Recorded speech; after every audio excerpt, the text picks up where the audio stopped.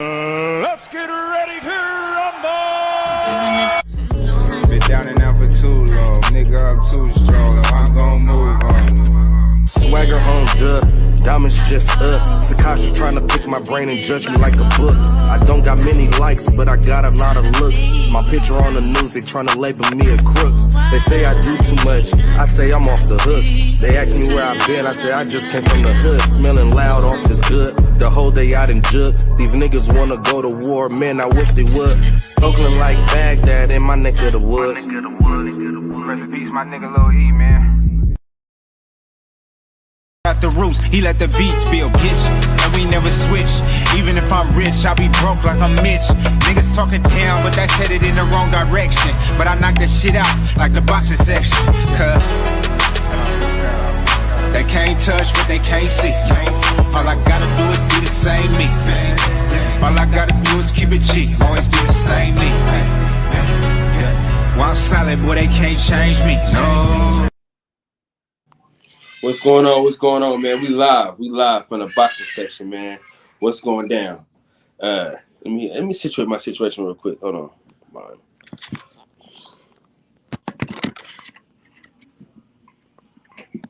All right. We should be good now. We should be good, man. So, man, we got a hell of a show planned. We just gonna freestyle. Reese, bro, my dog. Salute to my brother. Absolutely. David the Real Thomas, salute to my brother Jalen. No question.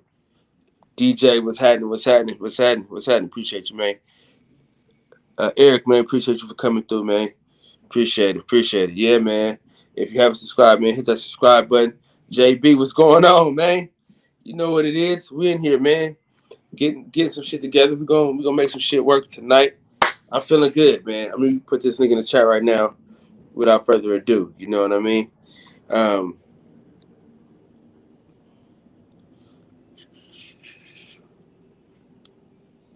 me put this link in the chat.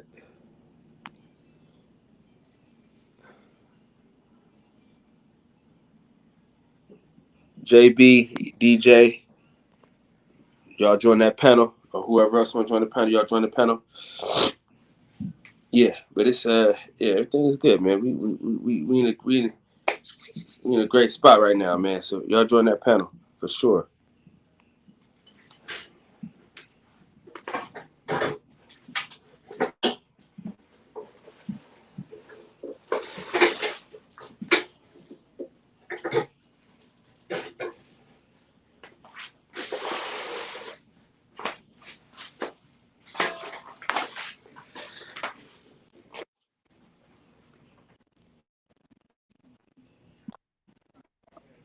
My guy, what's happening?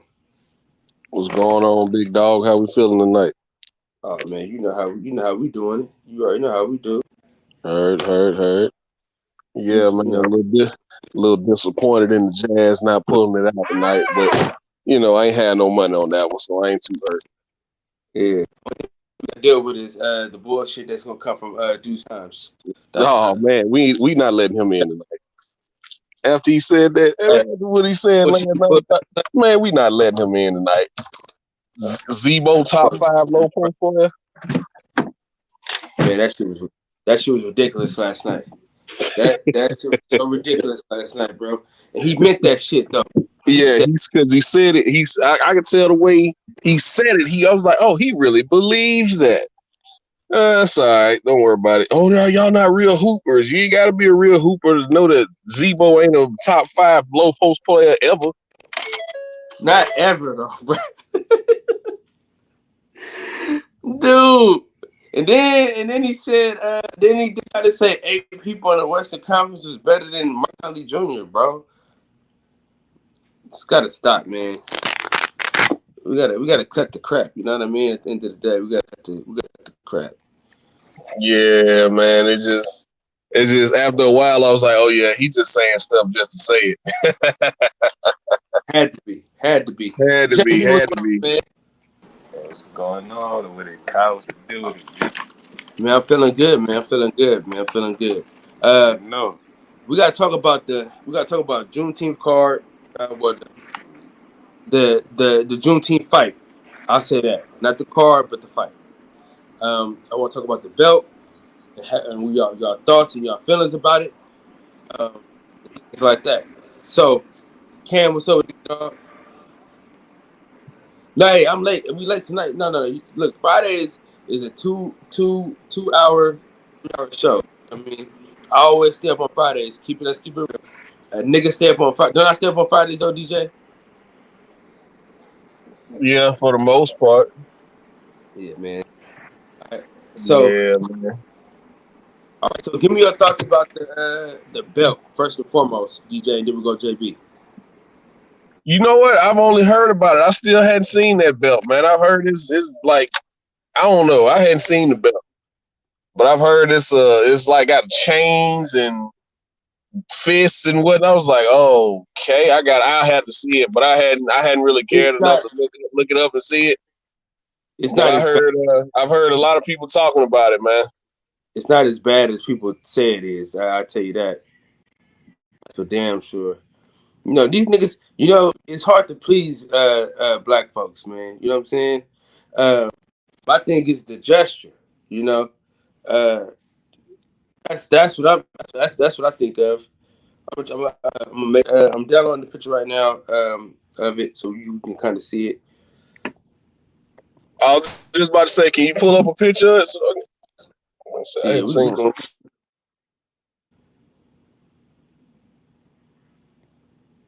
I ain't mad if you come in here with a dashiki. I ain't mad.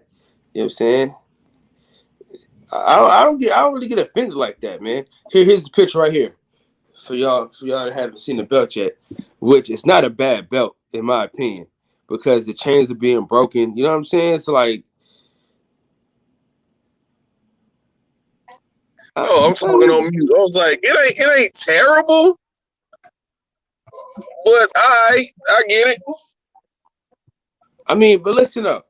My thing is these niggas, like at least he is being heard. What's up, Ricky? My boy Ricky Williams in the building. Listen, my thing is, hey, join the panel, Rick. My thing is this, DJ. I'm listening. Go ahead, brother. Well, hold on. I gotta address something in the chat.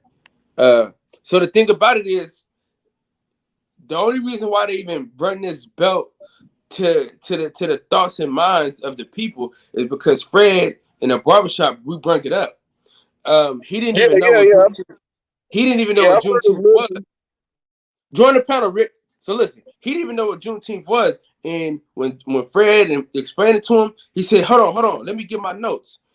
And he wrote it down. And I thought he was just writing shit down just to write some shit, just to say that he wrote some shit down. You know what I mean, DJ? Yeah. So I'm listening. So when he actually came up with that belt, I said, "Oh shit, that motherfucker was serious," because he said he wanted to pay homage to black fighters, and he was like, we got the minor belt for the Hispanic fighters, so shit, let me do something. I mean, let me commemorate that holiday. So I mean, I'm not mad at him. YV, what's going on, big dog? Salute to you, my brother. So I'm not mad about the belt. Could the belt look better? Yes. Is the gesture wrong? I don't think so. JB, and then we go Ricky Williams. Go ahead, JB. I seen the belt when they first had announced it. I mean, it's cool. I ain't really with all the I guess celebrating the culture belts or whatever the WBC trying to do. It's a cool little belt. I mean, as far as who fighting for it though, I mean, Charlo gonna win. They already know he gonna win anyway, so there's really no point even be complaining about the fighter that's fighting for him because we already know that Charlo will knock Burr out come Saturday night. For sure. All right, Rick. Hey, peace to the gods, peace to the gods. How everybody doing? We all good, man. What's up, Rick? Hey, man, fuck that belt, bro. I'm just being honest, man. I understand it. Look, man, I'm just sick of, and this just not boxing. That's why I really don't have a hand on this goddamn chitlin belt and shit. Is that it's a fake symbol, bro. Like if anybody should have done it, it should have been black fighters or black promotional companies banding together to make a card and then do something, more significant that, as an event that they will hold with themselves as far as being independent and putting something together, man. But fuck going to Mauricio Suleiman for some goddamn fake ass belt that really don't mean nothing in the long and shorter things. And as a society as a whole right now, all this fake ass symbolism, like there's no need for you to for Tricky Joe to fucking approve Juneteenth. Our people have been celebrating Juneteenth since time memorial. The fuck, we don't need y'all for validation. We need to validate ourselves, and that's the real problem I got with the shit.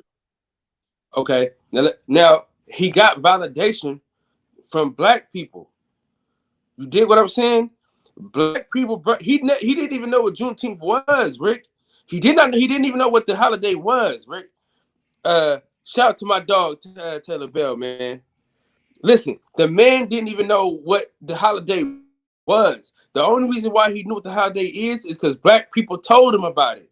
That's why I'm saying what I'm saying. Like, say what you want about the man. Y'all say he was racist and all this shit. Y'all say he don't do nothing for the black fighters. And then when he do something for the black fighters, we shit on it.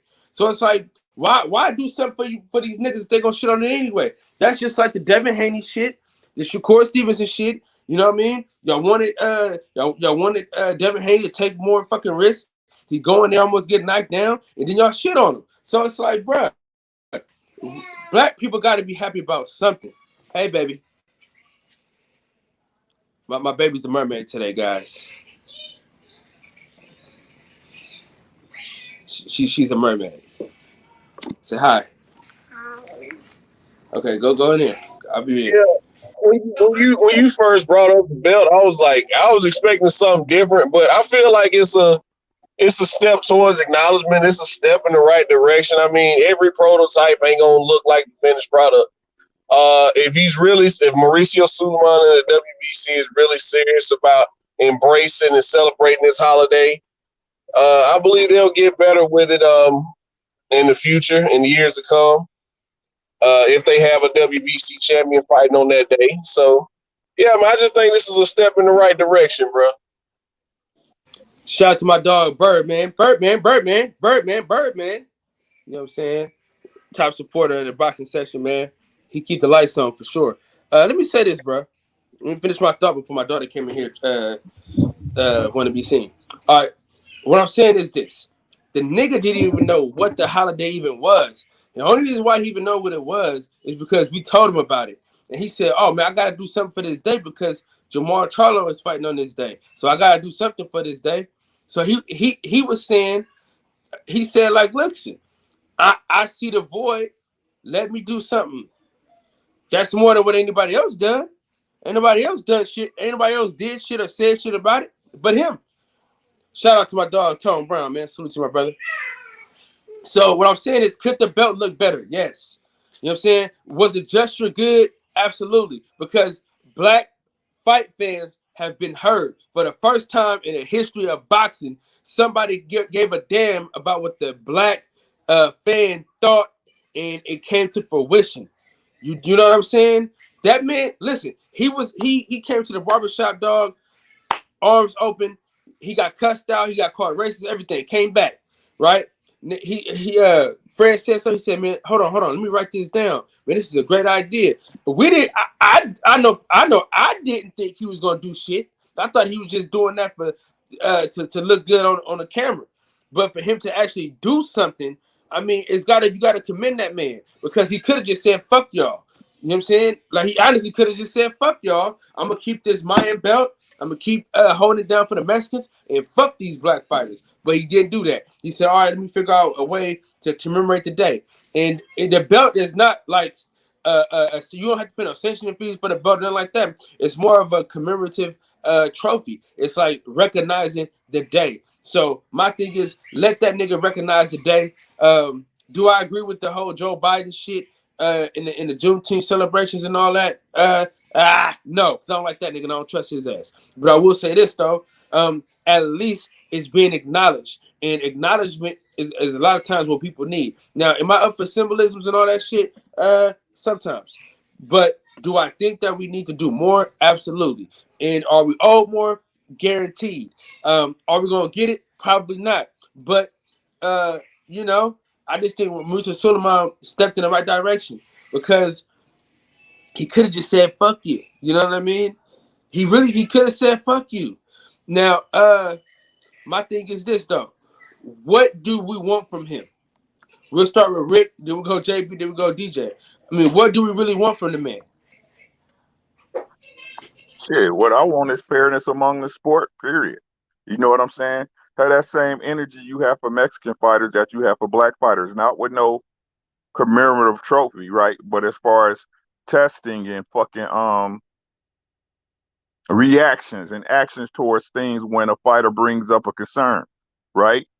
Y'all making enough for these goddamn sanctioning fees, man? Get these fighters a real pension plan, or develop some type of insurance for these fighters if y'all making money off of them, right?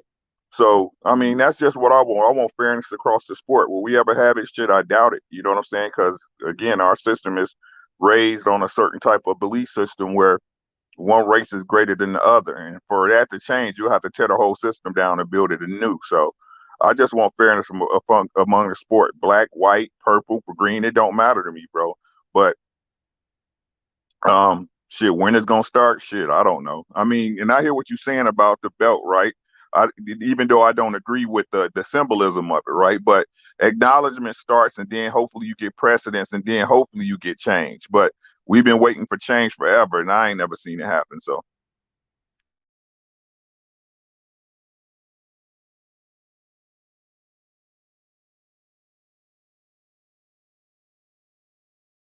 Hey, Deuce, we ain't here for your bullshit to that stunt you pulled last night.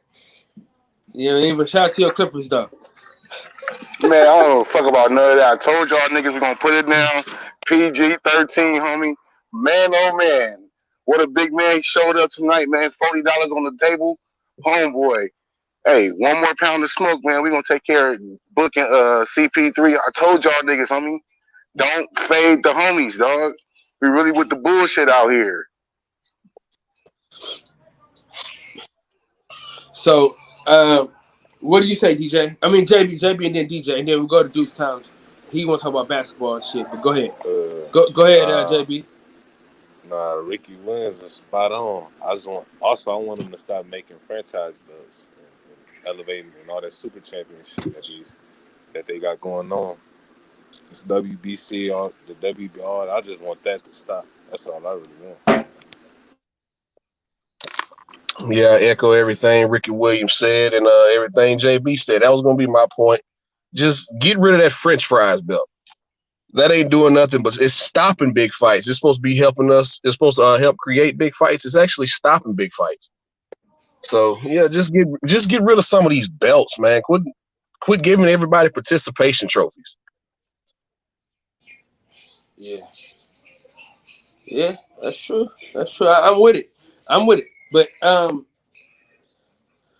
my thing is, man, I'm just glad the nigga came to a black platform, listened to black fans, and tried to do some shit. I don't think he should be villainized, and we shouldn't say fuck you to the man and say fuck that belt when we asked for that belt.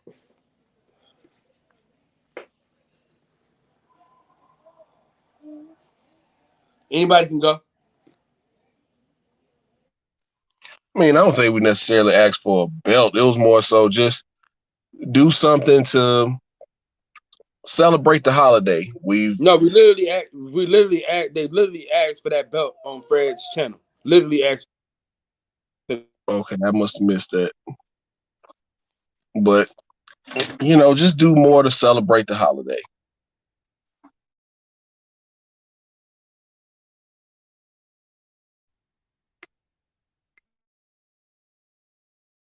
And I think black fighters got to do more too, though. Black fighters got to do. They got to do a lot more too. True. Now, that's what I was saying, bro. It's like, look, bro. I mean, if anybody should have made a push for it should have been the black fighters. You see what I'm saying? It should have been the black promotional companies. Like, I mean, y'all. That's y'all job. This is where y'all go to work at. This is where y'all punch the clock at. You know what I'm saying? What I do understand is this. it's good to see that people are starting to realize as fans and as consumers, we have power to push things through. You know what I'm saying? We have power to bring things to light. So I think that's the big I think that's the bigger picture of it. That if we see that, hey, if we put enough you know enough feet to the ground, we get enough movement, we can make anything happen. As far as the sports we love, the companies we use, things of that nature. You know what I'm saying? But besides that, you know what I'm saying? These people are this is their industry, so it really gonna come down to them to want change to happen. You know what I'm saying? As far as embracing Juneteenth, if that's something they want to do, and why wouldn't they if that's what their fans is asking for? You see what I'm saying? So it all comes down really to where you put your dollar at. You know what I'm saying? You put your dollar where you want it to go, and if your favorite fighter's not supporting or believing what you believe in, as far as morality, I mean that shouldn't change the way how you feel about him because that's his job. But I mean, we all got to realize this issue. You can feel it in the air. Shifts are coming, so you're gonna have to pick which side of the fence you on. You know what I'm saying? Yeah. Shout out to my dog, man. So senior, man. Salute to you for coming through.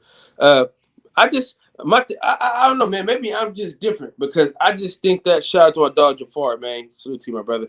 I just think that man, it was a great gesture, bro. I mean, because he could have said "fuck you." That's all I'm saying.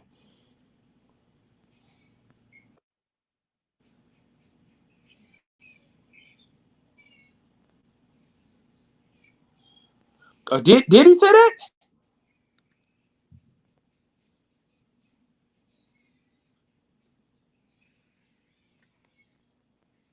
Oh, okay. Hold on. Okay, hold on. So that motherfucker.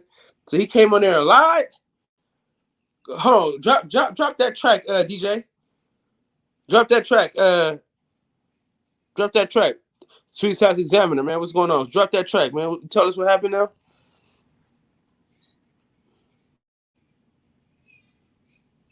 Can you hear me? Come on. Yo, what up, brother? Okay. What's going on? Peace. Yeah. So what's going on? Well, what happened now? So he didn't get a credit to Barbershop Conversations. No, not from what I've seen, and don't expect him to do so. Motherfuckers. KO Artist game. KO Artist Sports. Salute to that brother and his channel and whatever he got going on. I am subscribed to him. Since I seen that interview and I saw what he attempted to do, which was he threw the man the alley-oop, but Suleiman just watched the ball go out of bounds like he didn't care. Like, yeah. Anyway, so we already knew about that Juneteenth, and we appreciate the Juneteenth celebration and we acknowledge that. And shout out to President Biden and making it a national holiday. He didn't say nothing about the barbershop, and I don't expect him to say anything about the barbershop. I don't expect him to say anything about Boxing Ego, 78 Sports TV, Champ Side, or any of these other independent media outlets that speak on this on a daily basis, that drive the needle. You won't hear him talking about boxing, Dante's Boxing Nation and LDBC, New Media, or anything like that. And I don't expect him to. So, as far as I'm concerned, there's no need for me to go out my way to acknowledge him if he's not going to acknowledge us. Yeah, well, it's fuck him then. You know what I'm saying? No, it's fuck him all the way. You know what I'm saying? You piece of shit. So that's what I'm saying. See, now I'm glad you told me that. Now, Rick, you 100% right. I apologize. I'm on the page with you. See, but this is the thing about it though. That's that bullshit, bro. You know what I'm saying? You didn't even know what the fuck it was until we brought it to your fucking doorstep, dog. Yeah, he made it a WBC thing. If you listen to the interview, he made it a WBC thing. The guy, whoever was conducting an interview, I'm assuming that is KO Artist himself. He said, yeah, so basically it was dope that Fred and the barbershop brought this to your attention. Oh yeah, that because he was asking, so can you talk about Juneteenth and the belt and whatnot? And he said, yeah, that was a great time, but the way he was talking, it sounded like he was saying that the era was a great time. It was a great time in America to end slavery or to announce the official abolishment of slavery to the last people, which was in Galveston, Texas at the time. And then he goes on to say that so the WBC, we are already aware of Juneteenth. We are already aware of the celebration. And then he gave a shout out to Joe Biden and making it a national holiday. Then he went on to talk about how to, see, this is why we the WBC does things like this and make belts like this and make cards like this, because we're not a racist organization. So that's what that whole conversation was about. But the person I was conducting the interview, in all respect to that person, that brother tried to alley-oop it and give him opportunity to give credit where credit was due.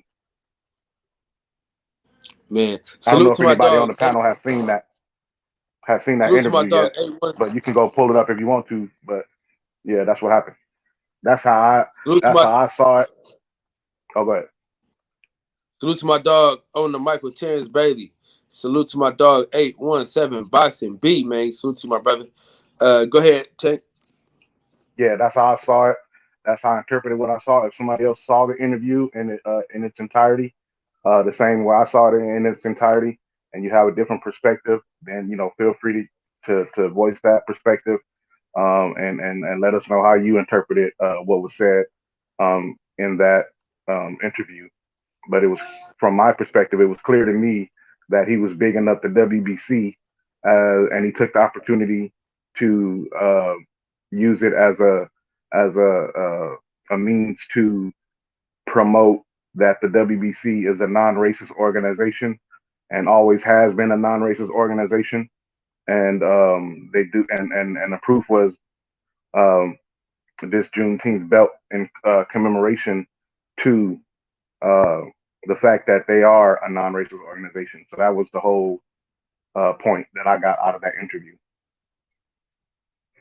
I don't know if someone else got something else out of that. Yeah, hey, it's exactly what we talk about all the time. Tank is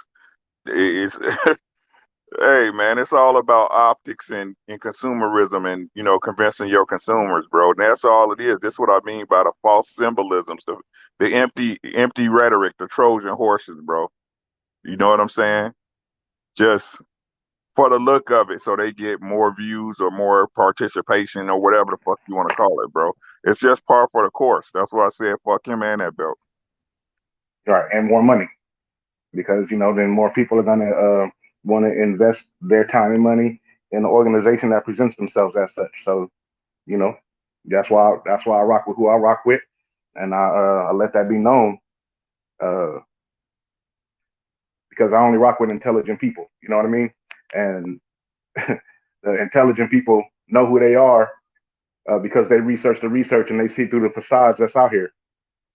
They can see through the empty gestures, the symbolisms, like Brother Ricky just brought out. We can see all the way through that stuff. And sometimes you don't. What's the phrase? What's understood ain't got to be said all the time. But damn it, we're not gonna act like we don't see it, and that's the bottom line. You know what I mean? We're gonna act like we're not gonna see it. Nah.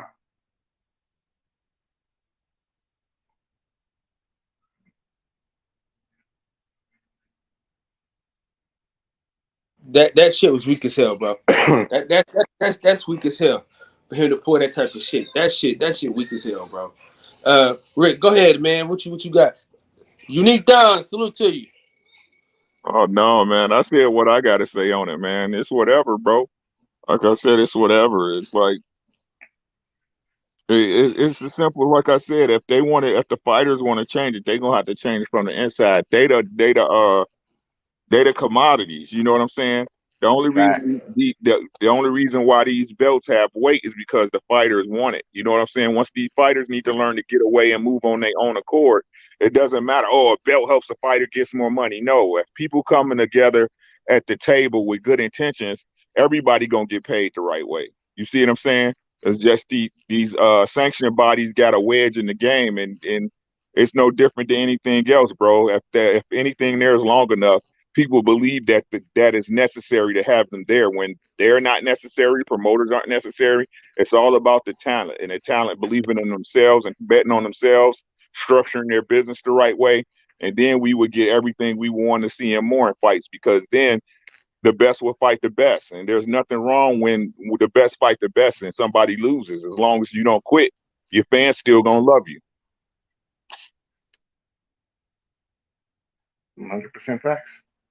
Go ahead, DJ. And that's proven. That's I'm about proven. to agreed. It was really good to hear Deontay Wilder and Errol Spence both speak about, you know, how important it is for them to fight on Juneteenth. And was hoping that at some point in the future we could get all those guys together on one card. Man, it was what I was saying before is I didn't know if black fighters really cared enough like Mexican fighters do to fight on our holiday. And now we've got the two biggest boxers in the world have come out and said, yes, this is a special day for us, and we want to do more to celebrate it and fighting. If it is fighting on that holiday, we can get if we can get other fighters to do it as well, that would be a great thing. I think Deontay Wilder was speaking on it, saying, you know, hey guys, let's just put our pride to the side. We can do this. This could be the biggest, you know, one of the biggest sporting events and one of the biggest holidays in the country. So that was real good to hear those guys say that. Yeah.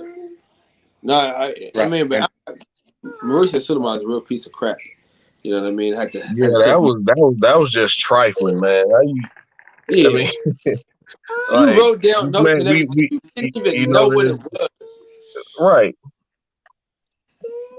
He literally did not even know what it was. Oh, I gotta put her down, man. Y'all chop it up real quick, man. Yeah, but he's got to understand, like you said that on tape, that you had no idea, and then come back in another interview and try to act like you knew the whole time. And yeah, we're such a progressive company and sanctioning body that we were already on top of this. That's just trifling. Yeah, like y'all saying earlier about the empty gestures and things like that. It could be an empty gesture, but like Ricky Williams was saying, we're the ones that's gonna have to fill it up and make it mean something, if that makes any sense, right? So, bam, Juneteenth is a federal holiday, right? That's what it is. It's a federal holiday. Meaning, if you have a federal job, you have the time off. Now, what happens moving forward with it is up to what you make of it. What do you do with it? How do you wield it as power? How do you take what you know and what you do and incorporate it into that and expand it into something that matters? So that goes into, let's say what we're talking about now, the topic of conversation is boxing.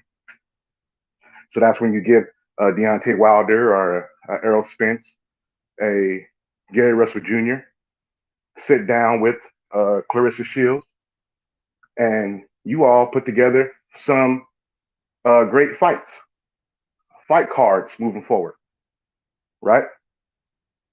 That's what y'all do, and then y'all make it a thing. That's just how I look at it. Franchon, Cruz Dezern, get these people involved. You know what I mean? Because it doesn't only have to be men. We have sisters out there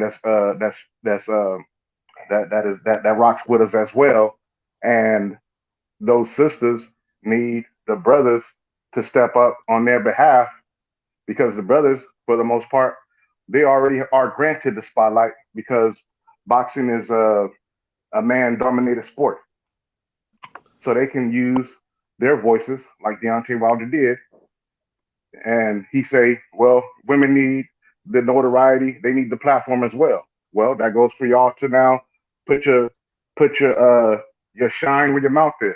So share some of that spotlight on that shine on them. Give them a spot on the card, a meaningful spot, a spot that will be televised.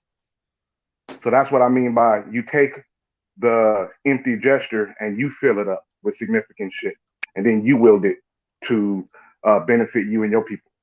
That's what you do, and that's how you do it. Yeah, he a piece of shit though. He a real piece of shit for that. Again, That's that's why I say that's how I interpret it. Somebody else got some other interpretation and they've seen it. They can watch it for themselves and come up with what that. I'm saying But is, if you ain't seen he it, don't didn't, take my word for it. if he That's just don't I'm if Tank's. he about to don't say listen, I'll have to go back and watch the interview. You know, Yeah, that's Tank's interpretation. That don't have, yes, I'm not sir. forcing that on nobody. That's what I saw. okay, check this out. If he didn't say, "Oh man, yeah, I learned about this because of barbershop conversations," Fred. That's how I found out about it. Then I'm like, okay, cool. Slick T, man, Slick T, my brother. Appreciate you for sliding through. If he didn't, if the dude gave him an alley oop and he didn't slam dunk it, I got a problem with that. You know, I got a problem with that. I really do. You know what I'm saying? Because at the end of the day, you didn't know shit. You know what I'm saying? You didn't know shit. You know, and I can't wait till he come back into the shop. He come back into the shop and tear his ass up. You know what I'm saying? I'm gonna tear his ass up with that bullshit he pulled. You know what I'm saying? I Everybody told know where you DB. got that fucking idea from, man. The whole fucking world know. You know what I'm saying? Everybody watches barbershop conversations, interviews. They do. Everybody is because the sound bites are everywhere. So I don't want to hear the shit. You know what I'm saying? And if I was the interviewer, I would have really went after his ass, and I would have really tore his ass up. You know what I mean? Because I would have said, "Oh, I saw it when you were on the show. Your dumb ass was writing shit down. Funky neck bastard. Can't stand these dog mouth niggas, man. It's a I damn told, shame." I, I told DB when he comes in the barbershop, he gonna give the barbershop some credit. Watch. But when he was out there in public, I didn't see him jump on the podium today when at all when he was holding that belt. I didn't hear him thank the community at all. I heard him thank the Mexican um, graphic designers who created the belt, Oh, Menchaca. some Mexicans did that. Right. So this is what I'm saying. Now going into the belt design, right? Um, if if this is about Juneteenth, the culture and awareness Man, of fuck that belt. the entire struggle of that, then why not get Menchaca to get some black artists involved to see what they think instead of putting uh, black fists with chains, broken or otherwise, and then what it appears. Now, this is just my interpretation again. What it appears to be the slave masters shaking the hands of the slaves on the belt. You know what I mean? And that's not how it went. Because if that was the case, then why is it in 1865 you have the June 19th, 1865, this is what you're commemorating, but in 1965, 100 years later, you have the the uh, the black struggle still um, at the forefront in the form of the civil rights movement. You understand what I'm saying? So Mhm. you got these guys on here shaking hands and making it. Oh yeah, we made a like it was a handshake deal or a treaty that was honored. The imagery on that belt. You know what I'm saying? You could have put Frederick Douglass on the belt. You could have put Marcus Garvey on the belt. You could have, since y'all like pictures so much, you could have put Nat Turner on the belt.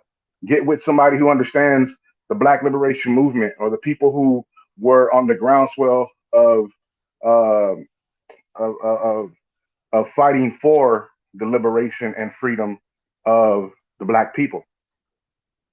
This is the Freedom Belt. This is the Freedom Day, right?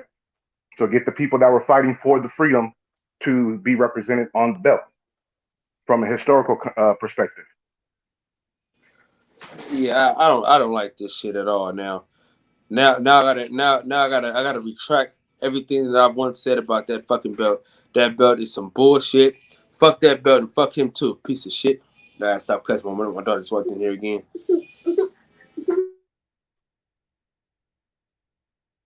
Yeah, I've kind of come over to the other side myself, Kyle. Like, I didn't know all that, man. Just Yeah, that motherfucker. Tank always dropping some knowledge on us. He right, always comes right. with the I knowledge. appreciate that, Tank and He Ricky. out here dropping I'm books starting on to see us. things y'all way now, man. Oh, Oh, it ain't starting. I see. I'm there 100%. He out of Yeah. pocket. But I'm gonna go back and do my own research. You know, I ain't gonna take word for it all the way. Baby. Right. Please. Go look So that up, let man. me ask y'all this: What do y'all think about Jamal Charlo missing weight today? I heard that he went and got the 4 ounces off of him. I haven't seen any proof of that. That's just what I heard. That was what was Yep. reported to me, and somebody hit me that on the slide. But I haven't seen him get on the scale and make the weight, and I haven't heard anything other than that in terms of he's lost the belt on the scale or anything like that. In terms of the 0.4 ounces, that happens. We've seen it before. That's not missing weight. That's just you didn't get it the first time. Missing weight is when you get 0.4 ounces over and you can't get that off in the allotted time because you have an allotted period of time to come back and get that off. If you refuse the allotted amount of time or you can't get it off, then you miss weight and you lose your title on the scale and things like that. But if he got it off, then I'm not tripping. I've already heard him say that he wants to move to 168. It is my understanding when fighters start to talk like that, it is because they understand that they are outgrowing the weight class that they're at. So, we all know that if it's one thing that the Charlo brothers do, regardless of what you think about them individually as people or anything like that, is that they train. They come prepared, and for whatever reason, usually they have, whether it's the scales off or whatever the case may be, sometimes you'll have these issues come weigh in where you'll be off a couple ounces. But if he was able to get that off, I think it's a non-issue. But if he wasn't able to get that off, then that's when you start to have to question other things. But I don't think we're there yet until I can get a clarification or verified that he didn't get that other 0.4 ounces off. That's my take. No, Okay, so let me ask you this. He made it, Tank. He weighed on a second weigh-in. He made it. Okay, so see, it's not a. It's Okay, a yeah, okay, yeah. I didn't know he made it the second go round. Go ahead, my bad. Good. He came in at 160 even. Okay, yeah, cool. See, I didn't know he came back and made it. Y'all just told me something. Yeah. But do y'all think he had a hard weight cut, and that is a big symbol for him to go ahead and try to move up to 168? I mean, Or do you just think it was one of them situations where the scale may have been off, or he just ran out of time? Yeah, I think he's been ready to move to 168. To be honest, he just is still able to make 160. And I mean, it's really the only way it could be a big deal is if it's hard for him at this point. You know what I mean? Because that 0.4, that's a piss in the shit. You know what I'm saying? To be honest with you. So I think it's just a matter of, maybe he ate a breakfast that was too heavy or whatever. So it could be any number of things. Right. We can't really know if it's really a effect or an affect until we see him in the ring. But I don't think it's going to be no problem for him, though. He's real disciplined. So, I mean, it just happens sometimes. And to both of y'all point, it's just one of those things that we got to be careful because we have the power, right? No matter how small or big we think our voices are, what we speak carries weight amongst our community, and there are times where fighters legitimately miss weight, and they'll lose their belt on a scale because they missed weight. And there's a difference between missing weight and not making it in the allotted time, right? You have an allotted time, and I try to get people to understand that all the time when they get to talking about Gervonta Davis, but they don't talk about other fighters. And I'll point out, they'll be like, well, he missed this time and this time, and I'll be like, no, that's not a miss. He just got the weight off later. That he has that allotted time. You know what I mean? So that's not an issue for me. Let's criticize them for what they do, and not what we think they do. You know what I mean? Like Ricky Williams just said, we'll know how it affect. We'll know more on fight night than we do on a scale, right? We saw Demetrius Andre. We saw it affect him. We who have, like, I'm just talking about myself. When I say we who are fans of Demetrius Andre as a boxer, we know that his last fight he didn't look right. He looked good to me in terms of the way he was able to persevere through it.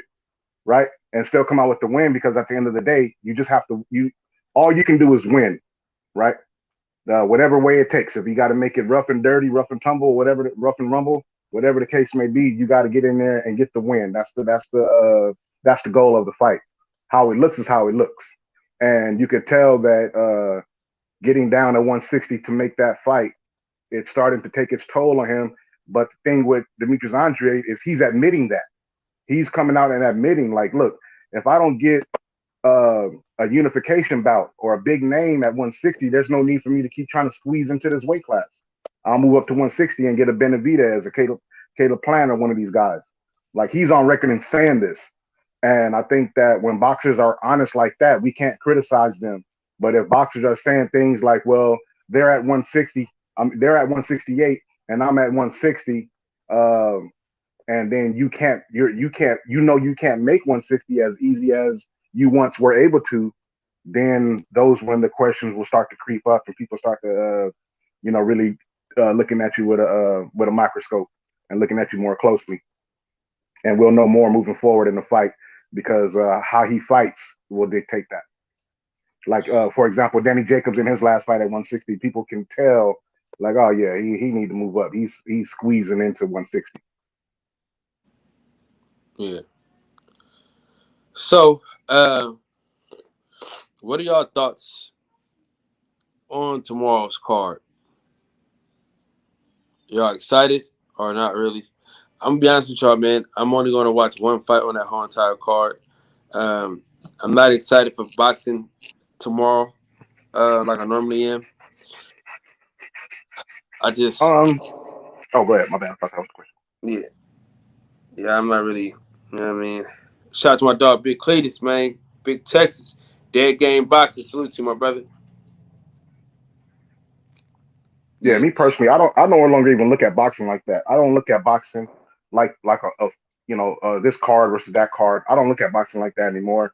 They have done nothing to ingratiate themselves to me in that regard, where they're putting on full cards, lately. There every now and then, the bro clock is right, and I'll be like, okay, I didn't think this fight will be good, but it was competitive and I enjoyed it.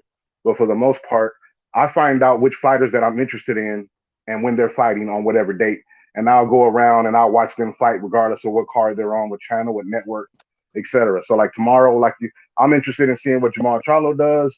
I'm interested in seeing what Blair the Flair does, and I'm interested in seeing my young guns, Nafir Charles and Kid Austin does, right? So that's what I want to see. And that Kid Austin is Floyd Schofield. If y'all don't know who Floyd Schofield is, look him up. You know what I'm saying? So I'll be moving around and looking for the boxers whose careers that I'm following personally. Okay. Yeah, I'm just kind of disappointed in boxing in a whole tomorrow. I'm just, Bob Arum is really fucking me up right now. I'm really getting tired of his shit. You know what I mean? I'm really, really, really getting tired of his shit. You know what I mean? Shit, I ain't know Reggie Owens is on right now. Yeah, what y'all are y'all anybody interested in that Blair Cobb at welterweight fight, or moving up, or anything like that, or is he just a non-issue? What card is he on? On the Golden Boy card. He's on the Munguia versus Kamada fight. I'm actually gonna watch that fight too. Let me not forget, because Munguia been avoiding Andre and Charlo. I don't support yeah, man. I got a feeling about that Munguia fight, man. I think Munguia gonna lose tomorrow. Right. I think he's par. It's par for the course. It's like it's set. It looks like it's set up that way, that you done enough moving around. It's gonna catch up to you. Mm-hmm. But then again, I'm interested to see if that actually happens, or you know what I mean, or if he comes out of this in a very tough fight that it looks like he may have lost or a draw, whatever the case may be, and then he comes out and starts talking reckless. Because I got something for him. If he come out here and talk reckless, when you've been the number one contender for the WBO middleweight championship forever, and they still hyping you up, but moving you around Andre, and you're also the number one contender for Jamal Charlo's 160-pound belt, and you moving around him. You know what I mean? And they talking down on them, and then they talking up on you, and you're the contender, and they're the champions at the division. So I'm looking forward to looking for those things because of the outcome, the possible outcomes, if that makes any sense. Mm-hmm. Yeah. Has anybody noticed a trend? Can you hear me? Yeah, bro. Okay. Has anybody noticed a trend with Golden Boy fighters and how they find themselves backing away from title shots rather than rushing in? I mean, you got Jaime Munguia, who Tank just said has been moving around Andrade and Charlo in that division. And you got Ryan Garcia, who's also the interim champion and the mandatory for Devin Haney at 135. And he hasn't shown us anything to suggest that he wants a title shot. And then you got Victor Ortiz, who's the number one contender for Terrence Crawford. And he ain't been banging his drum trying to get that championship fight. So what do you think it is about don't forget Golden Canelo Boy? Don't forget Canelo Alvarez too, bro. Well, former Golden Boy, yep. Former Golden Boy. So what do you think it is about that promotional company? Do you think they're steering their fighters away from shots? Yes. Or do you think it's just the fighters themselves that for some reason don't want to go after greatness? It's twofold. Yeah. If I can elaborate. Go ahead, brother. I'm listening. Right. So what a lot of people don't understand right now, Golden Boy Promotions is bleeding money, bro. They're bleeding money. Canelo was the bank for them, right? Canelo was the money. Canelo was the money that kept Golden Boy afloat. Every time he fought, basically Oscar got money just, for doing not shit money, right? And that's the money he was using to float these other fighters. Because y'all got to remember, right now with Golden Boy, what's Canelo lead because that leverage is gone and that money is gone. What stars do they have? Like you said, they got Virgil Ortiz, they got Ryan Garcia. You know what I'm saying? But really, who else? Who else has a name? Nobody. No fucking body. Why you think Ryan Garcia is able to just dip out of fights as he see fit? Because he understands, even though he's a fucking duck, he understands the leverage he has over there at Golden Boy right now. He's one of their only premier fighters. And if they don't keep him happy, that's one more fighter they're gonna either have to, because you guys know Ryan Garcia would just sit on the shelf. He don't give no fuck. You know what I'm saying? So that would be a fighter they'll have to be responsible for paying.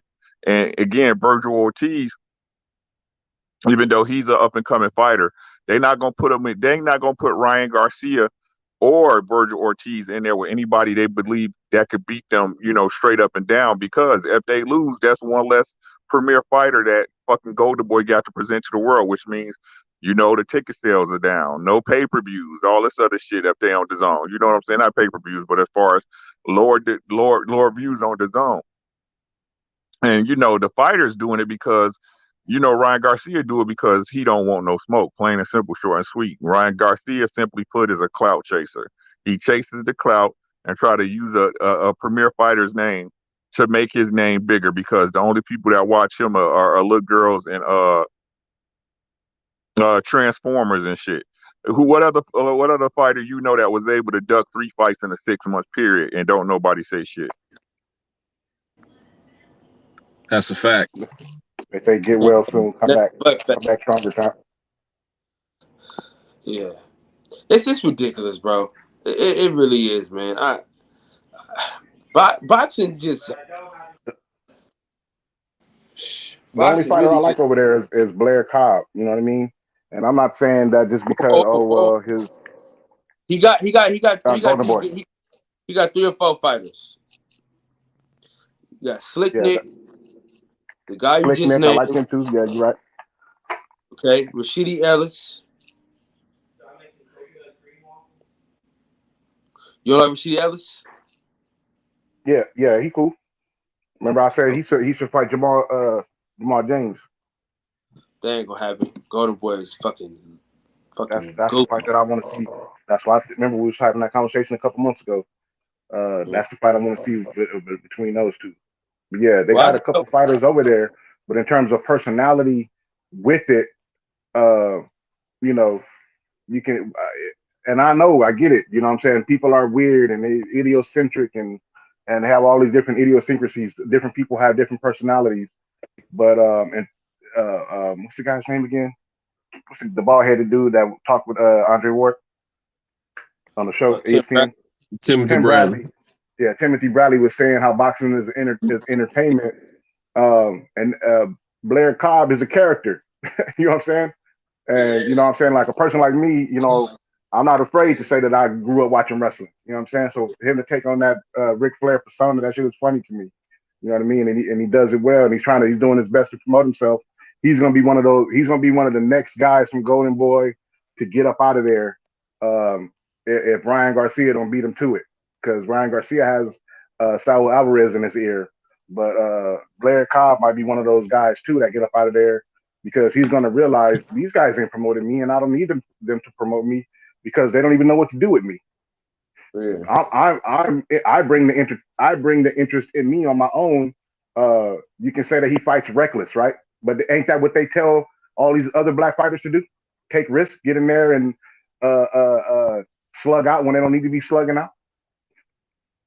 So he does it, and then people are gonna say, "Oh man, he can't fight. He fights reckless, and where's the skill?" But if Blair Cobb's name was, let's say, Virgil Ortiz, they'd say, "Wow, what a warrior! What a risk taker." So these are things that I notice. Yeah, that's what I'm saying. There's no reward for putting yourself out there to get knocked the fuck out. There's no reward for that.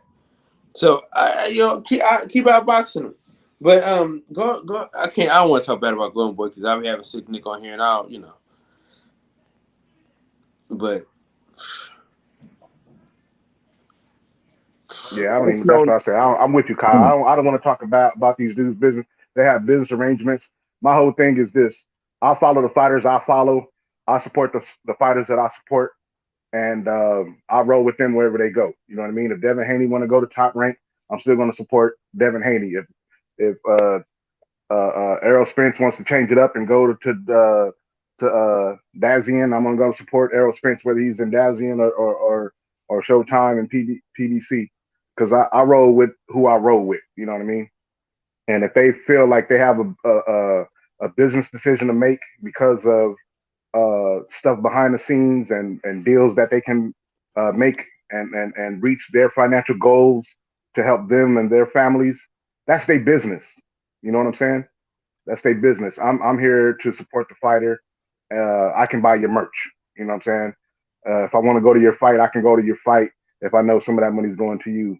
But I don't have to like who you with or who you sign under, things like that. That doesn't concern me. Exactly, bro. It's like it's not a knock on like, and I try to say that all the time. I'm biased. Everybody biased, but when I tell the truth about a fighter, it's not no knock on them. It's just the way it is. You know what I'm saying? It's like, yeah, if you with a certain promotional company, you gotta accept their business practices, how they move. It's no different than when you get a job with a certain company. You know what I'm saying? You was at one job and they let you know what I'm saying. They be like, okay, you got an hour lunch, or you could get off an hour early. But then you go to the next job doing the same thing but a different company, and they're like, hey, you got to take a lunch. It's just what it is. You know what I'm saying? Some promotional companies have an MO, and it's established for certain type of fighters. You just got to recognize that. It's not a knock on a fighter, bro. That's how you earn your living. Do you? You know what I'm saying? I ain't trying to count your pockets tough like that. I just like to let everybody know, hey, this is what's going on, and this is what you will or might not see. That's all. You know what I'm saying? But I respect all fighters, man. But do I respect some of their business moves? Nah. But everybody got to eat, though. You know what I'm saying? So it's just what it is sometimes. yeah, it's really sad, man. When we put when we spend our hard-earned money working 12-hour days and 16-hour days. You know what I'm saying? To put money in their pocket and they just slap us in the face, man. Who's going to the Deontay Wilder fight? Me, Who is me? Ricky. Our Dubs. Okay, yeah, we linking up I, then, Big Rick. I We have trying anxiety, dog. yeah, I gotta watch from at the crib on TV. we trying to get I mess DJ around and slap somebody. I'm in about the to base. say, you know me, man. I'm not coming back to Vegas. His scary ass. He need to bring his wife with him. Shit. It'll be worse then. Yeah, man. Iron Woman hear me roar, nigga. I spend more money with her. So it'll be worse. Hey, but listen, I'm excited for the next couple fighters that are fighting. I'm excited for. I'm excited for this Deontay Wilder fight. I mean, I got my money ready to go. I already got my shit together. I'm meeting up with Tank in LA for the July weekend. Salute to my dog, Big Reg. Hey, Reg, man, I did not know you was live, bro. I had went to your page before I even went live, and you didn't have shit going on, so I went live. But shout out to my dog, Big Reg, man. Yeah. What I was gonna say? Yeah. But so I'm ready for Deontay Wilder. I'm ready for Errol Spence Jr. I'm ready for Cool Boy Steph. You know what I'm saying? So it's gonna be a good time. It's gonna be a hell of a time. It's gonna be a hell of a time. We got some great fights coming up. We going to Atlanta next weekend to mess with Tank and them boys. Mark Nash, Santos, Shelton. So we gonna have a good time. I'm looking forward to that, man. I'm bringing my Sunday's best, man, because I got to get to work. I need to get some interviews. I need to get some contacts. I need to get the show back up popping. You know what I'm saying? I need to call. I got Andre Rozier's number, and I need to use it. You know what I'm saying? That's what I need to do. So, Hey, who else is on that Tank card next week when he fight Barrios? I didn't even look Lubin at that card yet. Rosario. Yep. that's all you Okay. need. That's all you need. Okay, so Lubin and them fighting. Okay. Ooh. Okay. Yeah. Man, that Lubin Rosario, man. Depending on how Banana come in, bro, that's gonna be a good ass fight. Like if Banana can fight the way he fought, I ain't gonna even say, yeah, man. Like if he can even get back to that type of form, man, he gonna give Lubin all he can take, bro. Because Lubin be getting gaslighting in fights and shit, rounds about from his last couple of fights, the second half of round 9 on up to 12, man. And like if he can't hurt Banana, bro, or Banana halfway, still what he was, man, that's gonna be a good ass fight, bro. And the implications from the fight, regardless, are going to be huge moving forward because that's probably the most competitive division in boxing as far as all the fighters in the division, the top fighters fighting each other. You don't get a lot of guys moving around each other at the 154-pound division.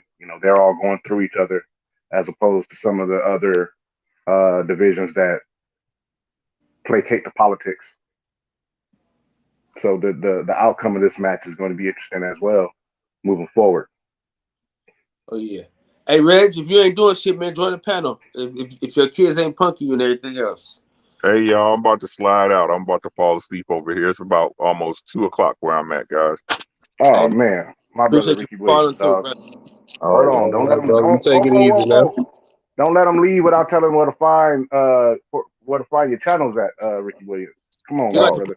He gotta put it I'm in, talking about in the some hot chat. content. Y'all gotta be on the lookout for brothers who dropping these new shows lately and coming out here going live. He gotta put it in the chat. It's too fucking hard to find this thing. Hey, is that the easiest way to find me, y'all? Is if Ricky you want Williams. to find me on YouTube, just do a search for Ricky Williams Boxing. I'll pop right up. I'm the first one, and just look for that RW logo. That's how you know it's me. You can also follow me over on Instagram at rdubs. That's ARE_DUBBZ. Again, that's ARE_DUBBZ. And then my YouTube link is in the bio too. So, Yes, sir. all right. Y'all won't regret it. Yeah. Peace to the Yeah. guys and goddesses. Y'all make sure y'all take care of yourselves and y'all family. Y'all have a great night, fellas. Thanks so much, Kyle. I'll holler at you, bro. Come on, you know we talk every week, man. You know. You know what I'm saying? Sir, peace, God. I need to catch y'all on the Wire Wednesdays. That's where I really want to chop y'all. But y'all, you go late for me though. But I'm gonna try to make it this week though. Because the thing is, you know, I'm a franchisee. You feel what I'm saying? If you notice the barber chairs behind me, you know, I'm franchised. You know, the CEO of the barbershop is Fred, man. I just got a section. You know what I'm saying? So I hear you, Dad. I always go after Fred. Yep. Speaking of that, Reggie Owens is the reason why I go after Fred, man, because Reg used to go live hella late and shit, and I used to stay up, listen to Reg, and then Reg he had stopped going live often, and then he was like, man, why don't you just go live instead? And then shit, we've been going live ever since. I hear you, man. But yeah, man, keep up the good work, bro. This is our time. TV is dead. Hashtag TV is dead. We control the narrative, bro. Come get your news from where it really matters. That's here on YouTube with the boxing section. Your boy Ricky Williams, Tank, Reggie Owens. Y'all know what it is. It's your boy. I'm out. Yes, sir. Peace to the God. Yes, sir. Take it easy, man. All right, now. Good brother right there, man. Reggie Owens, what it do, nephew? What's up? What's up, my brothers? What's up, Tank? What's up, my brother DJ? My brother Kyle? What's up? Salute, my brother. We ain't doing nothing but waiting for you to get started on your wire, so we can really talk these spoilers and talk about these episodes. That's all we doing. For sure. And that peer pressure and shit. Try that peer pressure shit they talk about. Me and Tank literally was talking about you the other day, because I said, man, I'm about to spoil this shit. He said, hey man, Reg ain't seen it yet. He got no man. I was like, man, god damn it. Man, I'm telling you, I was ready to spoil that shit, Reg. But you gotta, yeah, man. Hey, listen, if we get Reg shit, man, you know that shit got to be good if Reg's gonna watch it. Right. And that's why and the thing about and DJ, you can back me up on this, because Kyle and I, we already have talked about this at exhaustion, but part of the enjoyment of The Wire is realizing that you're watching something that you've never seen on TV before. You've never seen a show just quite like this. And when you're experiencing it for the first time, it's even that much better, because you're like, oh, I already see how this is going to go. All shows or all movies end up doing this. And then when they don't do that, you're like, oh shit, that's kind of how it would play out in real life. I'm surprised that they would do that on TV. And I want Reggie to experience that on his own without the influence and knowing kind of what to expect. You know what I'm saying? Yeah. But you know what? With me, it doesn't spoil movies for me, because I always ask people what happened in films anyway. Yeah, it don't spoil it. Yeah, this is different. This is a little different. That's why I said it that way. Yeah, this is a little different, man. For the average movie, the average TV show, it's like that. You know what I'm saying? But the way that the presentation, the presentation of The Wire is what makes it great. So getting it firsthand is the your audio is bugged out. That's me, or is that you? I do hear some static.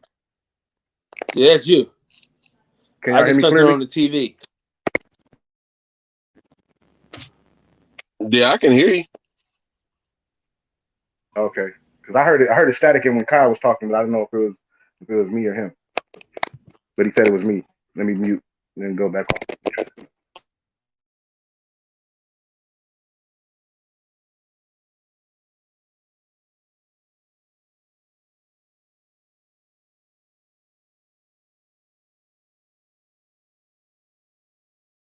Hey, Reg.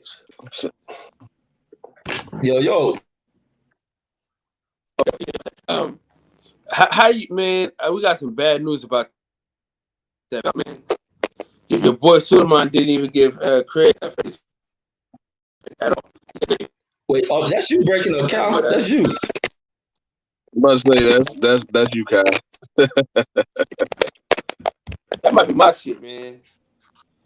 Let me bounce out and come back. All right, because I heard you saying a little bit about Mauricio. I couldn't hear you all the way.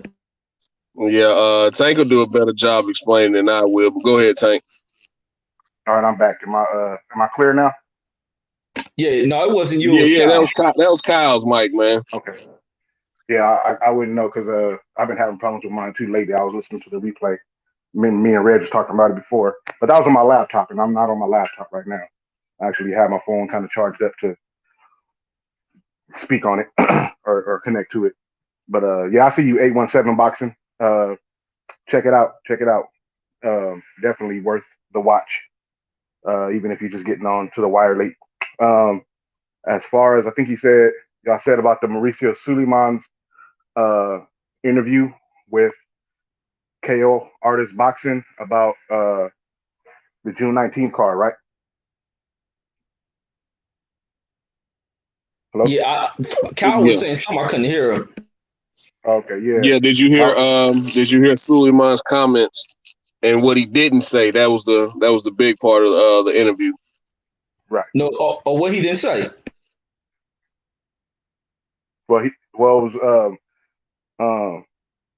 there was an interview put online by KO Artist Boxing who interviewed Mauricio Suleiman, and he basically gave him the alley oop to slam dunk because he started the interview out like, oh yeah, shout out to Fred and the barbershop for that you talked to them and put this Juneteenth belt together and the car together and the whole nine. Like he set it up really, really respectfully. And I had to follow the brother's platform, when I heard this interview because I thought he was done so respectfully. You know what I'm saying? And then I started to listen to the interview as Suleiman started to answer, and my interpretation of it, and hopefully we get to play it or somebody gets to watch it. It sounded like Suleiman was giving credit to himself and the WBC. He was making comments like, yeah, we were already aware of Juneteenth, and it was a great time in history, talking about the abolition of slavery and how the WBC is committed to equality in boxing, and that's why they commissioned Menchaca, the artist who designed the belt in Mexico. It's the company in Mexico that designed the belt, and I didn't hear him give any credit to the barbershop or the community at all. Even when he went to the podium and displayed the belt at the weigh-in, at the pressers, at the press conferences, I didn't hear him say anything about the community as either. As even something as small as to say, I as the president of WBC, I make a point to reach out to all communities and sit down and talk to people from all different communities. And the community that I've talked to, even the American African community or the Black community, whatever you want to call us. And I talked to them, and that's how I know we're doing the right thing and we're on the right path. Even if he would have said something like that, I wouldn't have an issue with it. You know what I'm saying? Because sometimes you don't have to name it by name, but just the people who know, they know. You understand what I mean? But I didn't even get that feeling from hearing the interview personally, But like I encourage everybody to go listen to it themselves. And if they got something else out of it, then, feel free to hit me back and say, well, when he said this is what he meant. But from what I heard, and I went to the YouTube channel to listen to it, that's what I got out of it. You know what I mean? The guy tried to throw my alley-oop, and, Suleiman watched the ball go out of bounds. He didn't try to go catch the alley-oop. He just let it go fly out of bounds as a turnover. And I was like, yeah, anyway, or he turned it over, literally turned it over to make it seem like the WBC has been all over it, this whole time. Yeah, I did hear him just now say, yeah, we were aware of it. Like, oh, no. You see what I'm saying? Yeah. Oh, we were aware of that. We were already aware of Juneteenth. Oh, okay. Were you? Okay. Hey, Reg. Yeah. Reg, I'm about to give you that solo shot, bro, just so you can just go off real quick, bro. Nah, man, you gotta do that. You know, I don't like that shit, man. I don't Man, like fuck that, man. Because I need to. playing like listen. I'm a star above people. I don't like that shit. No. I'm only saying that so I can cut it and I can repost it on my channel. Oh man, you ain't gotta do that shit. But Nah, yeah, because hey, listen, because you be going off on a nigga. I want to make a compilation of how many times you done went off on this nigga about race, and he just solidified the shit, you know.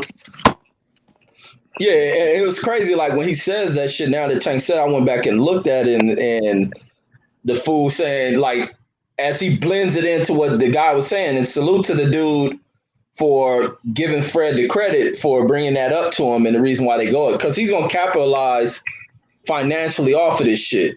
And that's the only reason why with the creation of this belt. And Charlo will be a goddamn fool if he's gonna pay for this goddamn belt. He'll be a goddamn fool. No sanctioning fees. You don't think they're gonna charge for this belt? No, they don't charge sanctioning fees for the trophies. For the trophies? Okay, that's good. Yeah, so no Black Lives so. Matter belt section of fees, no Aztec and Mayan belt section. Okay, that's cool. But even still, you know, but whatever. Go ahead, Reg. My bad. Yeah. I hope it's a free belt then. But for him to kind of blend in and watch that, then he'll immediately went into, well, I see that they approve Juneteenth, and we're commemorating all that other whack crap. Like, give credit where credit is due, Mauricio. I mean, this dude is just a sly scumbag. He's trash. I don't like Mauricio. The only reason why I see him getting involved on this thing is because he's going to see the huge financial implications for this. You can give out a little bit of money, put forth the investment being this belt.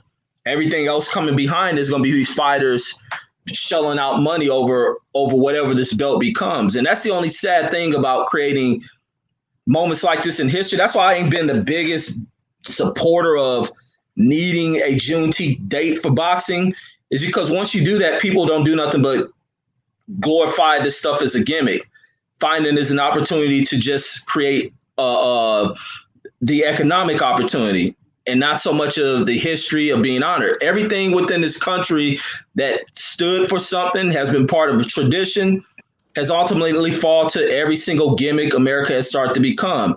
And that's the gimmick of creating financial, not even so much a financial, I mean, it is financial, but it's to line the pockets of particular people to where there's no more of the historic values and shit. And I don't think Juneteenth should be something that's gimmicky. It should be something that's celebrated for the significance in its history. This time period of the ills that we still see in America. That's what Juneteenth is. Juneteenth is a day of the atrocious side of what America is. And that's to continue upon this practice that was outlawed by not delivering information to people and working them for several more years. What is it, like 2 years beyond what it was? 2 years, yes. Yeah, 2 years beyond the point in which this shit was outlawed. And then you come down there late to freeing these people. This is a moment that these people enjoyed, but I can see them looking at and that's the word, thanks A17, to exploit this day. And that's why I wasn't big when I kept hearing people calling for it. I can feel what people calling for it. But certain things, just because certain people got their own holiday, don't mean we got to go along copying them. Because along with what Cinco de Mayo has become, Cinco de Mayo ain't nothing but, I don't even think Cinco de Mayo really holds its point of reference of being what it's supposed to be. It's become so gimmicky. It's so played over. It's just a date that has been really owned down there by a black fighter. But a Juneteenth should not be something that should be mixed in with a competitive sport that has so much of racism attached to it. Because the minute a black fighter loses to a non-black fighter, so what are they gonna say? Now we take your slavery, we take your freedom back. Now you're a slave. I hold the title. It becomes something like that. I think the significance of history should be left as just a significant point of history because it's vital. And even I think with this country needing, like how people are against even the federal holiday, I think that federal holiday needed to be fucking announced to give people a day off, so that way, that's the only thing that wakes people up to celebrating things, because Juneteenth ain't widely celebrated. A lot of people don't know what Juneteenth is, especially many of us in the West. Matter of fact, when I talk about a time period where I'm at a park where they shoot the dang park up back in the 90s, I didn't even realize that was for Juneteenth. So I spoke with an elder. He's talking about at Jesse Owens Park, where they shoot the park up over Juneteenth celebration. They never had one ever since. In Leimert Park, I know they celebrate, but that's a historical Black area. But for it to be widespread, I think the knowledge needs to be passed along. And a lot of us don't know the history behind it. You don't want them throwing this, oh, let's just have the boxing event. But what else comes with the boxing event? It should be the history attached to it. A lot of our history should be attached to everything, and it should be taught, because we do live in a world that is still deeply racist, and a lot of this racism persists because its history ain't just thrown out there. Just, it needs to be unadulterated and thrown into the faces of people to see what the true reality of what the American experience has been for people and what it continues to be. And that's even like that live I did, which was about the 3.5 million Black families that have negative net worth. And it's all attached to racism. It's all attached to the freedom of Black folks and how the system continuously goes about targeting us with economic policies, job opportunities, education opportunities that are stolen away. Everything is attached to racism. And that's what should be significant about Juneteenth, but not so much of the freedom, but where do we go from here? From there to here, where do we continue to go? But that's my points on that one. F. Mauricio, all day. Yeah, he's a piece of shit. He's a real piece of shit. What's going on, Terrence Bailey, man? What's going down, big fella? What up, Terrence? Hey, brothers. How y'all doing? Cool. Good. Good. Man, this Juneteenth thing, man. Crazy part, man, is before that was announced, man, I had sent an email to the WBC that went unanswered. After the interview with Barbershop Conversations, where Mauricio Suleiman had first found out about Juneteenth, when it was obvious that he didn't know anything about Juneteenth.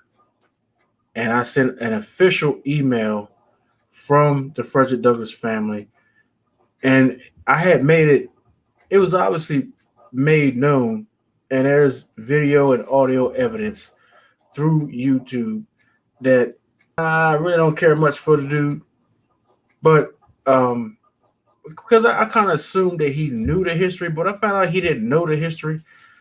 I reached out and got no response. All right, so now I'm finding out that after he found out the history, or which I'm finding out right here, that I didn't know. I'm finding out right here that after finding out that he knew the history, and now he's trying to pretend as if he did know the history.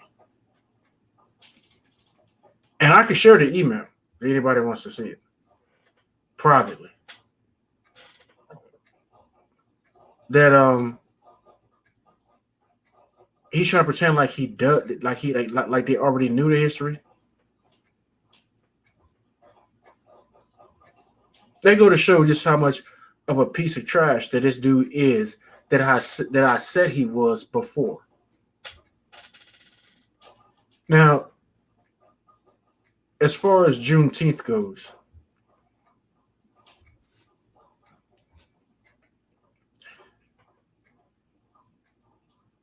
as far as I'm concerned, man, I think it's a distraction. We can get this, but we can't get a anti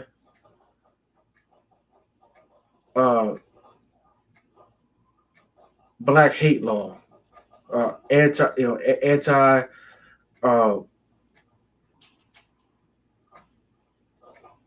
police hate law, or what the Asians got. We can't get that.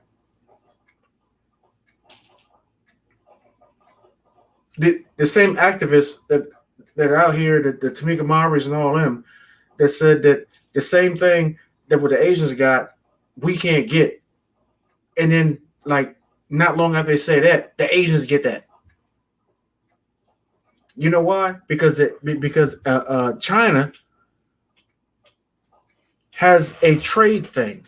We have a trade issue with China, but we don't have a trade issue with Africa. You know why? Because they have their hands all over Africa. You know why that is? It's because Africa's strength is here. We're here.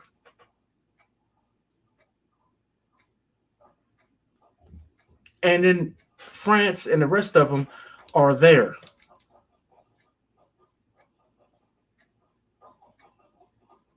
We're here. France and the rest of them are screwing around there.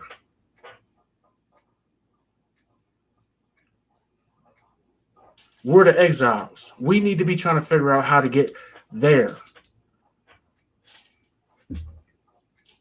And they got them so screwed up in the head that we can't even get property there or have dual citizenship. If we try to get dual citizenship there, we run the risk in most cases of trying to of basically losing citizenship here.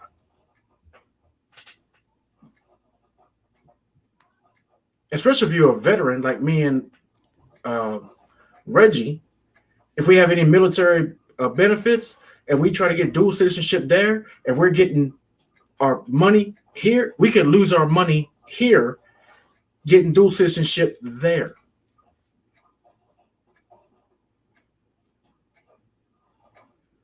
So they got us over a barrel. They're basically and they're not offering us no type of incentive. Hold on real quick, Terrence, I'm gonna let you finish. Hey, I just got the video, Reg. I'm gonna play it real quick on my phone. Go ahead, Terrence. You dropping some jewels, baby. Keep this shit up. You gonna keep going, or you gonna drop something? No. I'm talking about. I was acknowledging Tank. You got to keep going because you spitting them facts, nigga. We need that. Oh, so there's a lot of countries over there, and we're basically exiles. Diaspora. We're exiles. You know what I'm saying? If you want to go over there, there's a lot of countries over there that we can't even buy land. And if we do buy land, we can't run for office. So if we can buy land, but we can't make change. We can have kids, and then they can make change. We can buy land, but we just got to sit there, and we got to basically have a child, and then they got to do what they got to do, which shouldn't be. But you look at these individuals that are in office here that supposedly look like us, but they ain't kinfolk. They're skinfolk, but they ain't kinfolk. This is why I say, yeah, we have to have our own political party, because these individuals that are in these parties are not us. They do not reflect us.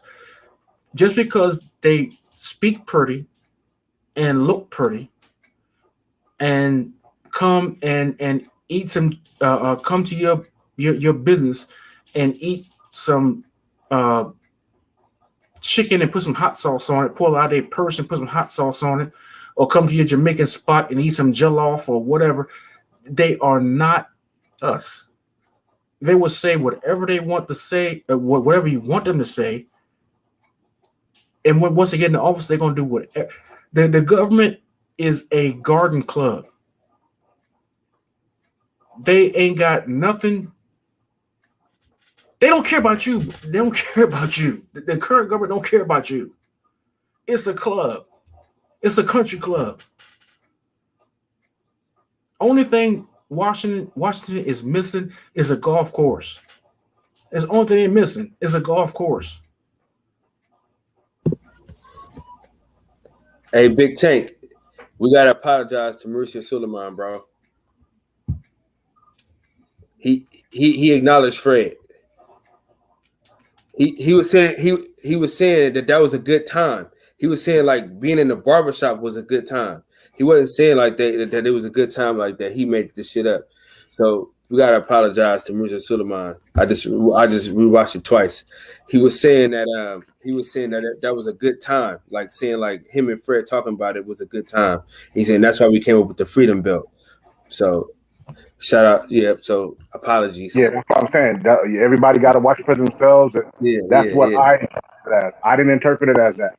That's what you interpret it as. I interpret it as him responding to the guy talking about Juneteenth and the belt. And he was when he says yes, that was a great time. When I combine that with everything else that he said, whenever he referred to we, he was referring to him and the WBC. So what happened was based off of the entire conversation. So when he said we, when he says that we came up with the belt, he wasn't talking about the barbershop conversations. When he said that we are looking, we're about equality in boxing and going out, he wasn't talking about the barbershop conversation. So that's why I made the point to say, y'all go watch it and y'all give your own interpretations. I made it clear this is what Tank interpreted it as. This is what I saw. This is what, based off my understanding of how adjective, verbs, nouns are used in a sentence, and based off of the alley-oop that KO Sports gave him, that's how I interpret it. You know what I'm saying? The alley-oop was easy. All you had to do was say, "Oh yes, he could have said, we had a great time talking to Fred," or Fred and I had a great time in the barbershop, because the guy said Fred and the barbershop. So he could have easily repeated, "Oh yes, Fred in the barbershop. We had a great time."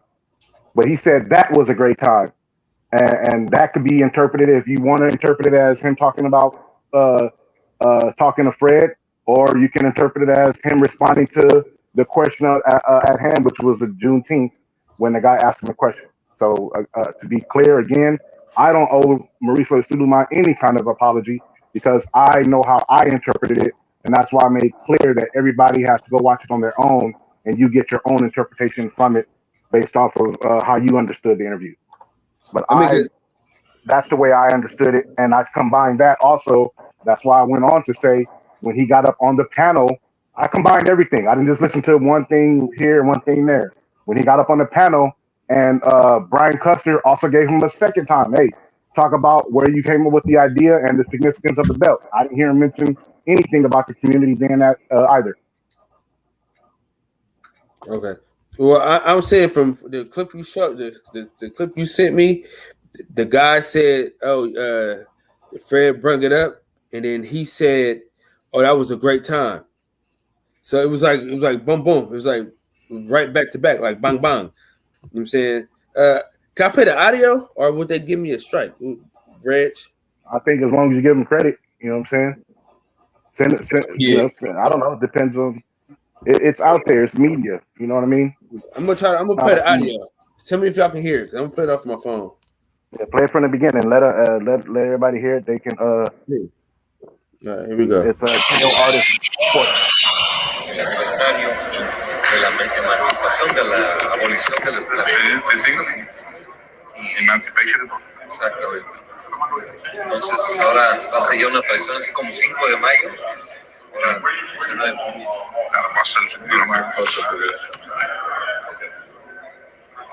Who did the artwork, Marisa, for this belt? It's beautiful, man. Chaca Studios in Mexico. That's beautiful, man. Talk about the Juneteenth belt, man. I know Fred on Barbershop kind of brought it to your attention, and talk about that. That was a special time. We were aware of the Juneteenth celebration. Now it has been passed as a national holiday, which is a great step forward. And we created the Freedom Belt. This is the representation of what Juneteenth is and what a step forward for humanity continues to take place. We are against any type of form of discrimination, and we're very proud to be part of this movement. I was going to say, talk about that being the first event on Juneteenth in Texas where that holiday basically originated, because that's when the slaves found out. 1865. Coming here, 1865. So we're instituting this Juneteenth belt, just like the Cinco de Mayo on September 16th, for special belts, hoping for every year to have a celebration. I was going to say, does WBC going to kind of push to have events on Juneteenth throughout the weekend? Absolutely. That'd be beautiful, man. This is a beautiful belt. This is a beautiful, beautiful belt. Thank you, Mauricio. Thank you. WBC. You see what I'm saying, off Tank? He said we aware. He said we were aware. He was saying like we were aware, like he was saying like we were aware, like because he was still talking about Fred and them. This is how I take it. Because what he said was because dude broke out Fred. He said yes, that was a special time. He said we were. I thought he said I don't know if I'm deaf or not, but it sounded like he was saying like he was made aware of it, and then he went on to say the Freedom Belt. I mean, let's play it back one more time. You know what I'm saying? Now pay attention when he says he didn't say that he was made aware of anything. He said we were aware. So that's what I'm saying. When you hear him say we in that entire conversation, it sounds like to me that that's associated to him and the WBC board of directors, not we, the WBC and the black community that was represented in the barbershop. And even when he says, yes, that was a special time, he doesn't make it clear on what was a special time, because before all of that, he's talking about the Emancipation Proclamation. He's talking about listen to what the nigga asked him. Hold on. Kyle, hold on. I'm the one that sent it to you. But look, hold up. This whole Juneteenth thing. Let me pose a question to all of y'all. Fighting between brothers on Black Independence, on African Independence Day, being relieved of bondage on this continent, on just being released from the bondage of these people, on being relieved from these folk. And then we're going to fight amongst each other. No, we're not doing that. No. Hold on. Let me finish. Frederick Douglass said, "I will not fight my own brother for the pleasure of the slave master." And this wasn't even Juneteenth. While you sit back and sip schnapps. I mean, this is a whole different time now. This is come on. Okay, whole different time. My fucking ass. Hold on. Let a real nigga speak though. Shout out to Ken Lo Jones though. This is what I'm saying. When we talking about this now, there's compensation that can generate. You getting paid? Generational growth. You getting paid? We talking about the fighters, bro. We talking about the celebration of fighters. We're not fighting each other. To be clear, that's my brother. We're not gonna fight over anything about this. It is a different interpretation. We heard somebody else say, but we are. No, Kyle Davis talking about black fighters. He talking about black fighters, I think. Black fighters. Why are we fighting each other on Juneteenth? Why are black fighters fighting each other on Juneteenth? For the money. For anything. We should be celebrating. Why are we fighting each other on Juneteenth? Because we're putting our families in a position to there ain't no damn excuse, Kyle. You ain't got no excuse. There's no argument here. I just gave it to you. There is no argument here. This is Juneteenth. There is no argument here. There's no argument here. So what? This is a day of celebration, dude. There is no argument here. So what? So Mexicans are wrong for fighting on their Independence Days? That's their damn problem. Facts. That's their damn problem. Listen, that is their fucking problem. It's not a problem when everybody is being compensated heavily. That is no. This ain't about money, dude. This ain't about money. That's their fucking problem. This is Juneteenth. That's their fucking problem. I hear you, Terrence Bailey. I hear you, brother. You okay, saying the representation. That's their fucking problem. So what you want to do? Acknowledge. If they want to be commercialized, that's their fucking problem. And Tank, you speaking on just why I used to always say that people fighting and calling for that day was stupid to me. Right, I hear, and that's why, because that same argument is what I had an argument against when talking about people when they said that they should fight on Martin Luther King Day, and I was like, well, that's fighting on or fighting on a Martin Luther King Day or weekend leading up to Martin Luther King, and I was like, well, that's a man of peace, and y'all, it doesn't look right to be fighting on a day of a man that spoke about nonviolence, right? And then what Terrence Bailey is speaking to why the hell are we bleeding on Juneteenth? The fact that Juneteenth is something similar to that, and that's something that you've always said as well, Reggie. Is from your perspective, it's the similarities between that. You're talking about an emancipation and freedom, and that's not a day. That's a day to come together, and not a day to be fighting amongst each other. Why the fuck are we bleeding on Juneteenth? That's family reunion fucking day. Why the fuck are we bleeding on June fucking teeth? Why are we fighting why the fuck are we fighting? Well, Charlo is fighting the Mexicans. No, I don't give a fuck. That's fucking family reunion day. Why the fuck No, I get the point. I definitely get the point. I'm trying to get it. But what I'm saying is, this is what I'm saying, bro. See, this is what I don't understand, man. This help me understand this, bro. If I gotta help you, man, why I gotta help you? I'm trying to understand your point, my brother. You understand? I shouldn't have to help you. It's your point. It ain't my point. Okay. I'm gonna help you. I'm gonna help you. Hey, look, Carl. You a young all right. I'm gonna help you. You're a young father. All right. You have young babies. My kids are grown. You're a young father. A young black father. You have young black kids.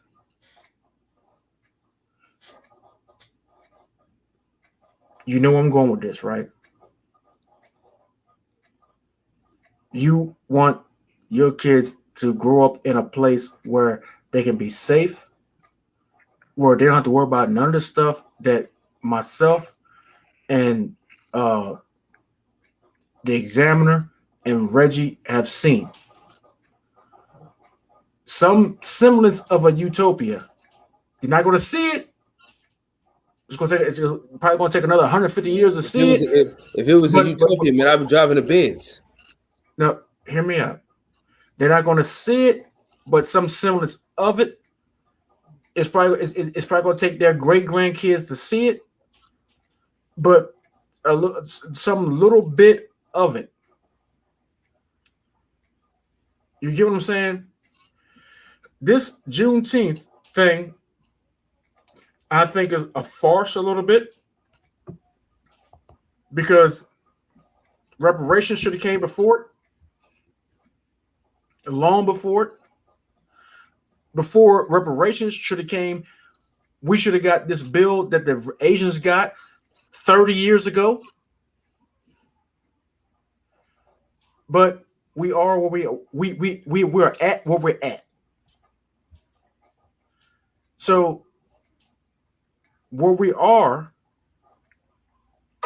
we got to deal with. The fuck? Yeah, I agree with you, Terrence. My thing is this, Kyle, in terms of what Suleiman said, though, back to that, even if he said that that was a special time in the barbershop. When it came to acknowledging where they got the idea from, that's my issue. That's what I'm saying. He didn't make it clear that he got the idea that he did from the barbershop. You understand what I mean? He said it was, oh yeah, that was, even if he was saying that, let's say he was saying that, right? Because it's ambiguous. That's why I say everybody has to listen to it for themselves. Let's say he was saying, oh, that was a special time. He still said we were aware of the Juneteenth already, and we were aware of the struggle, and that's why we created the belt. That's what I'm saying. Whatever he said, he was talking about the WBC. That was my point. So even if he acknowledged the conversation took place, like J.A. Dixon was saying in the chat, I saw your comment, King. So that's what he was talking about. Like, oh yeah, that was a great special, or that was a special time. It could be that was a special time, and that's why I say it's ambiguous. You have to listen to it for yourself because he talked about the emancipation in regards the emancipation of slavery in comparison to Cinco de Mayo and the September Mexican Independence Day, and then he went on to talk. So even if so, he's talking about it was a special day. That could be towards the barbershop, but he didn't give credit to the barbershop or the community for his understanding and learning about what Juneteenth was. That's why Reggie was saying he specifically said we were already aware. But what Terrence Bailey is saying is a great point in terms of that's other communities' problem if they want to fight on their independence days. His thing is that's a time for us to come together and commemorate us and ourselves and our accomplishments. Because slavery didn't just end because people was nice. These things were there were slave uprisings all over the place. So there were slave revolts that kept happening, and there freedom was fought for. You know what I mean? So what Terrence Bailey is saying is makes a lot of sense. Anybody out there can agree or disagree. That's up to y'all individually. But what Terrence Bailey is saying makes a lot of sense in terms of his perspective on why are blacks fighting other black people, or why is black people fighting anybody on a day that should be used to commemorate us and our ancestors and where we are now, how far we come along since then. So that's why I say I get it. I get what you're saying. Because in the words of the great philosopher Deontay the Bronze Bomber Water, because we still fighting to this day. Hey, look, man. I turned off the chat. I'm looking at the private chat. I turned off the chat because there's nothing said in the chat that I'm really interested in, because I've realized when I go live, I get distracted by what's said in the chat, which is a lot of stuff that's irrelevant and has no a lot of stuff has no bearing on the conversation. So what I find is, more beneficial is to stop looking at the chat and just to turn the chat off and just be more cognizant to the conversation, because the chat will keep you from what's being said in the conversation. So I turn the chat off and just focus on the brothers that's actually in the conversation. So on that, man, I just came on to say what I had to say, and I said I wasn't going to do no more lives, man. But y'all keep coming on here with these good conversations, and you didn't get crazy though. You didn't get crazy, so we straight. You know what I'm saying? We just got to keep you in the right direction. As long as you don't get crazy, shit good. You know what I'm saying? I was gonna say the same thing, Kyle. When I seen Terrence Bailey pop up, I was like, "Oh, wait a minute!" The brother said he was retired, and then, but I was like, we made sure that we kept that good positive energy. Yeah, man. That's one thing about the At first, I thought he was saying me and you was fighting, but then Reggie was like, he's talking about the boxers. I was like, oh, okay. Yeah. Because I was like, no, we just talking about what was said. We had a difference of interpretation, but when he was talking about what he was talking about, and I listened to what he was saying, that made for a great conversation to have and great content in that PG on the mic with Terrence Bailey way that his channel goes. So it goes right in line with his brand and his product. So it was all good. TV. Yeah, man. When it comes to the boxing, man, so I get passionate, man, because I like my fighters. I like, Wilder, and I like Spence and stuff like that, man. But man, I don't like phony people, so I kind of get a little crazy when you talk about phony ass people and stuff like that. So, yeah, so it is what it is. But man, I appreciate it, man. It's a good conversation, but always great, always great. Yeah, so I appreciate y'all, man. No, it's all good. It's all good. But yeah, man, we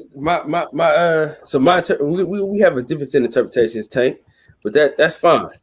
I just think that when I reheard it, I just heard him like acknowledging, because when he said Fred, like, because if you look at his facial expression when dude said Fred's name, he got hella happy. You know what I'm saying? Like, he didn't have like he started smiling like he had like a real grin on his face when dude brought up Fred's name. That's why I was like, oh shit. So that's why when he was like, I've been looking at body language. So when I was looking at his body language, I was like, oh, okay, because he got very excited. Like what Bob Arum, if you've seen the interview with Bob Arum and Fred, how happy he got. Man, SF City Slicker, man, where the hell you been, man? Yeah, Mauricio Suleiman's he would make a great politician. No, he's got great politician. But I'm just saying, like, when I saw him, he lit up when the dude said Fred's name. So that's why I was like, that's what I'm going off of. But hey, man, we're not gonna allow this nigga to have us arguing all goddamn night. Because we had enough of that with Reggie Cousin last night with that bullshit he was talking about Moses Malone wasn't better than Zach Randolph. Hey man, Zach Randolph was a beast. I'm gonna start. I'm just playing. He was a beast. He's one of my favorite. I like left-handed. I like southpaws, right? I like whether it's in boxing, baseball, basketball, whatever. You know what I'm saying? Or quarterbacks in football. Hold on, real quick. I got a question in the chat. Hold on, real quick. One bad. It's called WBC Juneteenth belt up close. Beautiful ancestry. That's what it's called, Kilo.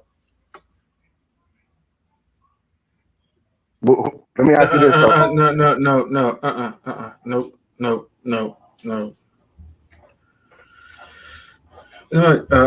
June. Juneteenth. That's the name of the video, dog. That's the name of the video. That's not what I'm saying. That's the name of the video. What video? What the guy in the chat. The one that Tank sent me, dog. It's the KOR Sports YouTube channel. Can you play the video? I can't play it on here. I want to audio. Can you play the video and get credit? Because I ain't seen this. I don't know what you're talking about. Oh, matter of fact, Tank, put it in the chat. Can I send it to him? Yeah, okay, I'll put it in the chat. Okay, I'll send it to you, TV, but I'll put it in the chat. But what I was gonna say, Kyle, who was he talking about when he said we were aware of Juneteenth? No, he was saying, and if you I'm asking you a question. No. Hear me out. I'm asking you a question. Hear me out. If you did you hear him at the end, like right after he said that, he said something right after that to tie it back into Fred. He was saying like we were like, let me just play it back, man. We're gonna run this shit back. We're gonna run it back. You know what I mean? I don't mind being wrong, but I do like being right. So see right here.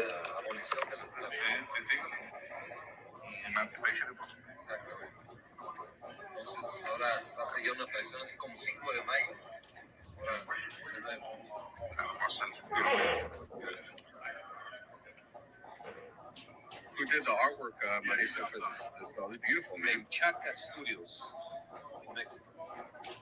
It's beautiful, man. Talk about the Juneteenth belt, man. I know Fred on Barbershop kind of brought it to your attention, and yes, talk about it. That was a special time. We were aware of the Juneteenth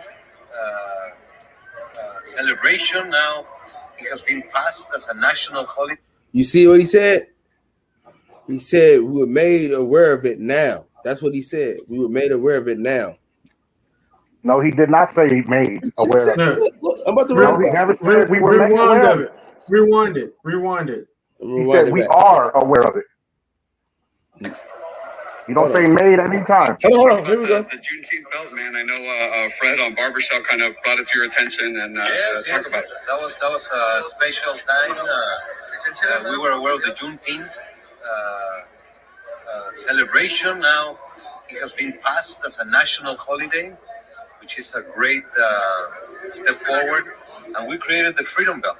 This is the representation of what Juneteenth is and what a step forward for humanity continues to take place. He said we're made aware of it now. We're proud to be part of this movement. So I was going to say, talk about that being the first event on Juneteenth in Texas where You're putting words in his mouth, Kyle. he said we are made aware of it now, which means if that you in the chat, okay, hold on. he has been made aware of it now. Okay, let's do it like this. Now, Kyle's hearing he's hearing the word You made. just said the same thing I said, Tank. Wait, Kyle, hold on. That's me and you, right? We have other people. Now, if anybody in the chat heard him say the word MADE and OF, type it in the chat. There's other people in the chat. You got 20-some people in here. It's not about you and me. I didn't hear him say his name. Please let us know, because Kyle's heard him say we were made aware of. I heard him say we were.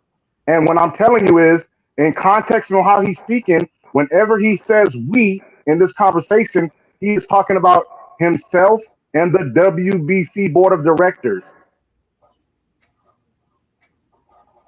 So I want in the chat so Kyle can see if I'm wrong and he said we were made aware of, I'll just say, you know what, my bad. I was wrong.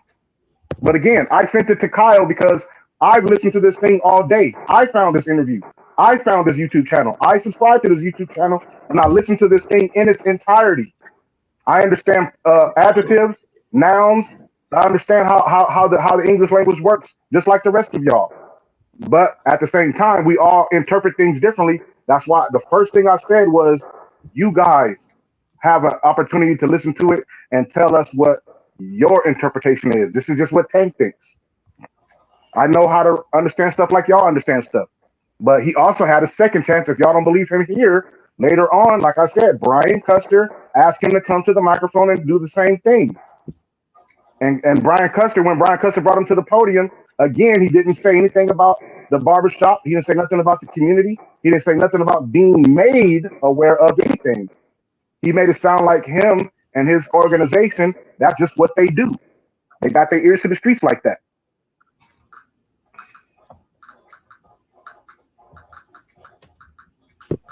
I feel you. Now read the chat. Anybody in the chat saying they heard the word made? Well, I wasn't saying that he said. I was saying like he was like. I didn't hear made. Play it again.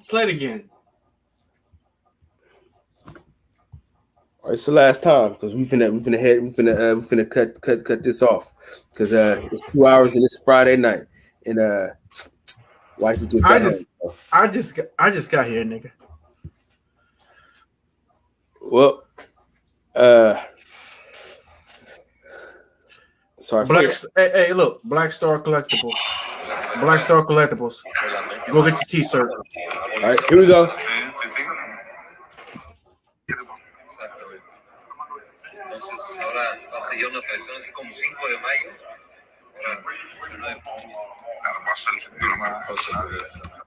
Hey, Tank, can you send me the other interview he did so I can play that too?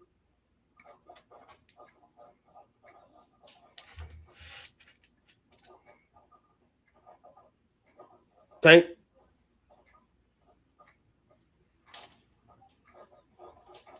I'm trying here recording.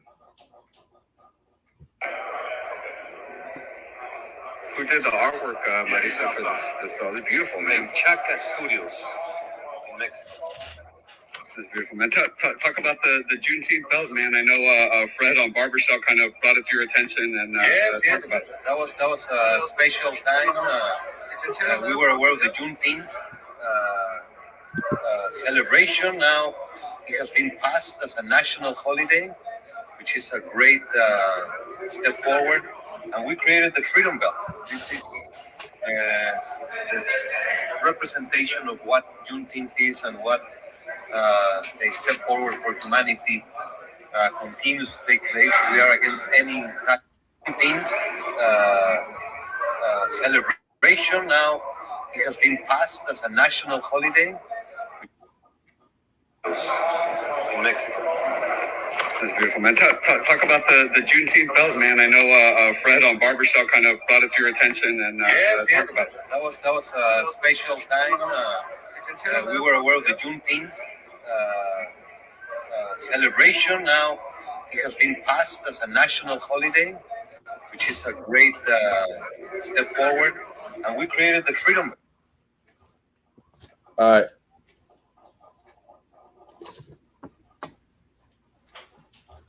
At what point really did he give Fred his actual flowers? And at what point did he really give the barbershop their actual credit? And at what point did he really give the African American community their actual credit? And at what point did he not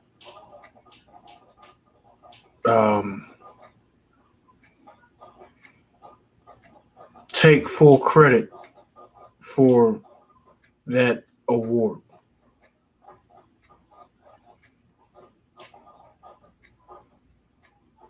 I don't even know. I don't know where we're going with this. But all right, listen. I'm listening. I'm listening to that. This is and this is my first time hearing it, and this is before I sent that email, and I'm listening to that, and that was some bullshit, and I'm hearing this first time from right here, right now, and this is after I sent the email I sent,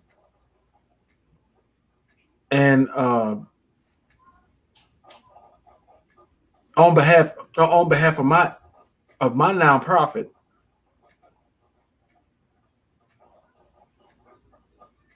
and now I'm really pissed.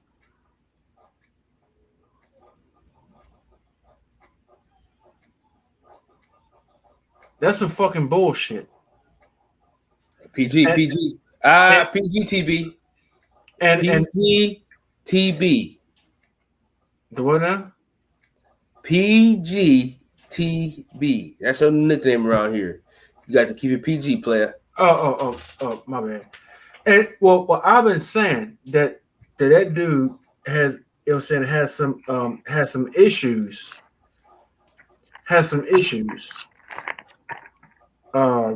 With his with the way he conducts business. You know what I'm saying? His business practices ain't on the level. And we're seeing that right, you know what I'm saying, right there. You know what I mean? We've seen it with Wilder.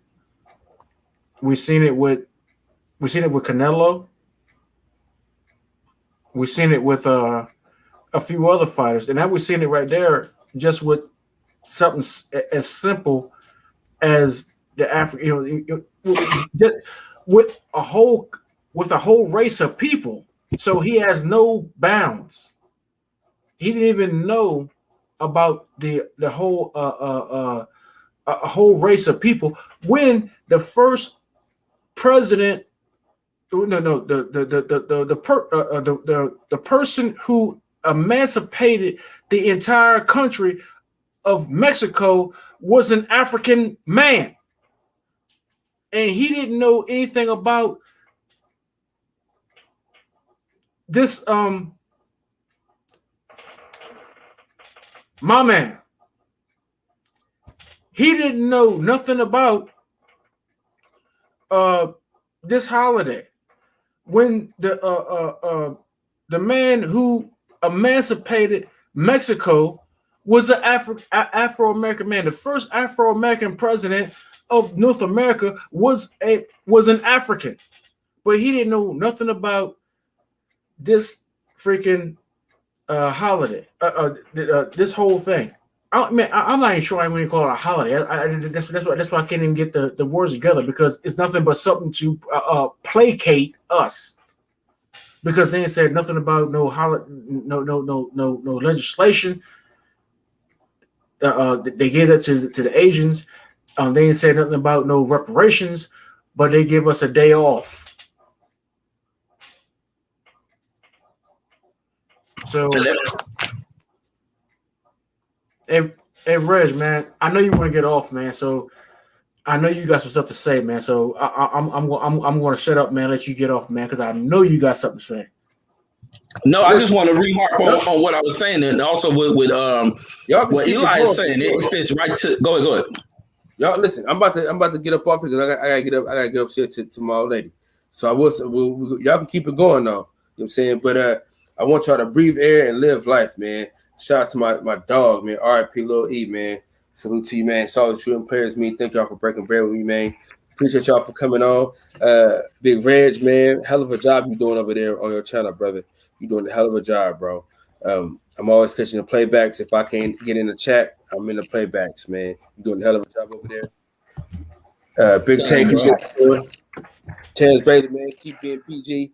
Y'all can keep this shit going, man. Y'all can talk. Y'all can keep it going. I'm just gonna bounce out, but the show can continue with y'all on here. Eli, Zach, if you want to join the panel, I'm gonna have my phone upstairs, so you can join the panel. I'll put the link. Let me say this. I want to say this piece with exactly what I was saying earlier and what Eli putting in there is with this belt. That's why I don't think people thought out with this wanting Juneteenth fight days. It's because you deal with this racial dynamic. This holiday should just be celebrated as a holiday. This day should be just a day intended to educate people on the history, not to be thrown in here to be something people play upon racially.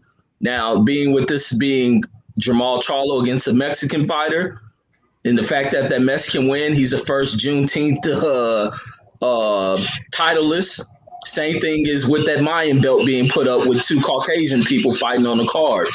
You play into these things to where people will turn this thing into a more racially thing. You get two black fighters in there, so now we got the buck breakers, buck break fighting going on with two black fighters. You leave this separate. Boxing should just be boxing.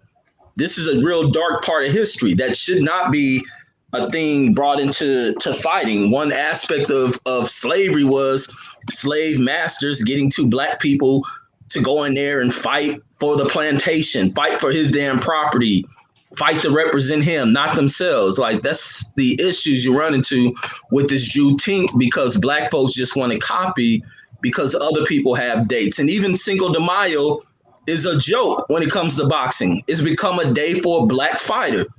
The Mexican holidays, as much as people say the Mexicans got a day, that's Floyd Mayweather damn day. And it's been played into to where a black fighter has taken over their day by beating up Mexican fighters. That's the joke behind it. History should be history. History should be proud and not played into boxing. Boxing should just be a sport of gladiators, not mixed into history that really accounts for the dark part of people's history. Like, that's my thoughts on it. For sure. I ain't mad at you. You know what I'm saying? We can all agree to disagree. You know what I'm saying? We're not gonna agree every time. You know what I'm saying? And that's a good thing. But the thing about us is we're respectful. Nobody was called a bitch. Nobody was called a hoe. You know what I'm saying? Nobody got threatened. So that's where I'm at, man. I love that we can disagree and be respectful. That's one thing that I pride myself on as far as my channel goes, man. And if y'all want to join the panel, the link is in the chat, and I'll let y'all on. If you drop off, If you drop off in about 30 minutes, if you drop off, I can't help you. But if you drop off now, I got you. All right. I'm actually about to go to bed, man, because I gotta get up in the morning, man. I got a big ass yard. I got to cut and a whole lot of weed eating, and I got an elder in town that can't cut her own grass, so I volunteered to go and cut her grass and go weed eat her yard. So you know what I'm saying, you gotta help the elders and stuff like that, man. So I got go drop my wife off to work at the prison and weed eat this elder's yard. And so I'm gonna have to get up off air, man. Yes, sir. Salute to Terrence Beatty for coming through. The man is retired from YouTube as far as going on other people's panel, and he saw fit to grace us with his presence. So shout out to the OG Terrence Beat. All right, I appreciate y'all, man. Hey, man. Well, look, man. When you come with good content, you know what I'm saying, and doing good and doing good stuff, man, and to the point where I'm like, man, I gotta get a piece of that, man. I mean, it is what it is, man. I appreciate y'all, man. Hey, Reg, man, you know, my brother, Sweet Science Examiner, Kyle, man, Tank. Yes, sir. I'll see y'all, man, on the other channels, man. Most definitely in the barbershop. So I'll holler at y'all later, man. I gotta go to bed, All right, man, because it's 3:30 in the morning. For sure, my brother TB. All right, man. I'll holler at y'all later. All right, King. All right. Yeah, Reggie. You and Terrence make very very valid points, man. Um I gotta say that, you know, when people make points, they make points, and you know, those are very valid points, and I think they should be taken into consideration. Um, Definitely. Shout out to Sister Trey in the building. Shout out to my brother Talk Sports with JT. I see my cousin in the chat. Salute to you, King, man. Click that link, brother, if you got time. You probably got to get up early in the morning too to get to the job site or get done what you need to get done. But yeah, man, he and I. The reason I say that is because he and I have done put out some content about the relationship between Mexicans and blacks and brown and black people on my other channel, Tank Obadiah TV, and so that's why his perspective when he puts in the chat that this has always been an issue in Mexico, and from the Mexican people, he's talking about research that we've done, you know what I'm saying, independently, and we've gone into this in depth and conversation wise, hours upon hours on this particular topic. So if y'all see him in the chat, show my brother some respect, man. Let's talk sports with JT. But anyways, what up, Trey? What's up, y'all? How y'all doing? Doing good. Chilling. Well, shit, I was just listening for a little bit. I ain't got too much on that belt. I figured they just trying to acknowledge some shit, you know. Yeah, I ain't really do too what they do. passionate about it. Yeah, I ain't really too passionate about it. I was just jumping on here for whatever else was coming. What you think about like Jay Dixon said? I definitely think that black people have to get past the point where we look at what cultures do and allow their actions to be the guidance for ours. That's a brilliant comment.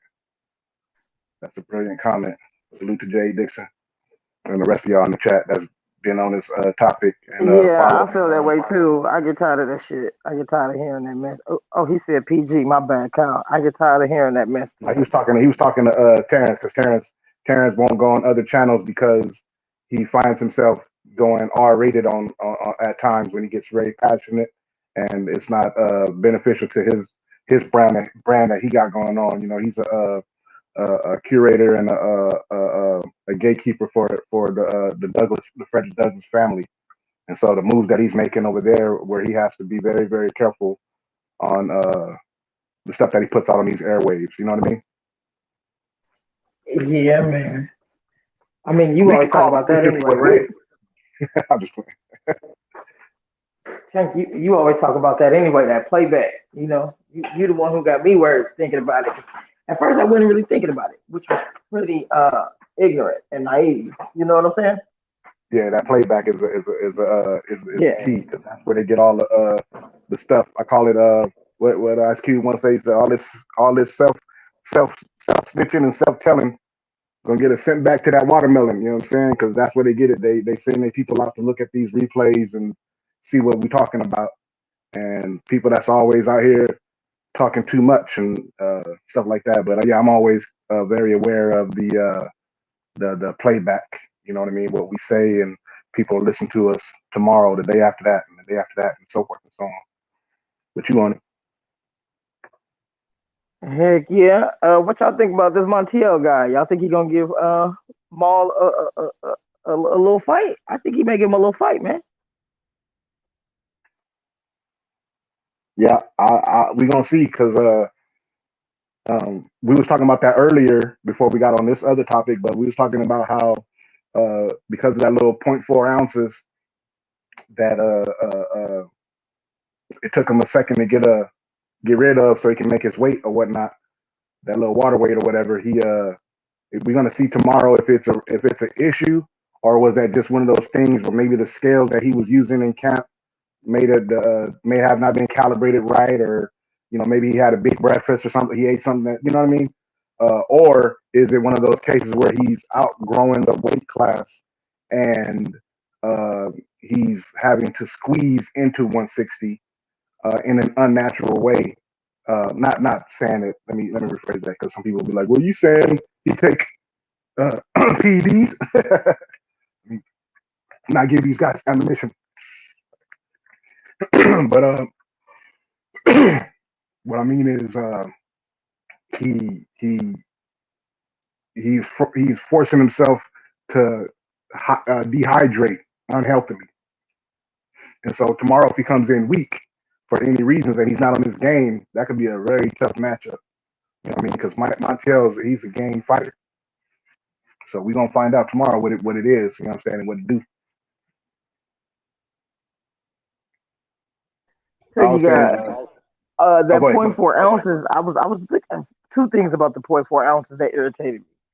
Is that they made this man go work out or take a dump or whatever he had to do to get rid of 4 freaking ounces?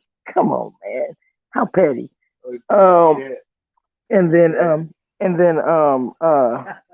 one of the shit. My homeboy over here chiming in and shit. I'm trying to tell him to be quiet. What was the other? Oh, and he may be drained, right? Is he too big for the weight class? He Yeah, has to that's look what I'm how saying. We're big. gonna find out tomorrow. It could I've been noticing the difference. but we're gonna find out tomorrow in the fight if it was an issue. Yeah, You know what I mean? I've been noticing the difference kind of in him and Jamel lately. You know what I'm saying? He's looking when they side by side, he looks a lot bigger than Mel these days. He gonna be forcing the Benavidez fight soon. I agree. Hey, I want to see that Benavidez fight though. I want to see that, man. We got so you got I don't know. We'll see because he may not just be weight drained. Hey, I be sometimes thinking they be wanting to see them dudes. I think some of them dudes be perverts and be want to see them guys Johnsons, man. Why y'all make that man take his underwear off? You know what I'm saying? That's awkward. The fighters do that shit. I think they do especially champions. They gonna do that shit so they ain't gonna lose that belt on the scale. You even watch Sean Porter do that. Sean Porter, I think, had to do that shit several times and also cut his hair off. They do anything to hold on to the titles. Yeah, that's what it is. It's some champions that do that. Like you said, Sean P didn't have to cut his hair off and all kind of stuff, and they stripped down for them to not be uh, labeled as somebody who lost their title on the scale. That man on the right hand side was looking at Go ahead and watch that weigh-in again, man. That check out the tall dude, the tall bald-headed white guy on the right-hand side, man.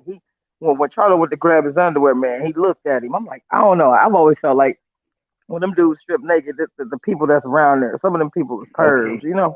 Yeah. You never know. Hey, I'm not even going to argue. I can't argue that because that's the world we live in. You know what I'm saying? That's 100% facts.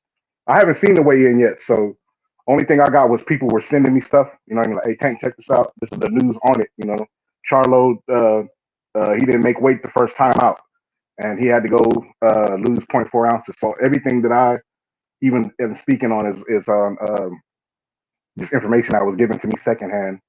Only video that I've seen footage was the footage of him missing the weight. Hey, Kyle, if you in here, let my brother JT, he's in backstage. So you said within 30 minutes, let you in, you'll let us in. So he's in backstage right now, trying to get on the show. So you just text me right now. Yeah, that's the other reason why I hopped on Tank. I was like, oh man, let me get on now. Yeah, I was like, where Kevin at?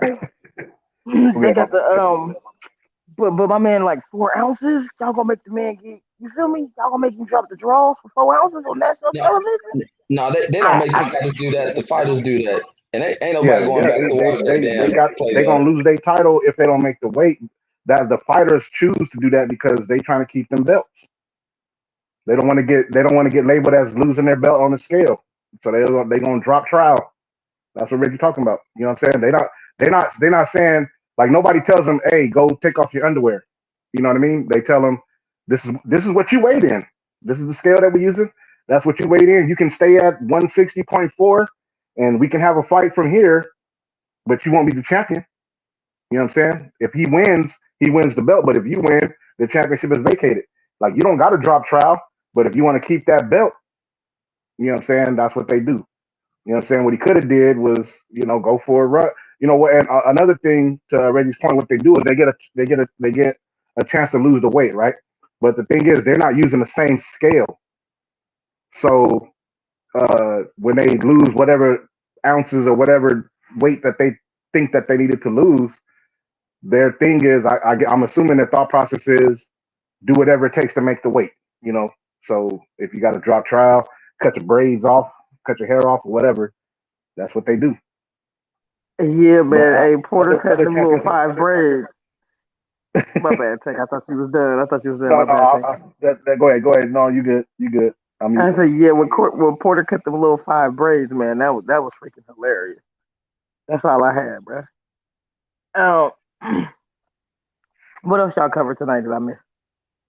I was talking about the other fights because I was saying that this is not like a well-known fighter just yet, but he's one of the young bucks that I got my eye on in terms of watching his career unfold, and that's Floyd Schofield Jr., Kid Austin. He's fighting tomorrow, as well as Golden Boy fighter Blair the Flair Cobb is fighting tomorrow as well. So I'm looking forward to seeing how these young fighters fight tomorrow. Oh yeah, I don't know if y'all had saw it, but I had brought up in the chat that Mexicans in Mexico don't even celebrate Cinco de Mayo. That's an American holiday, right? Yeah, St. Patrick. Yep. I seen you say that as well, Trey. I seen that in the comment. I forgot to. I was going to double down on that, but you jumped on the panel, so I didn't have to. But yeah, that's a fact. Cinco de Mayo is an Americanized, quote unquote, Mexican holiday, but the people in Mexico don't acknowledge it. No, they don't. What's even funnier, right, is when I was in France, man. French salad dressing is my favorite. When I was in France, I was gonna order some French salad dressing, and thank God at work there was a cafeteria that prepared me that I had asked around for it before I went to a restaurant and embarrassed myself. That's an American thing. Ain't no damn French salad dressing in France. Americans, we tend to take other people. We tend to take a few things and switch it up. That's all. That's kind of the point I was making. I did think there's a few other cultural like things that. So as Americans, like when we leave the country, man, we got to be a little careful for some of the stuff we ask for or look for because some of that shit don't even exist. We just invent it and call it Chinese food or Japanese, and they have no clue that these items exist. You know, America, boy, we just. I guess that's part of the shit that where they say we arrogant. Well, no, that's the European Americans that pull that shit. It's like European Americans do that shit with the way we view a lot of Mexican dishes. Mexicans will tell you this ain't Mexican food. We don't eat this kind of shit. It's just that we add a lot of European flair to shit.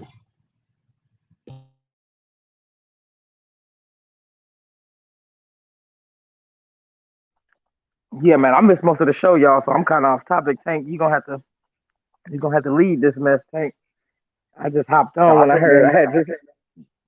I came in late too because I was over there on Mark Nash, and I just happened to click over and I seen because I didn't get the notification for the show, and I just kind of migrated over. Uh, but yeah, like to that point, I'm trying to get my bro JT on it. Kyle, I'm texting Kyle and trying to get him in because my bro is hitting me up. He's texting me on my phone, trying to get in backstage. I'm saying he want to represent for the Afro Mexicans. You know what I mean? You know what I'm saying? His dad is Mexican, his mom's black, so he has a unique perspective when it comes to this. And in terms of the topic when we was talking about earlier, um, so Kyle, if you hear us and you still listening, um, Talk Sports with JT is backstage. Let him on the show. Or Cam, if you on here, let my brother on the show.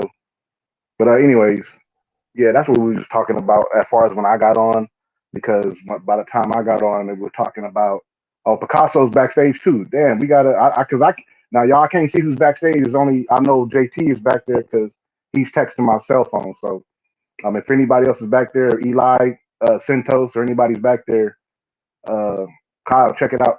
You know what I'm saying? You got people that's trying to contribute to the show. But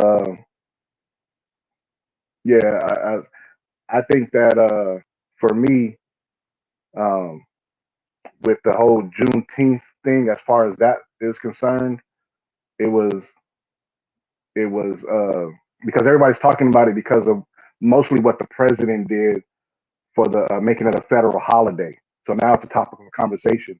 I don't have a problem with it being a topic of conversation. And when Ricky Williams was on earlier, when I jumped on, he brought up empty gestures, and to that I was telling him we get that a lot, symbolism and empty gestures, and it's been going on for a while now. And it's up to us as a people and as a community to fill the emptiness, right, of those gestures, and take them and utilize them to better us, ourselves, and our people. And that's the key. If it's something that's out there, don't let other people take over it. It's up to us to take over it and utilize it for the way we should utilize it, right? Instead of dismissing it and saying that, oh man, fuck that shit. I don't give a fuck about that shit. No, use that shit for what it is, because um, as far as Juneteenth, that should be a time for you to. Uh, you should be doing this already, but learn more and more about the history of the fight against um, the powers to be, as well as the learn about who's out there in terms of business and commerce and networking that you can come together with and build with if you have a common interest, right? And to pay it forward to the next generation. Just because somebody makes an empty gesture doesn't mean that you can't fill it up and make it significant on your own, because it's something that people are paying attention to, right? So some people are going to ask, what is that? Reggie was bringing up earlier how the park that he was talking about going to, he didn't even know that those were Juneteenth celebrations when he was coming up. But and they were shooting at him, right, busting guns. And but he was saying that he wasn't even aware that that's what it was coming up. And like with me, my mom's from Galveston, so my situation is a little bit different. These things I grew up being interested in like my whole life. So even being born as a Californian, I have parents who are from the more east and south. Because I'm born in South Central, so Southern California, we the South too. So, but over there in Texas, Louisiana, and these places, the histories that my parents went through. When I found out what years my parents were born in, and what year was my dad, my dad at a certain age, I started to research what was going on at the times in these places where they lived at to help me understand where my parents came from, if that makes any sense. But yeah, I've been a nerd like that, so I'm always trying to find out how do we get to where we are now. And I think that this is just another learning opportunity. Juneteenth is something that is being a part of the conversation now. Now it's up to you to make sure that the conversation goes where it needs to go, and that it doesn't get circumvented, hijacked, or usurped by another group of people who are going to tell it their way and misrepresent what it is and what it was and what it should be right now in today's time. And we have an opportunity to do that. So don't lose the opportunity. There are some people in this chat on this panel probably, because I haven't talked to anybody about it, but or listening on the replay that may fish, right? And the thing that I know about fishing is all bait doesn't catch the same fish, right? You have to use different bait, and in order to catch or in order to maximize your success and catch a fish, you have to learn what bait to use and when to use it. You got to use it to your advantage. And a lot of our people are like that. A lot of our people are fish just swimming around in these waters that have been murked up and murky due to a history of being undereducated, miseducated, misled. And so the people that are in the process of unlearning what we've been taught and re-educating ourselves, it's up to us to learn how to fish our fellow brothers and sisters out of this murky water, and lend that helping hand. And in order to do so, we have to know that there's other bait out there, and we can use this other bait to help better ourselves individually and collectively. And that's what I look at it when I see this Juneteenth conversation. Personally, I don't want to dismiss it altogether when I can use it as something that's going to be beneficial in the long run. And yeah, I've been going on and on and on. So anybody else want to chime in on that? We can chime in on that. Well, my brother Deuce just got in. You're right about people. Can you hear me? You're right about people going to be educated about it, right? So yesterday at work, my manager's like, "Oh, y'all taking Monday off. It's a national Juneteenth. It's now a national holiday." Everybody in the office was like, "Well, what is it? What is that?" Right? And so you got.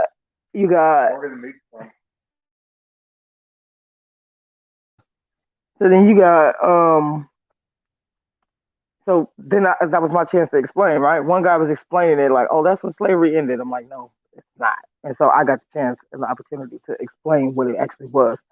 And I don't know about Kyle, but I have heard Reggie say that he had never heard about it until recently.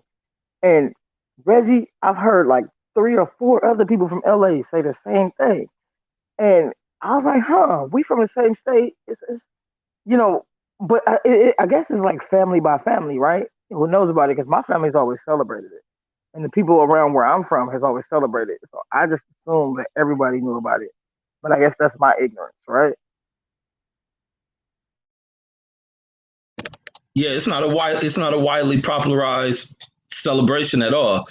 And you got to also think when a lot of people come from California, a lot of people who migrated from out to South California kind of ignored a lot of what went back on in the South. A lot of people left the South to erase that part of history from their past. They didn't share it. They didn't share it with a lot of us. A lot of us didn't know what that stuff was because the families don't talk about it. They hid with the racial segregation they went to. They want to turn a new leaf in life when they migrated to California. So, and I don't know. It's just a lot of what our history. That's why I always say when it comes down to where I always hear the stories that people make up about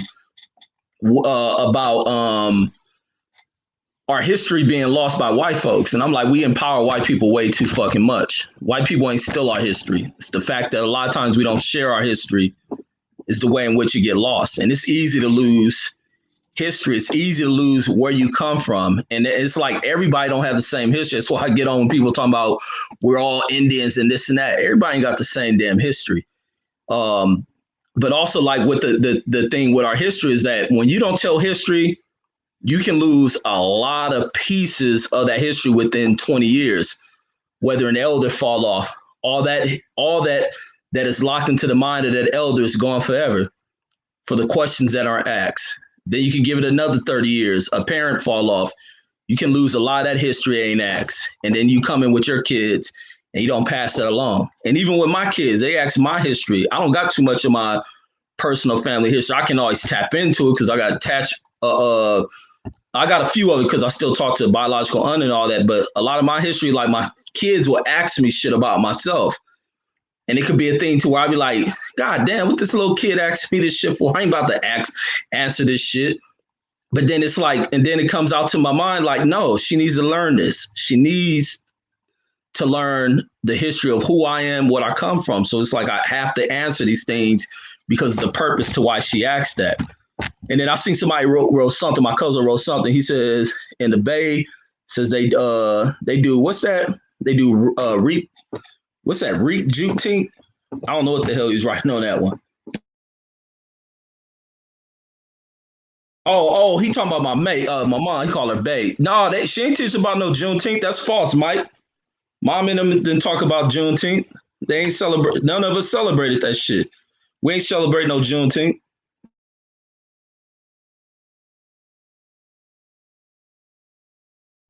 So, Cal, wake up. Cal, wake up. Let people in. Go ahead. Sorry, Trey. Kyle, I'm telling you, bro. We got people in the. My bad. Go ahead, Trey. Go ahead. Oh man, y'all can go ahead get it. So what's crazy with my grandmother is 96. I think she'll be 97 this year, and my grandfather who passed in 2003, I can trace his family back to 1833.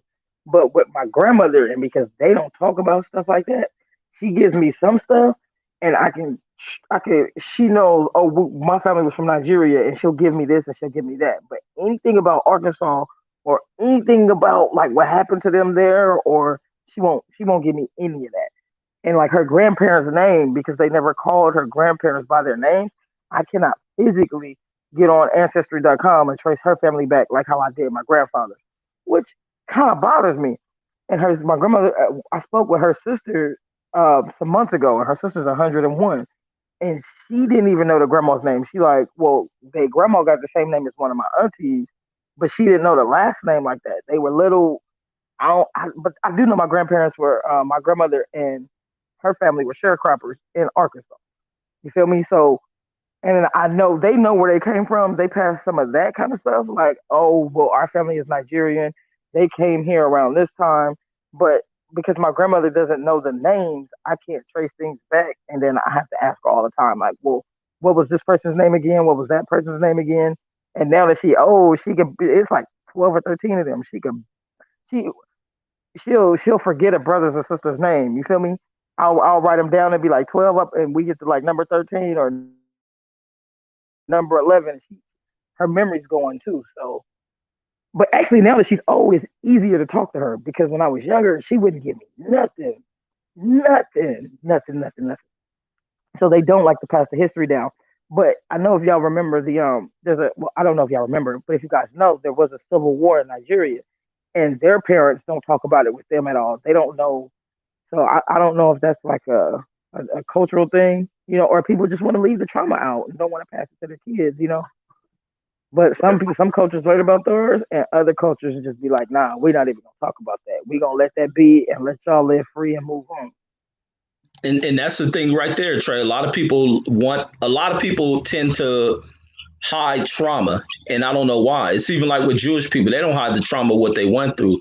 I think sometimes people have to give testimony. Sometimes testimony is the greatest thing given to a person because those are the greatest lessons taught. And it's just like we have hid away from that. That's even with people with identity in this current age who wants to reject their African heritage and whatnot to create these new identities of them being this because they want to shift themselves away from being attached to slavery. Because when they look at it, it's traumatic to them. It makes them appear like they're defeated people and not getting the true understanding of what took place with going into with placing people into slavery. It had nothing to do with being weak. It's that these folks come with a different type technology. Ain't nothing tough about any of the people from European society who enslaved people. And it's a lot of weak, cowardice shit. They came in with an advantage, a weaponized advantage that much of the world was caught sleeping. We lived in peace. We lived peaceful. We just lived life. These folks came with other conquests. They come from land that doesn't have shit in it. And it was either life or death for these folks. So they come around the world with this conquest shit. But that's it. Well, Yeah, also too, man, they were it was a lot of trickery going on too, right? Before the selling and before all that, there was a lot of trickery going on. I don't know if anybody's ever read Achua Achebe, Things Fall Apart. Sixth grade level read. Reggie, I know you read with your kids all the time. Achua Achebe, Things Fall Apart. And he writes it as fiction. But if you talk to any Nigerian about this book, then you'll know that he is he wrote it as fiction for a reason. I'll say it like that. I was trying to find a way to phrase that. But he describes how everybody was living before and how when they came in, it was tricking them with all this. They thought the forest was evil, right? They're like, yeah, y'all can stay over there. It's the evil forest. We don't care. Y'all be dead 11 days, right? How superstition and them not caring about stuff.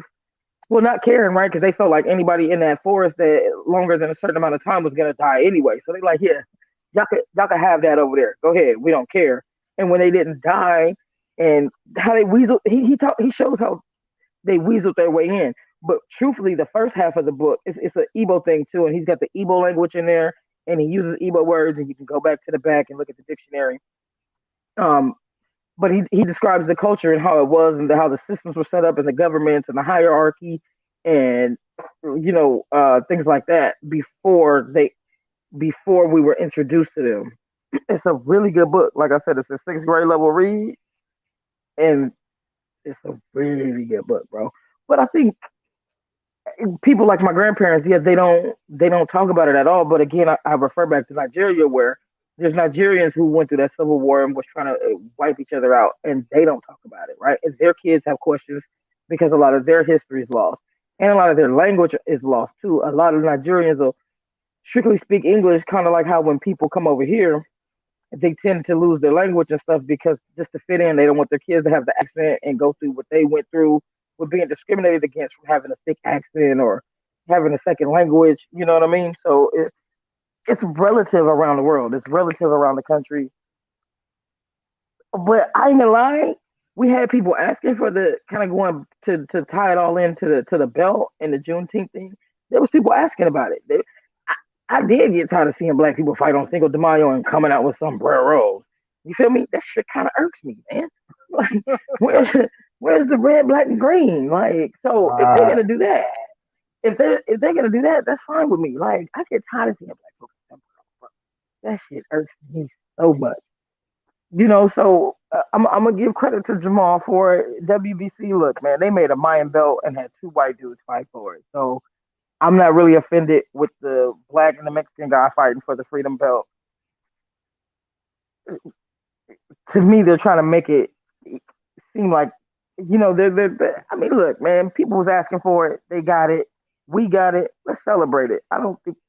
I mean, and everybody has their own opinion, right? I ain't disrespecting nobody's opinions, but so here's mine. I don't think we should be crying about this shit. Let's embrace it. Let's celebrate it. Let's get behind the fighters. We all kind of yell at black fighters for coming out with sombreros and motherfucking ponchos on and looking crazy as hell. But then we get this Juneteenth and the black fighters like, all right, we're gonna come out on our shit. And they gonna throw a belt in there. You know Mauricio, he throwing a belt in. He, like I said, he had two white dudes fight for a Mayan belt. At least he gave the motherfucker to the black guy. Hopefully he gonna win, right? So, you know, I don't know. Sometimes I feel like we can whine about things too much. That's just my opinion, y'all. That's all I got. Except for me, Mir, I haven't turned on Danny Jacobs yet. Actually, I shouldn't even say yet. I haven't turned on Danny Jacobs at all. Actually, I'm still a fan of Danny Jacobs. I'm a fan of a lot of fighters just because I have fighters that I favor more than others. I still rock with boxers. I may disagree with something that they say or do or how they move or something, but I have people who disagree with me and certain things. So that comes with the territory of being a human being. You know, we're not all going to agree with everything that each other does. That comes with the territory. So, you know, but that doesn't take away from uh, my respect level for the people. Uh, Mark Mark Nash made a comment to you, Reggie. But yeah, as far as the yeah, as far as something that Reggie brought up, I want to elaborate, say something to that, respond to that as well. You know, because a lot of people have to understand that our elders came up in different times, and their elders as well, and the elders before their elders, right? And so, if you go back for enough, and you don't have to go back too far. You don't have, or I should say this, you don't have to go back as far as they try to make it out to be, right? Some of these scars are very recent scars because a lot of these actions took place less than 100 years ago. But for the sake of um, um, substantiating what Reggie was saying earlier, you have people who are coming from um, experiences where it wasn't um, it wasn't desirable to teach what you knew about what was going on to your children out of fear that your children would be subjected to certain brutalities that you were subjected to as well, or your parents or your grandparents that you remember, right? So a lot of times as they move forward, they won't even teach certain things. And uh, I'm just saying Juneteenth could be just one of those other things. So like in my house, I was researching stuff. One thing my dad did was he bought uh, encyclopedias, dictionaries. I mean, he had the whole Britannica right there at the house. So it's like having a library in terms of at least encyclopedias right there in the crib. So we would have to read every day, 1 hour a day, and that was my go-to thing to read. Was I grabbed the dictionary and I grabbed the encyclopedia, and that would be my reading. And that was a must-do in my household. And so I would just find things that would interest me. So, oh, Dad, when was you born? Mom, when was you born? Where were you born? Okay, then I would look up things that was relevant to that's how I learned about who Jack Johnson was because he had the same hometown as my mom. You see what I'm saying? So it wasn't necessarily that I had to be taught personally, but what my parents did teach us and me and my siblings was how to research and the importance of if you want to learn something, go figure it, go find out. So a lot of stuff, it wasn't like, okay, my mom and dad set us around some kind of table and said, this is this and that's that, and quizzed us on it. It was just more of you had a question, the question was asked, like Reggie was talking about earlier. You know, he gets asked these questions. You know, you know, my dad was a person that was like, well, here's the letter L encyclopedia. I'm sure you'll find it in here. This is what you want to. This is how to spell what you're looking for, and good luck. You know what I mean? And then we'll talk about it when you get done. So that would be more of a thing that we had to do, or write like a report. You know, I guess you would call it a book report. You know, what I'm saying at the time or whatever. But we would write what we had learned. And but today's day and time, people are not doing that. It's about making money. It's about being better than you were, than your parents were, or your kids being better than you were. So a lot of the things that culturally that were experienced in years past weren't passed down, like I said, out of fear that people would they didn't want their kids to go through it, you know, because when you go back in time and you look at certain people, like let's even say like Martin Luther King, you know, he was the guy that was nonviolent, right? He was the guy that you would think that was a man of peace, right? Well, they killed him too.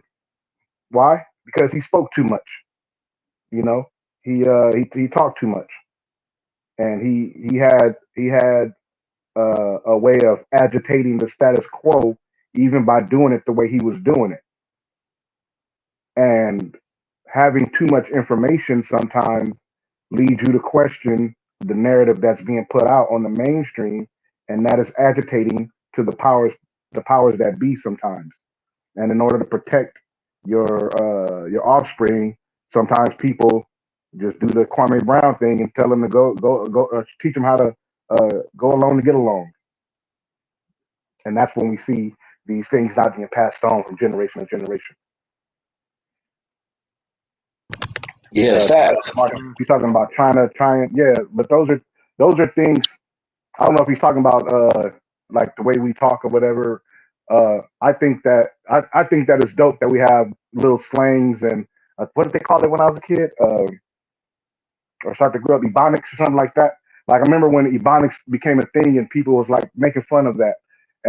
But I remember reading Claude Anderson's words and listening to Dr. Claude Anderson's lectures, and he was talking about how that was that was a point in time where we could have capitalized on that, right? And that goes back to empty gestures, but there's empty insults as well. But you fill them up and you utilize them to better yourself, right? So, for example, there's ways that we talk, right? And there's words that we use within the English language that we kind of mix, mash, mispronounce, but we know what we're talking about. Where other people's outside of our culture, they don't know what we're talking about. They learn what we're talking about. The people that live in and around us, so they start to talk and act and pick up on our nuances in language themselves. But just like these other cultures hide themselves behind their language, we could have done the same thing, and we still could. But we get caught up with that's not the proper way to speak, right? I believe it was Chris Rock, the comedian. He was like, every nigga in here is bilingual. You got the way you talk, you know, for a job interview, and you got a way you talk around your homeboys and your people. And that's one of those things that we miss. You know, we don't want to take things and use them to our advantage because we're afraid how this other people are going to look at us in what we feel as their society. Be made fun of when they take the way we talk and they put it on TV, and they could make a show called Fresh Off the Boat and have an Asian lady doing what they interpret as black girl slang, and that's a comedy show, and she's one of the most interesting characters on the show. This is what they do. So, but you don't use it for your own sake. You know what I mean? So, but anyways, go ahead. I heard you was trying to chime in, Reggie. Yeah. I was getting back to that language thing, and like people think that just because someone takes away your language, that it takes away what's locked in your brain. That doesn't steal away your history. Language is always converted. That's just like us being able to learn multi languages. You can still pass along history. Nothing can stop that except what we hide. That's even like, matter of fact, when they had, remember when Nate Parker came on and then they introduced him to the actual descendants of Nat Turner. Many of these people never knew any of the damn history that they were even related to Nat Turner. And why? Because the elders hid these stories. And this is a constant with elders. How many? Yeah, and it's like how many of us even share the stories of our lives with our kids? A lot of people hide that pain and that history. A lot of people come from where they may have parents who were prostitutes, parents who were pimps, parents who have probably killed folks. You think they gonna share a lot of that history? But guess what? That's their history, and they should share it. And the one thing that I always remember that was so critical of some of the elder cats I grew up around, who I looked up to, who had their lives straight. And when they will open up and tell us stories about themselves, we can learn which path to go down. That was the righteous path. Was listen to some of the homies' fathers talk about when they used to smoke dope and shit, shoot up people, kill them. And when you look at them in their current life, you be like, what the hell? Like you? Like, wait, what the? Like, it throws you off. But those are the stories that you have to hear. And even when I talk to my kids, I talk to my babies they ask about my brother. My brother incarcerated.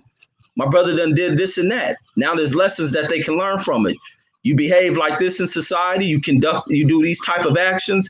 This what happens. I speak to them about my near-death experiences and shit. I speak to them about watching someone get killed. They have to learn these stories, and they have to learn where I come from. They learn that the political side of things that affected us. Like, you people, this is the reason why our history is lost, because we don't share. We don't share for some strange reason. And that shit has to change. Like, we gotta hold roots. And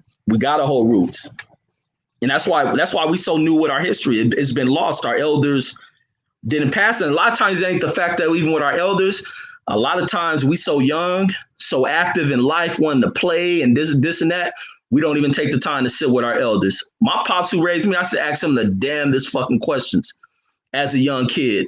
Used to ask him the damnedest questions, and he'd sit there. The one thing I love about my pops was he sat there. Mine, when I tell my story, my pops and mom are my parents who adopted me, and they were elder parents. But I asked my dad some of the craziest fucking shit, and he'll sit with me. Oh, damn, boy.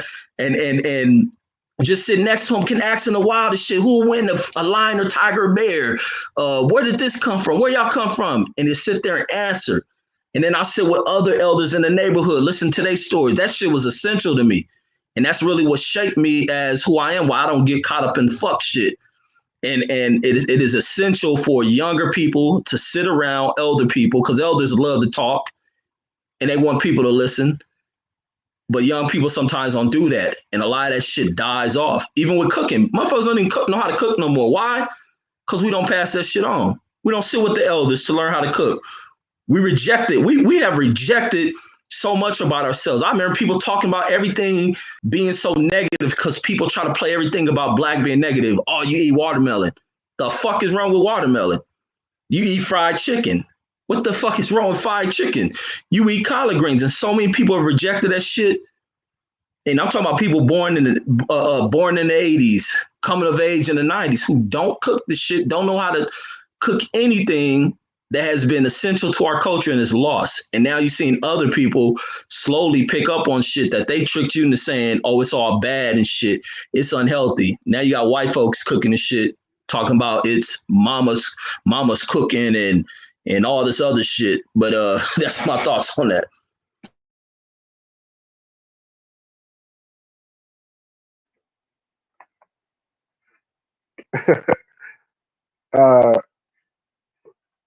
That's crazy because watermelon is one of the most healthiest things you can eat. And I grew up, we used to eat it, but it was because my dad was he still is a health in that regard. Uh, but like you said, like a lot of things we didn't take to that. You know what I'm saying? So it was like I didn't like watermelon growing up. I have to force myself to eat it now. I try to put it in juices or whatever. Now, as I'm getting older, I feel like the difference as I get older. You know what I mean? The how hard it is to stay healthy or get healthy as you get older. When you start to not be as active as you once were when you were younger. But yeah, that was funny. I was sitting back laughing. He said, "What's wrong with fried chicken?" I was sitting here talking about what the cholesterol, the health. I remember my dad started It's crazy because there are some health issues with fried foods in general, but with the watermelon thing, uh, that's funny that they do that because of you go back and look at the caricatures of the images and cartoons that they had of us eating watermelon, how they used to make us look silly, knowing damn well that it's one of the healthier foods that you can eat. But yeah, man, this is a great conversation. Let me see the chat. There's so much going on in the chat. Kyle and Cam took the wrong day to have a day off because I see people trying to get in. Right. The backstage, they try to get on the panel. They got people all up in the chat. The chat moving fast, kind of to me, because I'm over here doing some other stuff. I just seen you post with the 787 nose dive messed up. So I'm like you. I be doing other stuff while we on, but God, dog, I'm looking at the chat. And I'm all gonna kind call of Cal from that. I'm gonna call Cal from the Instagram shit. Okay. Like have the highest heart disease and diabetes, etc. Yeah, Lewis, that's facts because of the foods we eat. Is why we have a lot of those health issues. Mark Dash says, "Pig regularly. Nobody's bringing chitlins to company Christmas party. He's silly." I damn near threw up on my mouth just reading that comment. Mark said, "What about chitlins?" Oh, come on, man. Even the word chitlins look disgusting. Chitterlings is how it looks like it's pronounced. The chitterlings, huh? And I ain't smelled chitlins since I was a kid. Chitlins and hog maws, most disgusting. Eli Zachary says soul food is very healthy. It's the pork and shit that was straps added to it. White beans, black eyed peas, red beans, cabbage greens are all good for us. Yeah, that's true. Those are all good for us, Eli, but not when you throw a gang of salt and hot sauce in that shit. 100%. You know what I'm saying? All that the pig, all that certain kind of shellfish that they putting all that stuff in there. You know what I mean? I don't fuck with. But you're right in terms of the black eyed peas. I was gonna say I didn't think you put black eyed peas in there, but I see it. But yeah, like all that stuff is all healthy food to eat. Greens, and I used to hate eating greens, but yeah, it's all great. Who else is in here, man? We got people I ain't never seen up in this piece before up in here. Salute to everybody in the chat that's on tonight, active in here with us, man. Salute to all of y'all. I think D Hodges was in here earlier. I'm over here going back in the chat looking at it. Salute to D Hodges. Picasso said possum guts. I don't even know what that is, man. I'm from the city. I got family in the South, and I've been down there on occasions and ate with them and heard weird stuff, but not possum. Not no possum. Hey, I can't stay in the South because I can't fuck with what people in the South cook. I don't trust what they cook. They eat shit straight from the earth. Fuck that shit. I need it out the grocery store. Hey, look. Oh, you sound so ignorant, Reggie. Reggie, you sound so ignorant. They eat the same shit we do. That's city shit. I feel you, man. Because I remember when I was a kid and we went to visit our family that's in Texas and Louisiana and in parts. You know, these people, they go kill their food, man. They go, and hearing the stories my dad would tell, like, oh yeah, because when I was a kid, my dad would teach me how to hunt, like teach us how to get out there and track in the woods and how do you take steps in the woods, and there's like all these different things. I start to just walk, you know what I'm saying? I'm from the city, so it's like it was a different experience. But hearing the stuff you had to go kill your own chicken and your own raccoon and your own possum, all this other stuff. Like, what? I'm like, Reggie, man, get me to the store. Let me go to aisle such and such, and I'll get it from there. But the South is a whole different. Man, that's the country part, man. That's your family that live in the country. You talking about your family that live in a super country, man. You ain't talking about. Family.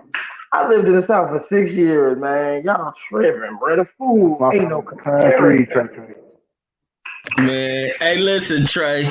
I'm sitting in a motherfucker. I remember going to The homie who, when I was in basic training, I go back to the homie town. This is my first time really seeing some old country shit. And when we get into, he from like a place called Uvalde, Georgia. You can barely find that shit on the map. And when I wake up, because I was knocked out, I wake up, this nigga driving down the dirt road. I'm like, what the fuck? Where you going? And then he pull in, it's like, man, as soon as we get out the car, it's a big ass dead rattlesnake, and in the backyard is nothing but woods. I'm like, man, what kind of shit is this? I'm like, man, y'all live like this? What the fuck? So then after like 2 days, they about to have like a country town, because in the town it's like they don't sell liquor. You know, we ain't used to that shit to where they out there bootlegging liquor and shit. Because I was listening to a channel the other day that was talking about moonshine. I was like, these people's out there slanging moonshine and shit and selling cups of liquor and shit.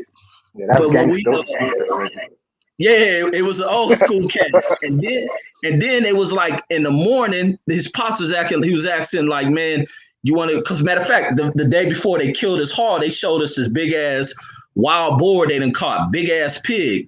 And he was like, I'm thinking it's a pet and shit. And he's like, well, we gonna kill him and we gonna have a barbecue. I'm like, what the fuck?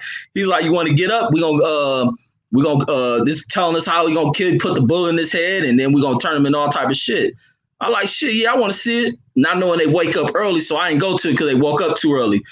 Man, woke up that day, man, they got coolers full of all kind of shit they done made up out of this damn pig, and they don't waste not one part of that shit. I wasn't used to that shit. I enjoy the food, but I ain't used to that shit.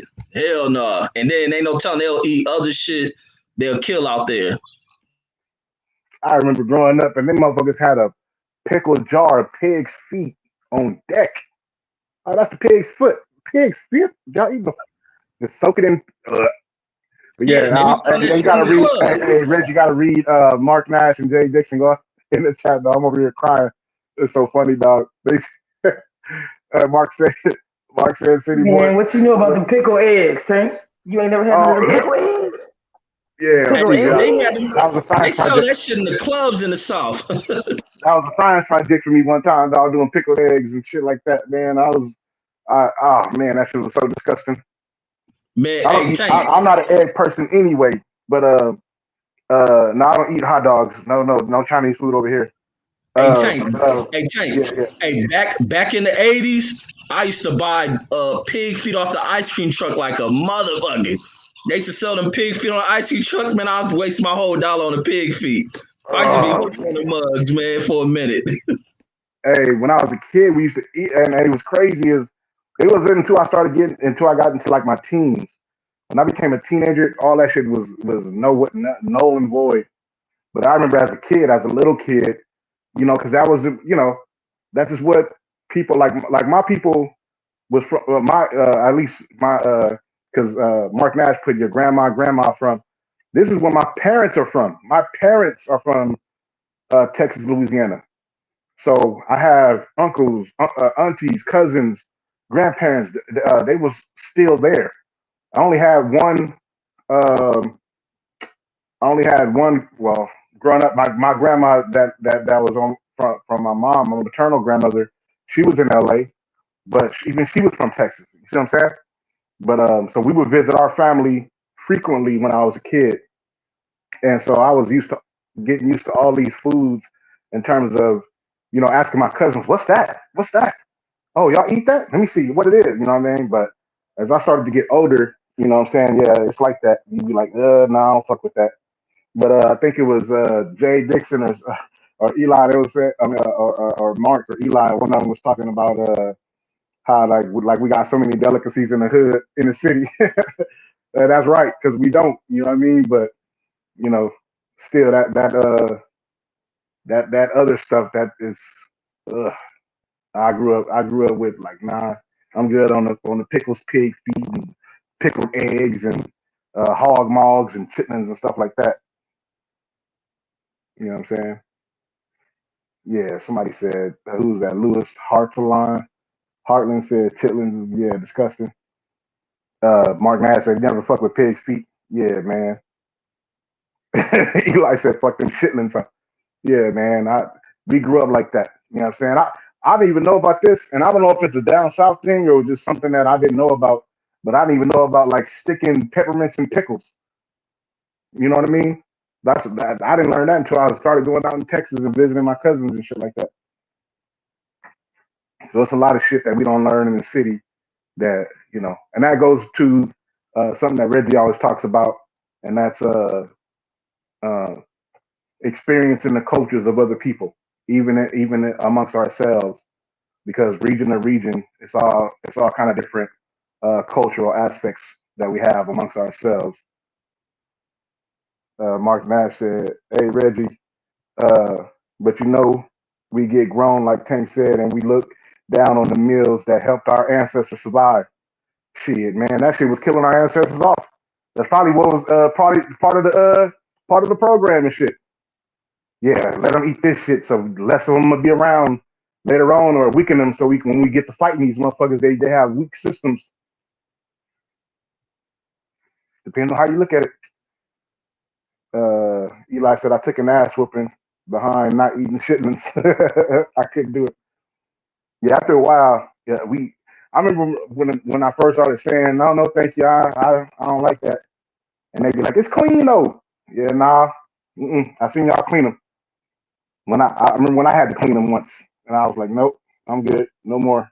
And then I found out what it was and when I was cleaning and all that stuff. Yeah, I'm good. But they didn't shame us, nothing like that. Man, I used to love some chitlins. Yeah, I couldn't. Niggas say the word, nigga, I started smelling that shit. I think I got like old nose hairs or something in my brain that remembers the smell and shit. Smart guy said, but let's be real, soul food and admiration of it contributes to something. Oh, man, chat moving so fast. Pork roast shoulders. No, I ain't never heard of pork roast shoulders. Dehydrated.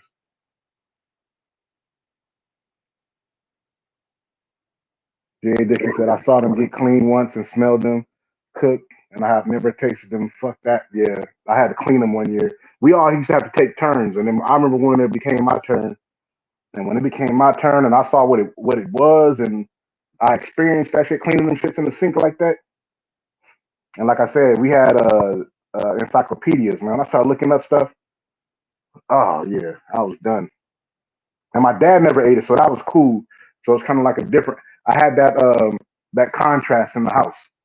So I'll be like, Dad, yeah, how come you don't eat this stuff? Oh man, this, and then I try to repeat that right to my mom, and then and her side of the family, and the other people in the family that did eat it, and then it was kind of like a thing, like it wasn't a big deal. They just thought I was weird. Oh, you old city boy. Mark, yeah. You call it soul food. Oh shit. Go ahead, Reggie. My bad. I was trying to be check. No, I was just saying how it's funny, like culturally, how culturally we are different regionally, but we all like the same people is like funny to me. Even like when I went to the army and just seeing how, regionally we use different slang and terminology, but can say, can mean the same thing, but we speak it different. Like, and I think that's the uniqueness of us. And that's why I hate with that divide but it's cool to have differences and shit. But realizing we all the same people and shit. Man, Reg, A, and Tank, I'm cooking. I was in the house, so I had to stay on mute while y'all disrespecting. I eat good when I'm in the South, man. My wife from Florida. I live with the South. You feel me? But I don't eat some of the stuff that they eat. But I don't disrespect it though. You know what I'm saying? Some of that shit they eat. But see, I got some cousins that's hella country, man. And my granddaddy, bro, that dude used to be sitting there sucking on them chicken feet, bro. That nigga used to just be there with a chicken foot, man, just sucking on that motherfucker. I just be like, bro, what's wrong with this man? Exactly. See, that's that city shit in us. You saying the same thing I was saying. And then that possum and that coon. I don't eat no possum and no raccoon and shit. And like my grandma, right? My grandma country than my grandfather. My grandfather's in Tennessee, but because his grandma owned businesses, he had a different life, right? Like my grandmother was a sharecropper. She picked cotton. My grandfather did too, but it was slightly different, than what my grandmother was going through. So my grandmother got to California, bro. You better not mention no chitlins, no hog maw, no pig feet. Remember, she was a sharecropper. She grew up on a farm. She don't want to hear none of that shit. None of that mess. Yeah, I'm the same way with neck bones. I can't stand that's a funny, unique thing because my mom was from the South. She make all that Southern shit, and neck bones. I can't stand that shit because I ate so many neck bones growing up, and it'd be all the old country ass people coming to the house to tear up the old big ass pots of neck bones she be making, and I used to love it. Like so, we ain't have to eat that shit.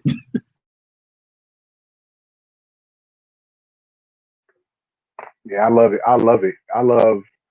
Even I'm looking at Mark Nash put stuff in the chat about pork shoulders and all this other stuff. Now I don't fuck with pigs. I don't eat shrimp. You know what I'm saying? I don't eat like crabs and stuff like that. But I used to eat shrimp a lot, but I never was a pork eating person. Not bacon, none of that stuff. Only pork that I think I can remember eating um, that I liked was like a pepperoni on pepperoni pizza. You know what I mean? So when I cut pork from when I stopped from eating pork altogether, I think that was the last thing that went because I was never like I like turkey bacon over pork bacon uh, for a minute, but like as far as eating pork, pepperoni pizza was like the last pepperoni. But outside of that, I didn't have a problem with like pork chops and all that kind of stuff. You know, lamb chops is better for to me. Um, D Hod said he hate ham hocks. Um, you said about eating the chicken foot. See, I never experienced that, but Man, I wouldn't doubt it. When man, I hear the conversation, my granddaddy he work on that chicken foot for like half the day. He be cleaning his teeth with the motherfucking shit. Man, he would call. I can picture the claws. He be sucking on that motherfucker. He be cleaning his teeth with it, bruh. I'm like, man, what is this dude doing, man? But I can never get the fuck out of here. Listen, Reg, in Florida, I don't know about the rest of the South, but I know in Florida they cook the motherfucking collard greens with that smoked neck bone. Bruh. I don't even fuck with pork like that no more. A little bit. I ain't gonna say I'm like you, Tank. I haven't 100%. But every now and then you can get me with them collard greens. My wife make them collard greens. I used to be like, man, put the smoked turkey in there. I used to always get mad, but as I'm eating them, talking shit while I'm eating them, like you always trying to just slide some pork in on me and shit. Pork and mayonnaise, I don't eat them. My wife always trying to slide some pork and mayonnaise on the motherfucker with a little milk. But yeah, man, them collard greens with that smoked neck bone, bro. Man, let me tell you something. And listen, being in the South and not eating seafood, that's something I'll never be able to give up, man. I'm about to make some crab right now as we speak. I ain't even lying. That's what I'm cooking right now. I couldn't even survive without seafood. I feel sorry for people when people tell me they're allergic to it. I'd be like, God damn, your life is miserable. Whew. I couldn't imagine not popping no crabs, bro. Them crab balls, them crab balls in the South, man. Listen, like I say, my wife from Florida, man. They make a crab pot on your ass in a minute. Yeah. And ain't that's a different kind of South, right? You know what I'm saying? So like, and it's crazy how like all the South is different because, like I always say, people always gonna hear me say it.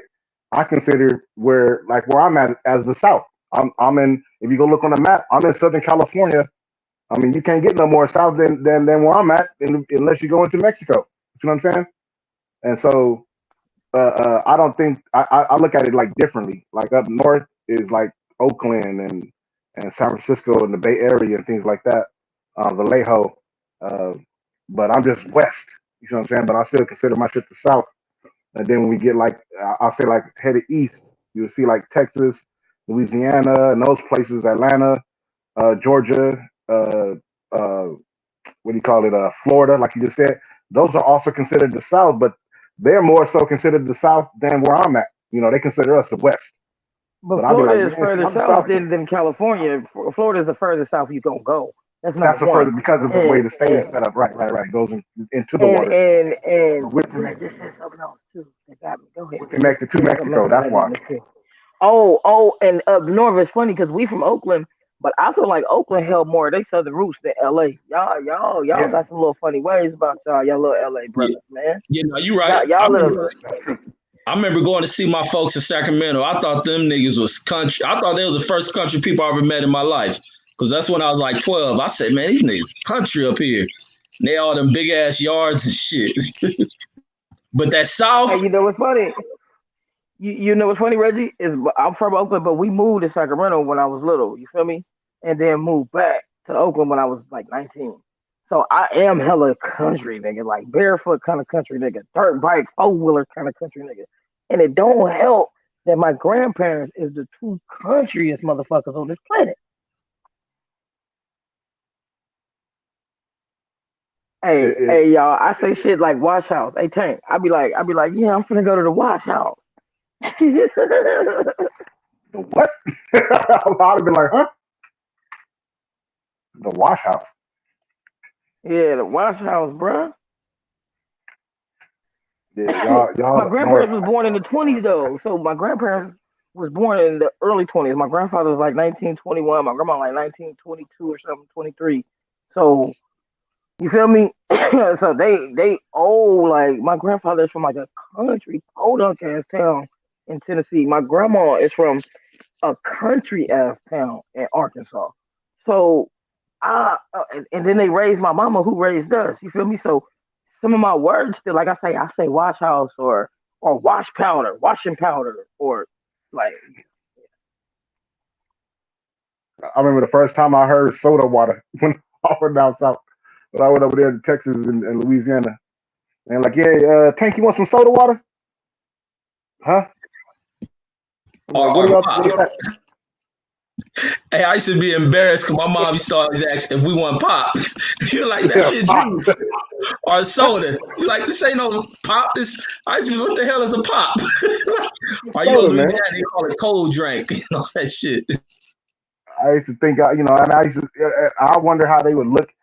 Even like the way I talked was like different, and I totally see. That's why I don't make fun of the way people speak. I don't make fun of people's accents. I don't make fun of the way people say words. I just try to get an understanding of them because I could only imagine how I sounded to these people.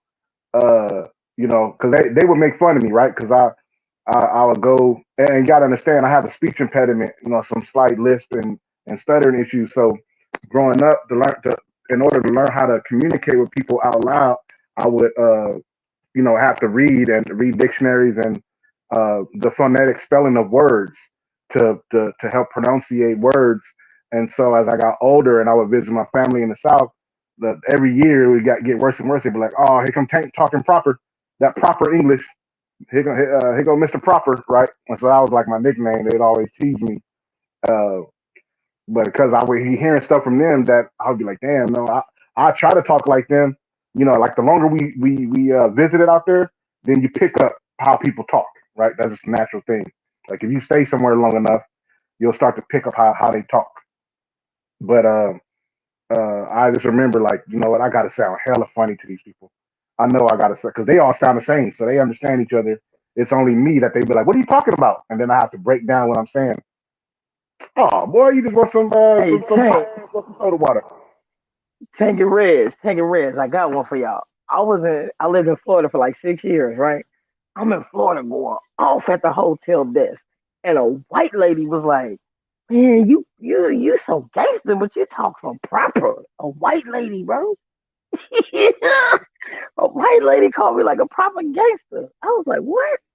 I'm talking about I was going off at the front desk, and the white lady was like, "Man, you hella proper." Yeah, that proper. Man. I'm like, I married me an old southern motherfucker. You feel me? So I ain't gonna lie, them Florida motherfuckers got me saying bike. I don't even say back no more. I be like, yeah, I'm going bike over here. I'm like, man, when I start talking like that, Yeah, yeah, we do talk proper compared to the rest of the country. right, right? But to us, we don't, right? To like normal right, Californians, we don't talk proper. But when we go to the right. South, they like, man, you motherfuckers proper. Y'all say whole words and shit. I was offended. I was like, I ain't never said That's a what whole I word in my life.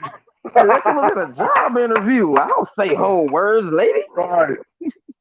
At least that's But what see, I when a thought. white lady, when the white lady called me proper, bro, I was like, hold on. You feel Right. me? I Like know that's right. but to them we do sound proper though. That's what's funny. And y'all want to know what's even crazier, right? So when Kendrick Lamar came out with what album was that where he got that woonty woonty woon woonty woonty woon? You know, to in LA that Oh, means the something Killer different than it do Butterfly. in the Which one yeah. was it? I was in Butterfly. Florida, right? So when you gone from home that long, just little shit like that. I was feeling that album, nigga. That was feeling my spirit.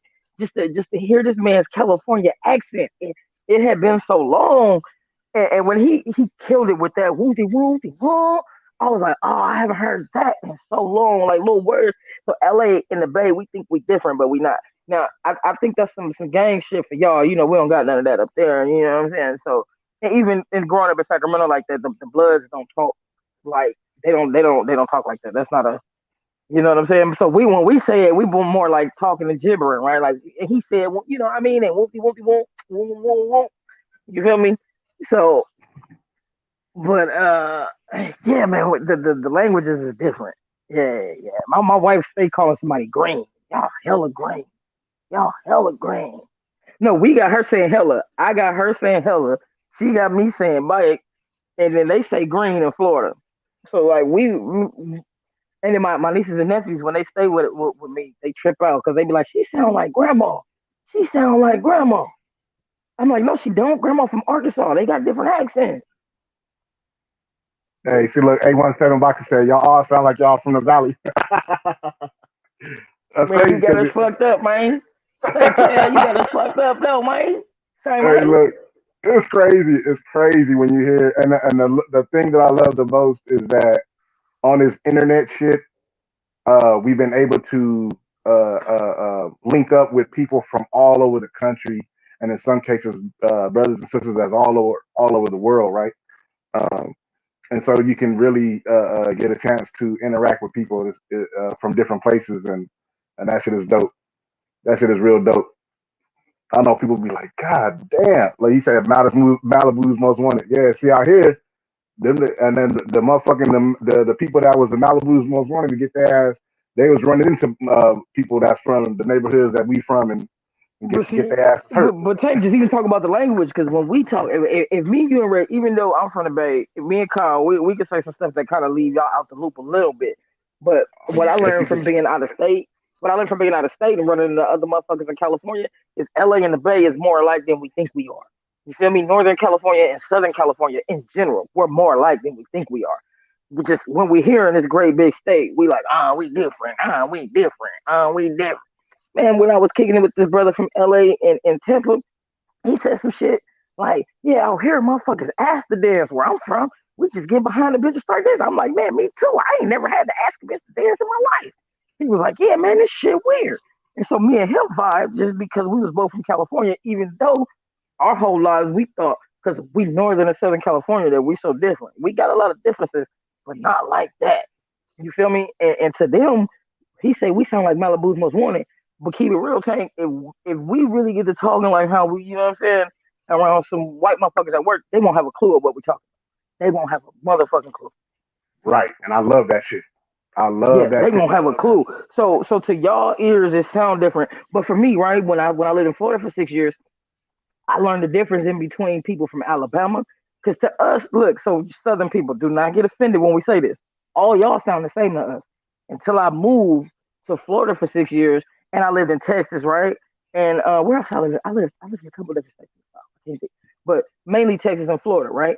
I could tell the difference if somebody be from Texas and Florida. Like Texas, they a little different. They said her like Oklahoma is a little different than Texas, but it's a little closer in their accents. Like I could tell who's who from the way they talk. Alabama motherfuckers love that goddamn, goddamn. Alabama and Georgia, they say goddamn a lot. You feel me? But then still Alabama and Georgia, their accents different. Florida is different. They don't sound the same. But when I was growing up in California and we hear football players talk in an interview, to me they sound, they all sounded the same. Yeah, no, you're right, Trey. I thought the same shit. But once I got down there, I can tell to this day when somebody from Texas You always gonna know when somebody from New Orleans. New Orleans are probably the most distinctive people in this country. You're gonna tell a cat out of New Orleans, I mean out of Louisiana, period, not just New Orleans, Louisiana, can tell the difference from somebody from Georgia, Florida, all these places. And when you get around, you hear everybody has their own certain dialect. New York cats, you gonna always know somebody from New York. It's like an arrogance to New York folks, and plus the way they talk. New Jersey, all that. And it's funny, man, that you pick up on these certain little variants in us to distinguish where a person comes from regionally. Even in Southern California, you can tell a little bit because we different a little bit. You can tell by the way a person speaks and their dialect, certain slang, certain language they may use. You can tell what sections of California of the LA area they from or LA County. You can tell the difference from us, and it's some weird shit. Yep. Hey, but Reg, on some real shit, right? And then for us, to them, we sound the same. But Bay Area niggas, we got a little more addition. I'm like, we talk a little more, So, and then like Sacramento. So my lingo is always gonna be more Bay Area. I'm the only motherfucker in my house who, like, my sisters and brothers were way older when we moved to Sacramento. So even though I spent more of my younger years in Sacramento and my older in Oakland, my accent and my lingo is always gonna be that because my mama, my brothers, sisters, I'm the only one that really spent that kind of time there. You feel me? But Sacramento, they sound more like LA though. You feel me? Like when I be talking to my homies from Sac now, I be listening to them. They sound more like y'all than they sound like us. Hell no, them fools sound country as shit to me. I ain't met no Sacramento's. I've been to Vallejo, but I have visited some family up there, but not in Sacktown or Oakland or like. This is the first time I heard people like on a regular basis from up there, and the person that I talked to. Vallejo is close to Oakland though, Tank. Vallejo is really close. Maybe but I don't understand 30, 45 minutes. Saying, but then again, I don't 45 minutes from Oakland, yeah. And so that's like from like where I'm at now to LA. So I'm in the IE now, so that's not far at all. But I remember talking to my peoples when we went out there. I had no idea what they were saying. I know it was English, but I couldn't make out what the fuck they were saying. You know what I mean? But like somebody in the chat was like, y'all talk Valley. And it's crazy because I could talk both ways, right? So when I'm on the air and I'm like, okay, this is live, I'm very aware that these words that we speak are gonna live longer than we are, right? And so I'm always thinking like, okay, I want to be remembered for at least speaking clearly. So I speak a certain way on purpose on here, and sometimes I may get my passion may get a hold of me, and I'll at times revert back, and then the people who know, they be like, okay, yeah, he from Compton. You know what I'm saying? Yeah, that's a little Southern Cali dude. That's them Cali niggas. You know what I'm saying? But for the most part, I try to keep all that in check because I know that people are listening. And I do that for the most part, even if I'm speaking to you in person, I do that. But every now and then, depending on what we're talking about, all of us, we can go there at any time. You know what I mean? Beehives, we've been trying to get the link in the chat all night long. Trey was the only person that missed the deadline. She jumped in. Like, if you ever watch those like science fiction movies, like when the portal is closing and the motherfucker died through that bitch before it closed, that what Trey did, and y'all missed that bitch. Cal the only motherfucker I know that sleep during his own shows. Doing his own show, nigga, getting nothing but hours in. Talking about, yeah, we growing. LA boys. Hey, the LA boys on the thing. Now listen, I think I know what that won't shit mean to y'all, but I'll let y'all explain it better. Mark Nash wanted to know. Now I know y'all don't really like to talk about that shit, so if y'all want to skip over it, we'll skip over it. Yeah, I'm cool, but go ahead. Reggie want to talk about it, but yeah, no, I think it's just some like hood shit that cats used to say like in parties. Oh, okay. See, I thought it was like some blood shit. I thought it was like some blase. But yeah, Bloods, Crips may do it. You may hear people say like the whoop, whoop, whoop. And that's like a different lane, like different blood hoods that say it. But it's hood related type shit. And Kendrick from a blood area of Compton, so it's some shit they say in parties like some hood shit. And that's the reason I don't see when you say hood shit, see, because my mind works so different. I'm sorry, Tank. Because my mind works so different, right? When you said some hood shit, we just go by neighborhoods. You feel me? So that's the 85th boys or the 35th guys or the dudes from the Murder Dubs. So my mind didn't even go to like when you said some hood shit. I forgot how it. But we use it too though. Mark Nash up north, and for us it's like blase blase or blah blah blah blah. But we say blood too, but we say blood because we took it from the OGs calling us young blood, right? So we just shorten it up. Oh, blood, you know what I'm saying?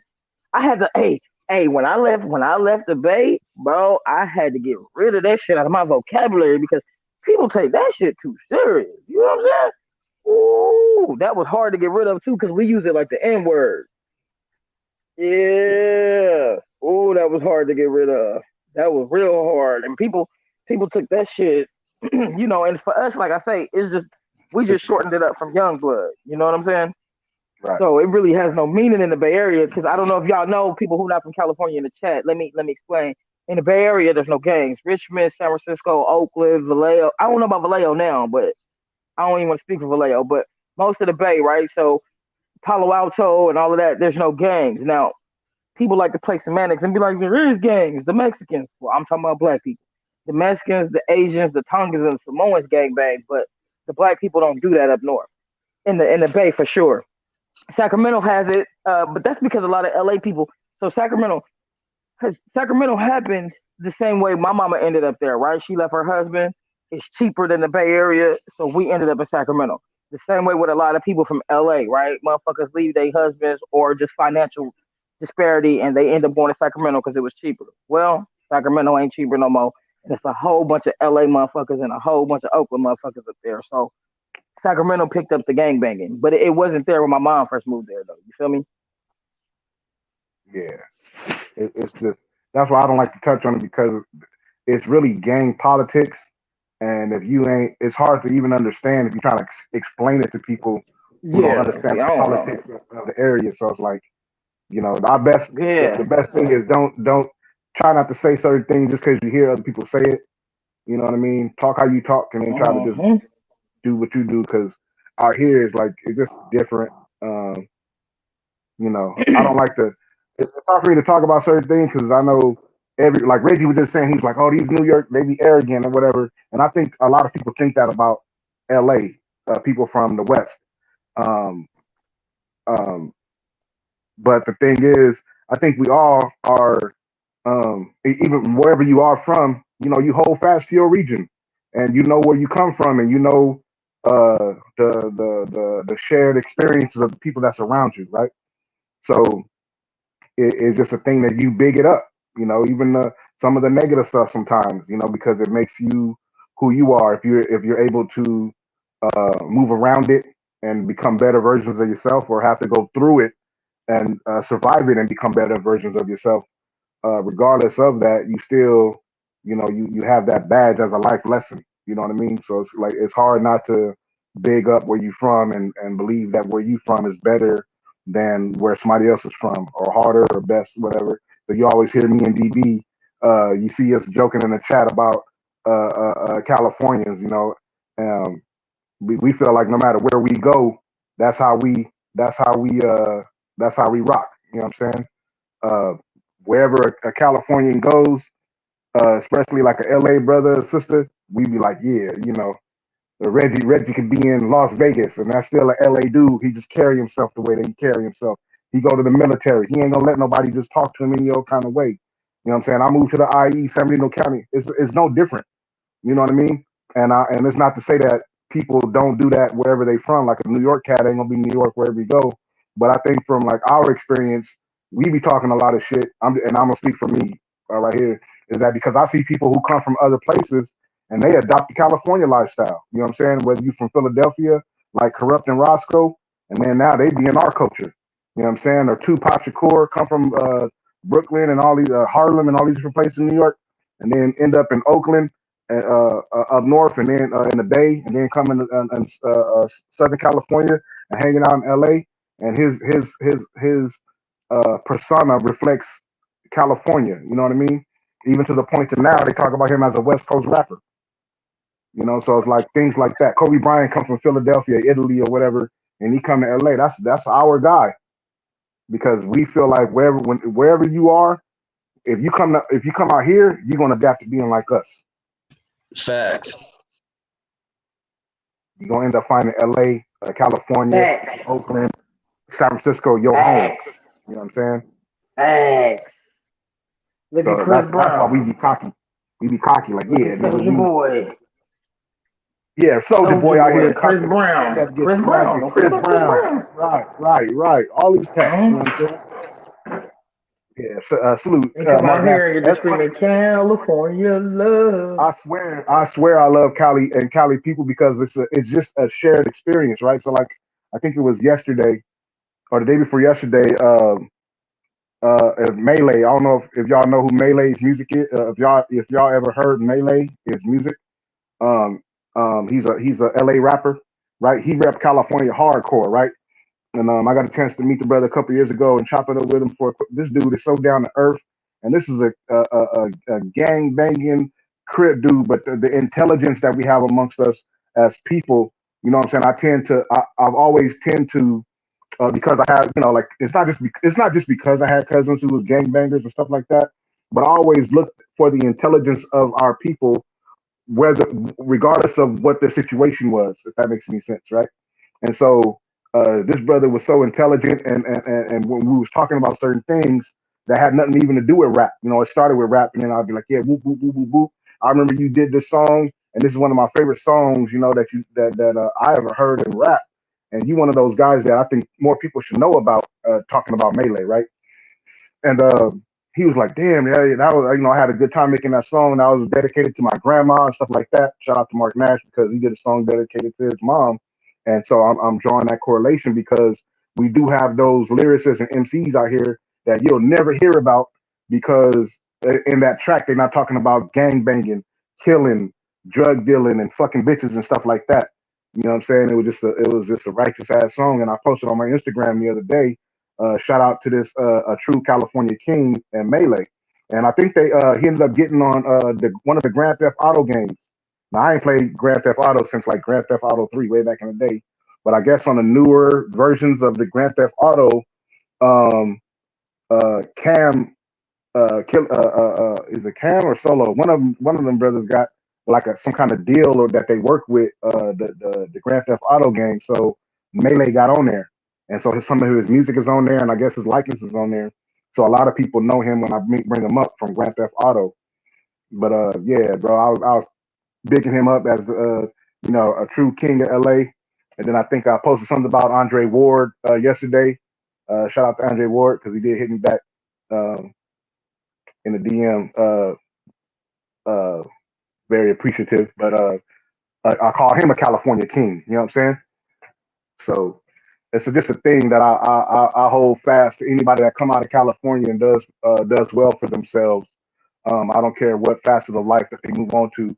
Anybody that get out of California from north to the south to the middle of California that get out here and does something with their life, I'm always in support of that, and I shout them out. But I don't think that's no different from anywhere else. You know what I'm saying? They Harlem World, Bronx, nigga, Bronx on deck, or whatever, the Bronx dudes be saying. Brooklyn, and they yelling out Brooklyn. Everybody be, appreciative to what they got. But in terms of the language, I remember growing up hearing other people like Reggie was talking about, like Louisiana got their own style, their own stilo, separate from other places down south.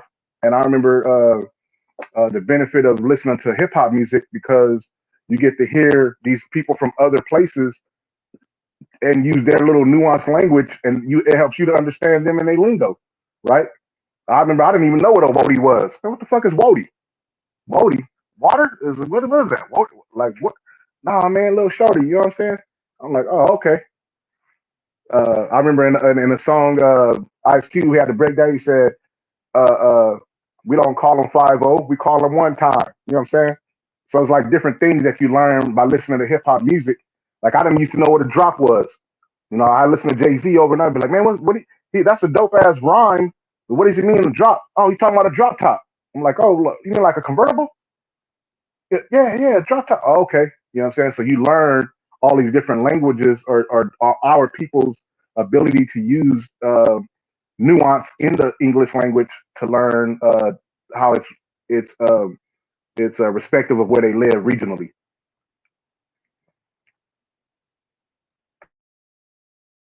Yeah, no, you absolutely right. That shit when you talking about with hip hop has been real crucial with getting the understanding and the vibe for people. So even when you go to visit these places, you can learn how to move depending on what you listen to, because you got the commercial side of hip hop, and you also got the local sound of hip hop, which really puts you in kind of a closer connection with the people. And even like looking at like that whole movement with the whole screw side of thing, that put me into like a real closer connection with folks when I was down there in Texas, and I got a better understanding of those folks. And even like with LA, like when we listen to like a lot of our local music, which you can kind of get into hip hop, where you get a kind of the overall sound, the commercial sound that breaks through. You get the overall sound of a city, of a coast, of a region. But then you also can get the aspect of your real street side of stuff. Like even with LA, like even me coming from a Chris, I mean, I used to love listening to be brazy, like listening to some of that real gangster side of shit. But you really get an understanding of how to move around the city and where you can go, what you can look like, because it's all going to be descriptive, because that's what real hip hop is a descriptive tale of things. Right. Been dope. Yeah, it's just dopeness to this style of music. Don't like the violence so much, but you get a true essence of how people really get down, how people move, what's going on in the city. These kind of depictions of depending on the artist, how well the MC may depict stuff. Like it's dope to me.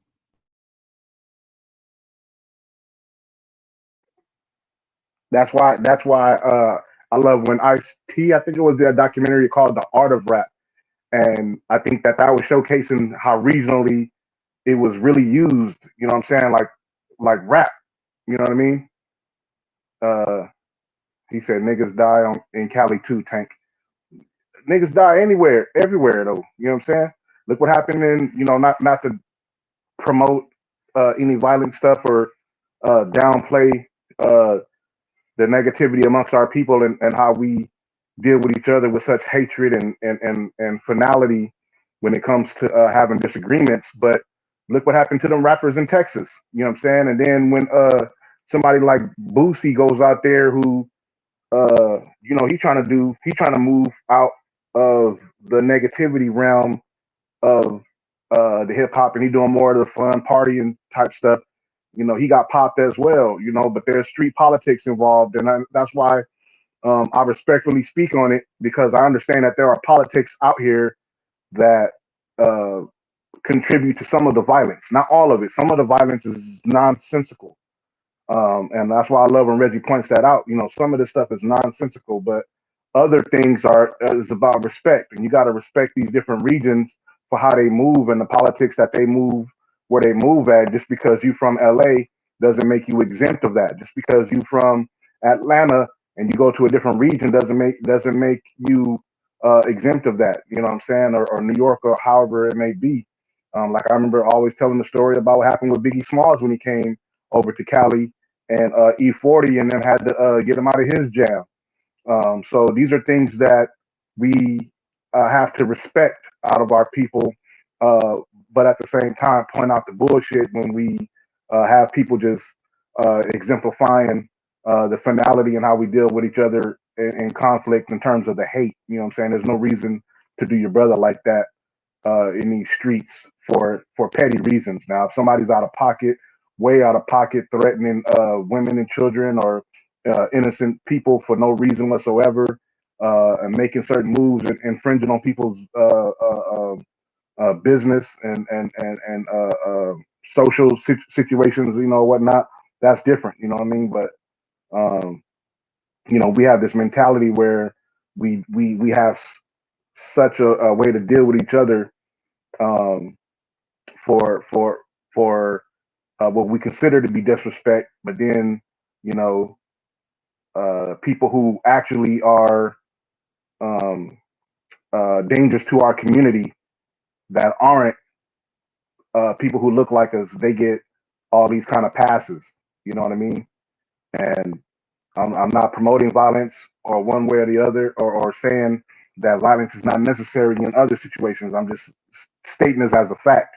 When you have situations where we'll kill each other because of uh, somebody talked to you wrong or stepped on your foot or something like that, but then you talk all this tough talk, uh, and then when a person like uh, what's the guy's name that killed Trayvon Martin? Zimmerman. George Zimmerman. Zimmerman walks around. You know what I'm saying? All these people in Florida who rap about how easy it is to kill a nigga and murder ain't no thing, and they kill niggas for nothing, and they run Florida, they run the state, and they run the cities that they live in, but ain't nobody slapped this man around. You know what I mean? Nobody made him understand that uh, it's not safe uh, to have a certain mentality and walk around with your chest out um, when you are a person who is presented yourself as an enemy of the people and a danger to the people. You know what I'm saying? The Derek Chauvins can go to Walmart and chill and without repercussions of uh, feeling uh, feeling like they have to hide themselves and their identity, right? Meanwhile, uh, somebody in the streets can tell you to get lost. Like I just seen a video somebody sent me where this brother was talking to some sisters, and the sisters wasn't feeling them, and it was a lot of disrespect on both sides on how they dealt with the situation, and because that's how some of us talk to each other, disrespectfully. We have no respect for each other, so we can't even respectfully disagree with somebody without calling them stupid, dumb, broke looking, uh, broke bitch and broke nigga and all this other kind of stuff. And the dude went to the car and grabbed a gun and started shooting. Like, really? That was an offense worth pulling out a weapon that could kill somebody? Because the girls didn't want to give you their number and they you talk shit to them, they talk shit to you. Like, these are the things that I notice about people in our community. And I'm not saying that doesn't happen in other communities because I'm not a part of those other communities, so I don't know how to get down. But I do know what goes on in amongst our people, and that shit is disappointing. You know what I'm saying?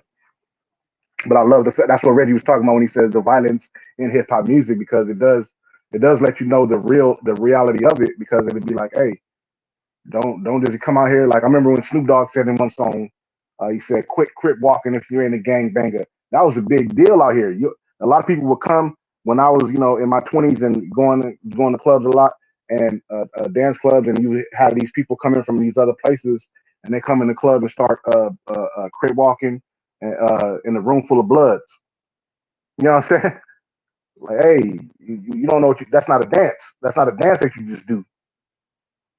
You know what I'm saying? Um, you could mess around and spell some shit out or put something out there. Or don't come out here twisting your fingers up. And then you got a guy. You say that again? All the wrong hat. Did you hear him, Trey? No, I said all wear the wrong hat. That's exactly where I was going. Or you come in with a sports team and you don't know that New York Yankees hat or that you know what I'm saying, that means different. That means something different out here. That Cincinnati Reds. I have to explain to my people, hey, no, he's literally from Ohio. You know what I'm saying? Out here, that's Centennial. Hey, for my homeboys from Tennessee, showed up to the club, and they from Nashville. And he said the dude wasn't gonna let them in because of the way they was dressed. And then when he heard them talk, he was like, "Man, you motherfuckers ain't from out here, huh? Come on, I'm gonna let y'all in." They was in L.A. You feel me? But they had on a lot of the wrong shit. Somebody had on a a type of T-shirt that could mean something. You know what I'm saying? A button up that could mean something. Yeah, he wasn't gonna let them in at first till he found out they were some brothers from the South. When he heard their accents, he's like, "Oh, y'all be all right. They'll know." Yeah, man, that shit crazy out there. Because when they were talking about how celebrities and stuff get killed out there in LA, I used to go to everybody when I was in the Army, everybody town, man, and getting to see how people live, what the environment like, and everybody used to want to come to LA.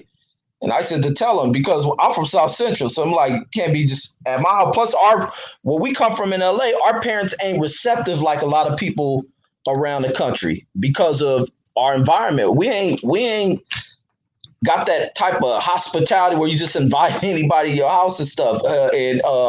My thing was it just can't be on some where how I can move through other people's city and they go over here and this and that. LA dynamics makes it so dangerous. And I used to be like, nah, we can't go out there unless we go to some old touristy spot of LA. Then yeah, we can do that. But going into the neighborhood we from, like, nah. I remember, matter of fact, I know a lot of y'all seen Hood to Hood. And it's in that LA part, and that LA part is my block. There's a story told by the light-skinned dude you see on there. That's the homie Bonnie Pooh. Matter of fact, when that video came out, Bonnie Pooh family moved him up out of LA because it became that hot. But when he was telling that story on that Hood to Hood DVD about the people who came out there, they came out there from Texas. They came out there for a funeral. While they were here for a funeral, they just walk in the neighborhood because of directly across the street, two enemy gang neighborhoods, and something them popped off. When things pop off in LA, they really turn into wars. These folks just being out there they viewing LA like it's Hollywood, moving about through the city and stuff, not knowing there's a gang war going off. And they see them walking up the street up Normandy, and while they're here for a funeral, one of them get killed. And that story that he told in that Hood to Hood DVD is a real story. But it was like, that's just like the crazy dynamics. As beautiful as that city look, it get glamorized in film. City be dangerous as hell because so many hoods. And not all Crip neighborhoods get along. I don't think Blood neighborhoods feud like that. But it's a crazy dynamic out there.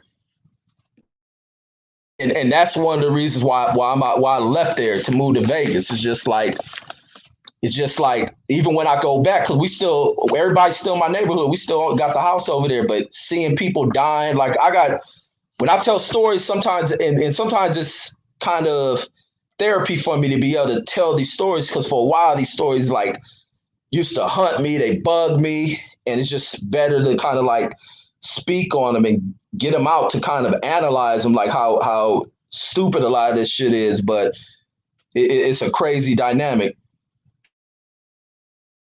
What I don't know about y'all, but most people from Oakland, we got family in LA.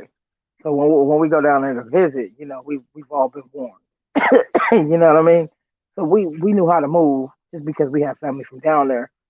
I mean, but that's one thing I didn't like about LA. And recently, man, I was just going to Roscoe's in Inglewood, man. I was on my bike. It's a bunch of dudes on their bikes. You can tell they was in a little clique. And the bike culture, man, is just it's so receptive, right? We throw the peace sign up at random strangers, no matter where I'm at. When I was riding a motorcycle in France, that's universal, But I purposely, I could feel the tension. I purposely just walked up on them dudes like, yeah, what's up? Whoa, whoa, whoa. Kind of hollered at him and let them know I was from the Bay because they was kind of giving me the eye. I'm like, man, I just want some chicken, bro. I just want some fucking chicken, But it's kind of hard to explain. But up there, we kind of looked at y'all like, man, that motherfucker's crazy, man. What's the big deal with all the separation and the colors? Motherfuckers get money over here. That shit get in the way. That's all I got, y'all.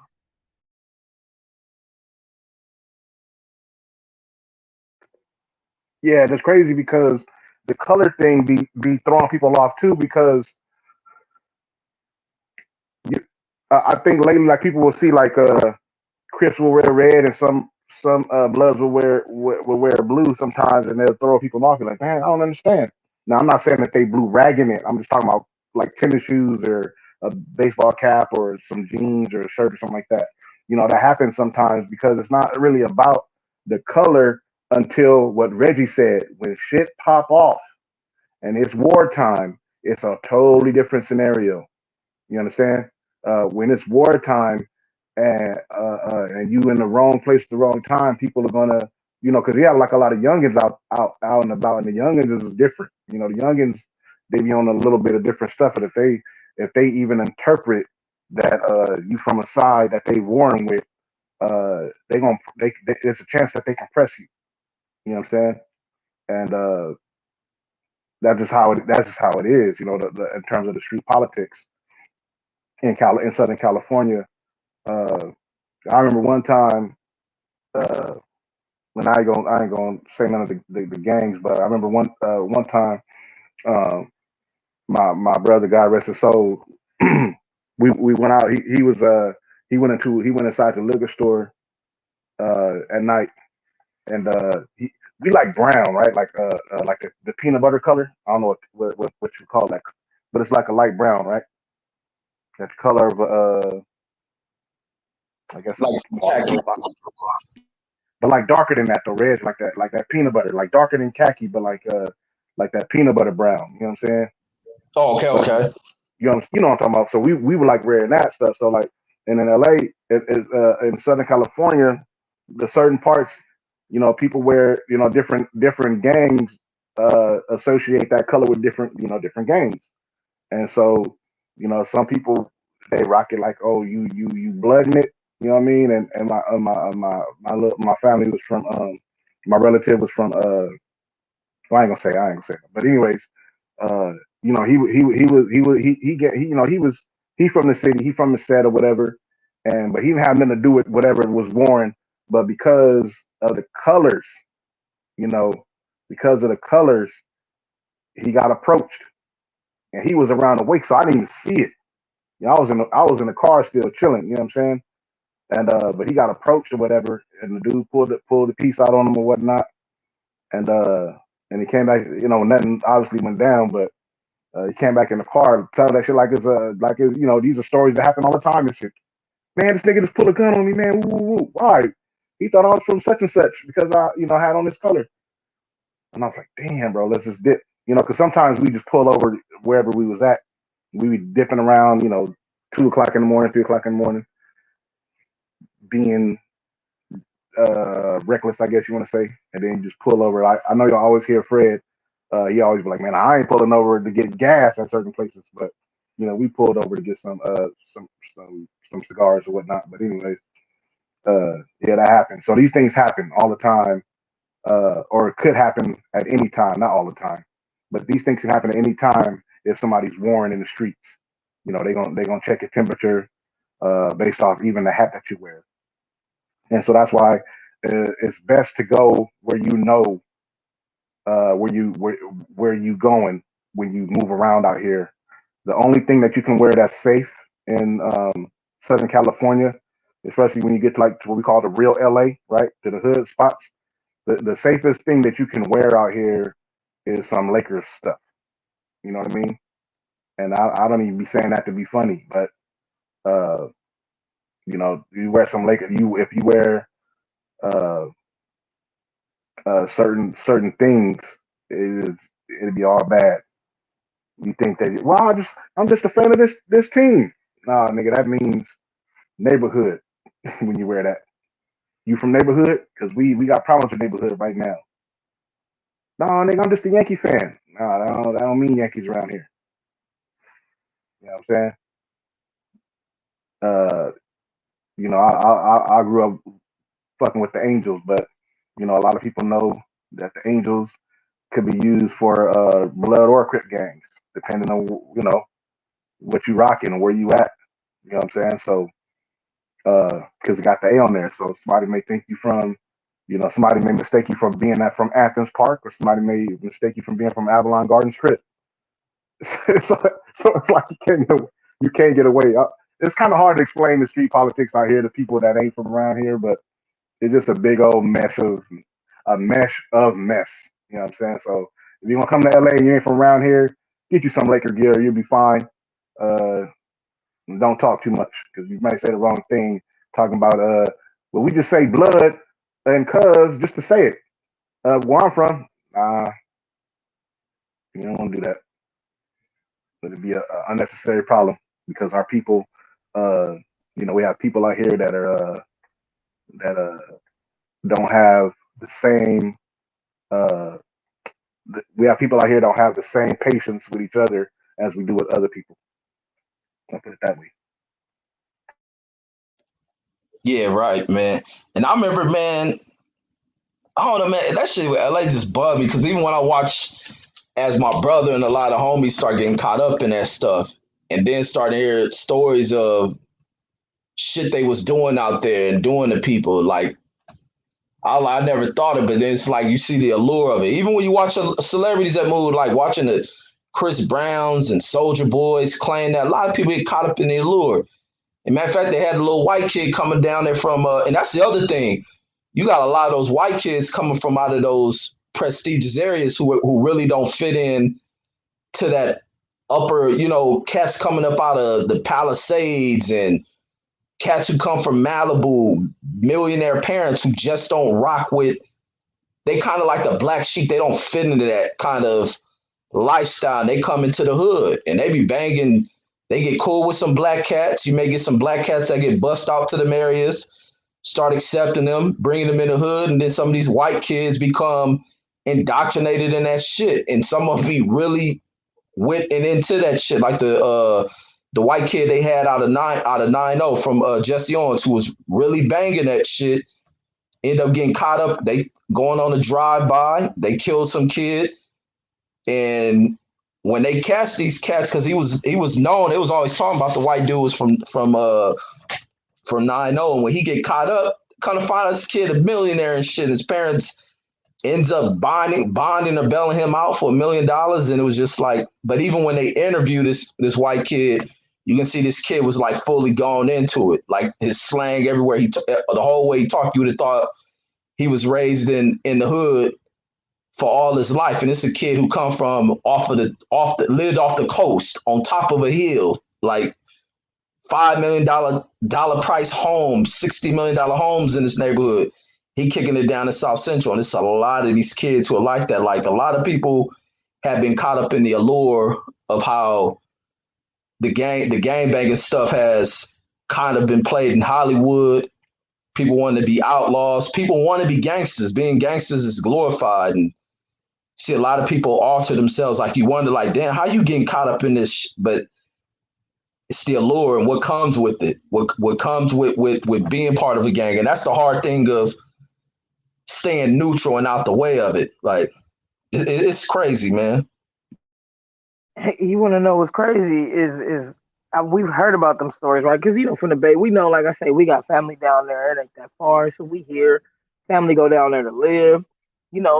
Searching for dream. Trying to do the California dream in LA or whatever. You hear about a lot of that stuff in them stories, and I'll be like, bruh, life is bad. For where I come from in areas like that and growing up in the projects, if you can avoid that shit and you just joined it because you can, I never really understood that. I mean, we're trying to join it or representing some shit and not really knowing what you're doing because we different, a little different over this way up north, don't mean that we don't know what's going on down there. And motherfuckers wasn't playing with that shit. Like, y'all tripping. You making your life harder than it's got to be. So I've always thought that was kind of silly, but I've seen that happen, and I think I do remember hearing about that that white kid. I think that was a pretty popular story. I just ate some shit that's hella hot, y'all. My mouth is on fire. But yeah, man, stay out the way. But y'all want to take it to something lighter? I don't even know if y'all talked about this yet. Yeah, we can shit wherever we go. Y'all, the TFemo stuff. Have y'all touched that yet? Hey, Tank, did y'all talk about T.O.? I don't remember hearing them. So we don't want to dismiss that this dude really could be sick, right? I'm not really questioning it, but I'm questioning a few things. Did they do it for money, pay-per-views, too busy of a Saturday? He could really be sick, so I don't want to be making it seem like that. Like homeboy lying about having this COVID shit, because we know that COVID shit is bad and that it's taking a lot of lives. So I don't want to take what the young man may be going through not serious. But this is boxing. So do we think they moved it just because it was too busy? It was too much? And the Mike Tyson shit, right? They still ain't got there's something a little fishy about Triller, right? They didn't. If you're gonna mess over Mike and Roy, yeah, Could it be some money issues? Could this pay per view not be about to sell? Could is it not doing what they wanted? Did T.O. not be about to make weight? Like, I got a lot of questions. What y'all think? Yeah, I think that if we want to move subjects, that Kyle ain't gonna have no problem with it, being that he's in dreamland somewhere. So that should be cool. Fighting with Freddy Krueger and shit while we host this show. Right. I hope you put it on a replay and get a good laugh out of that. But anyways, with the Teofimo Lopez thing, as it pertains to the Rona, I don't touch on that as far as like when people, because I try to be consistent, right? When people was talking about Garcia Ryan and his situation, I don't touch on that because certain things I don't speak on things that I don't know. You know what I mean? And I don't want to be a part of a speculation crew that just talking just to hear himself talk. When there's enough things to talk about in the sport, right? There's other things to discredit Ryan about without having to bring up his the mental health issue, right? There's enough. He's given us enough to talk about outside of that. So I don't need to use that to speak on him. Same thing with Teofimo Lopez. There's enough things to talk about without using that because Rona, uh, depending on who you talk to, has affected people differently. And some people are asymptomatic to it. Some people get sick and get healed and real easily. But there are people who have died or gotten very, very sick, and their physical health has been greatly affected by it. Um, and and some of us have had very close friends that are 6 degrees of separation, as you can say, like a friend of a friend who were young, who were young when they got it and passed away, and in a very discomfortable manner, or family members, right? And so my whole thing is when it comes to illnesses, like illnesses in particular, um, those are things that should be private. That's not open for everybody to talk about. That's none of our damn business. Whether he got the Rona, if he say he got the Rona, then heal up sooner than later. You know what I'm saying? Hope you feel better. If you got mental health issues, heal up sooner than later. Hope you feel better. If I can't prove that you're faking, then I shouldn't even be talking along those lines, right? That's just how I deal with me as my voice, and I believe that, or I conduct myself as my own individual platform, regardless on whose platform uh, I quote unquote take my talents to, right? So I'm respectful in that regard. So you're not going to hear me talking down on people in that regard. But as far as the business aspect of it, there are uh, rumblings about Triller not paying people when they said that they're going to pay people. You brought up Mike Tyson and Roy Jones. I haven't done enough research from my end to look into that whole aspect. I have heard about it, but like I said, I haven't. There's one thing to hear something, because people send me stuff all the time. Hey, talk about this. Check this out. Check this out. I get links upon links sent to my inboxes um, concerning boxing news, right? Or emails of boxing news, and hey, click on this link and check this out. And so some of the stuff I see it, but I don't have time to research everything because I'll be doing my own research for my own reasons, and not all of it has to do with boxing or sports at all in that regard. So, sometimes I don't get into it. So if I don't get an understanding of it, I usually don't talk about it in depth. But um, when it comes to the things that I've heard in terms of the ticket sales or lack thereof have been from people who are competitors of these people. So your competitor can say anything, right? You know, if Leonard Ellaby, of course, he's gonna say y'all got this going on or y'all got that going on. He's a competitor to Triller, so I don't know for a fact, but what I do know that the fights have been postponed into August. Uh, Now, for that to be relevant in terms of the ticket sales, then you're gonna have to show where the ticket sales increase or the interest itself in the fight increases from now until then for that to be a valid reason to be moved, right? Um, uh, but my concern is I'm thinking of the fighters that were on the card as well.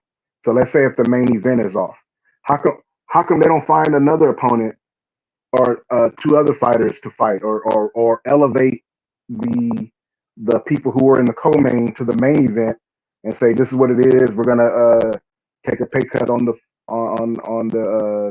pay per view or change up the business model. But I understand that sometimes this money is being put in ahead of time, like they're fronting this stuff for these venues and whatnot. But at the same time, I don't know if they just moved it and had it set up that way. Like, okay, if it doesn't work here, everybody will get the same money, and we'll just move it over here to 2 months later.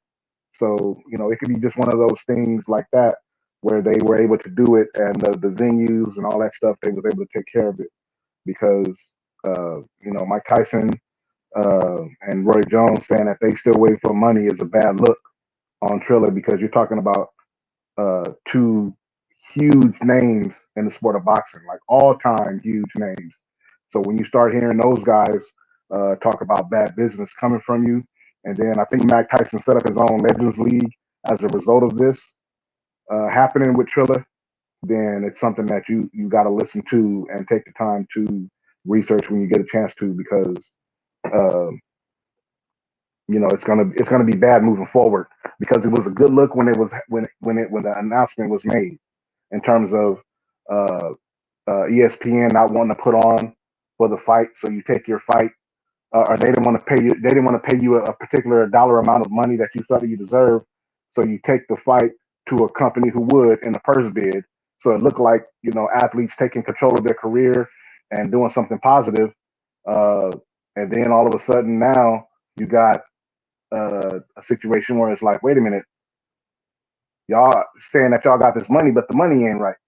So it's one of those hard things uh, to decipher. But I don't want to sit up here and be, calling saying that somebody's not sick, and then 2 weeks from now, it comes out that they are. He's not the only one to catch coronavirus or the Rona lately, right? They saying that CP3 did the same thing, and the only thing that I can say to that is uh, be mindful of your gyms that you're in and that the gym and the interaction that you have with people, because if it ain't the Rona, it's gonna be something. It could be something else because there's all kind of little viruses and microscopic things that you can get in germs that'll affect you um, and affect your life. So just be mindful of who you're dealing with.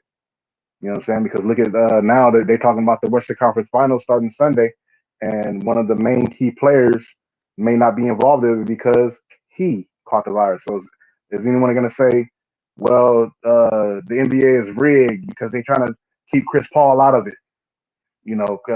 Chris Paul, they saying he got the Rona, and he just don't want to be a part of.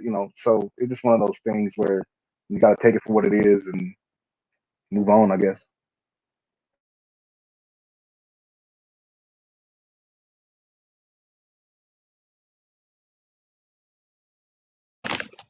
Yeah, I think his situation is real because I don't think you can just create that sort of excuse to get out of a fight. I think it has to come from a result, something that they tested and found that he was positive for it. So I don't think it's a thing of him being afraid of Cambosas. I mean, with the money that he was set to make, I don't think he wanted to miss out on that. I think it's they still these protocols, even though the country is open, people have to realize the protocols are still what the protocols are, and sports may get tougher on COVID the protocols on how athletes have to separate themselves if they travel somewhere they need to isolate. because there's new news coming out about some variant that's going around. So you have to avoid who you're associating with, and where those people who you may associate, where have they traveled to? And they have to be mindful with these athletes. Don't come around if you've been here, you've been mingling amongst this group, you ain't been vaccinated, stay away. And even with this new variant they talk about, this vaccine that everybody's taking, I don't know if this protects you from it. So he messed up some money that they got to delay and push back. The thing with Tyson and Thriller, I don't know, because Tyson's known to F off money, man. I don't know. I see Thriller got other investments going on. I see their business working with Swiss Beats in them. I don't hear any complaints from them, but Tyson's a guy who's known to complain about money type issues. And I think Tyson probably went in there with prospects of that he was supposed to get this, and that's probably not even what was agreed upon in their contract. But hopefully Thriller ain't ripped those guys off, and that they do end up paying these guys. But that's my thoughts on that one. I don't think Teofimo's lying. I don't think he can create COVID as a condition to get out of there as a false. It has to be the result of a test that came up. Okay, yeah. So what I was gonna say, Roy admitted it on what is that?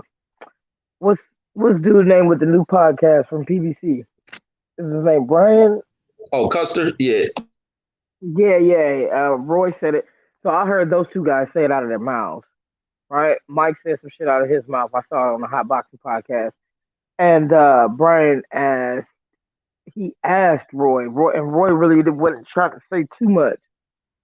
And he kind of just said, like, yeah. But Roy really brushed over it. He didn't really, Mike didn't go into detail either, but yeah.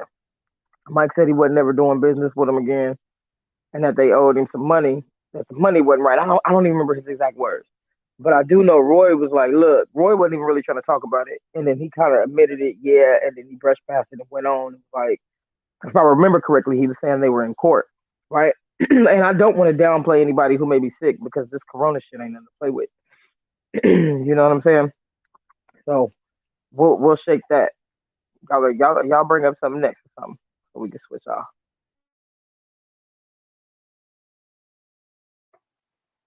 I see people in the chat saying the numbers weren't looking good, but I don't know. I don't know what the numbers was looking like. That's a possibility, but that ain't, like Reggie is saying, that you don't use that. That's something that can be verified, right? If you say that you got something, that can be verified. It's not even like something that's intangible, like mental health. Like I come from the mental health field, right? So that one I don't take lightly at all, because those are scars you sometimes can't see until you speak with the person or you see some certain behaviors. But with the Rona, that's something that's tangible. Like somebody can easily say, tomorrow somebody can easily come out and be like, he never took a test, so how would he know? Out of the camp, that's disgruntled employee, or somebody can come out of the camp and say, hey,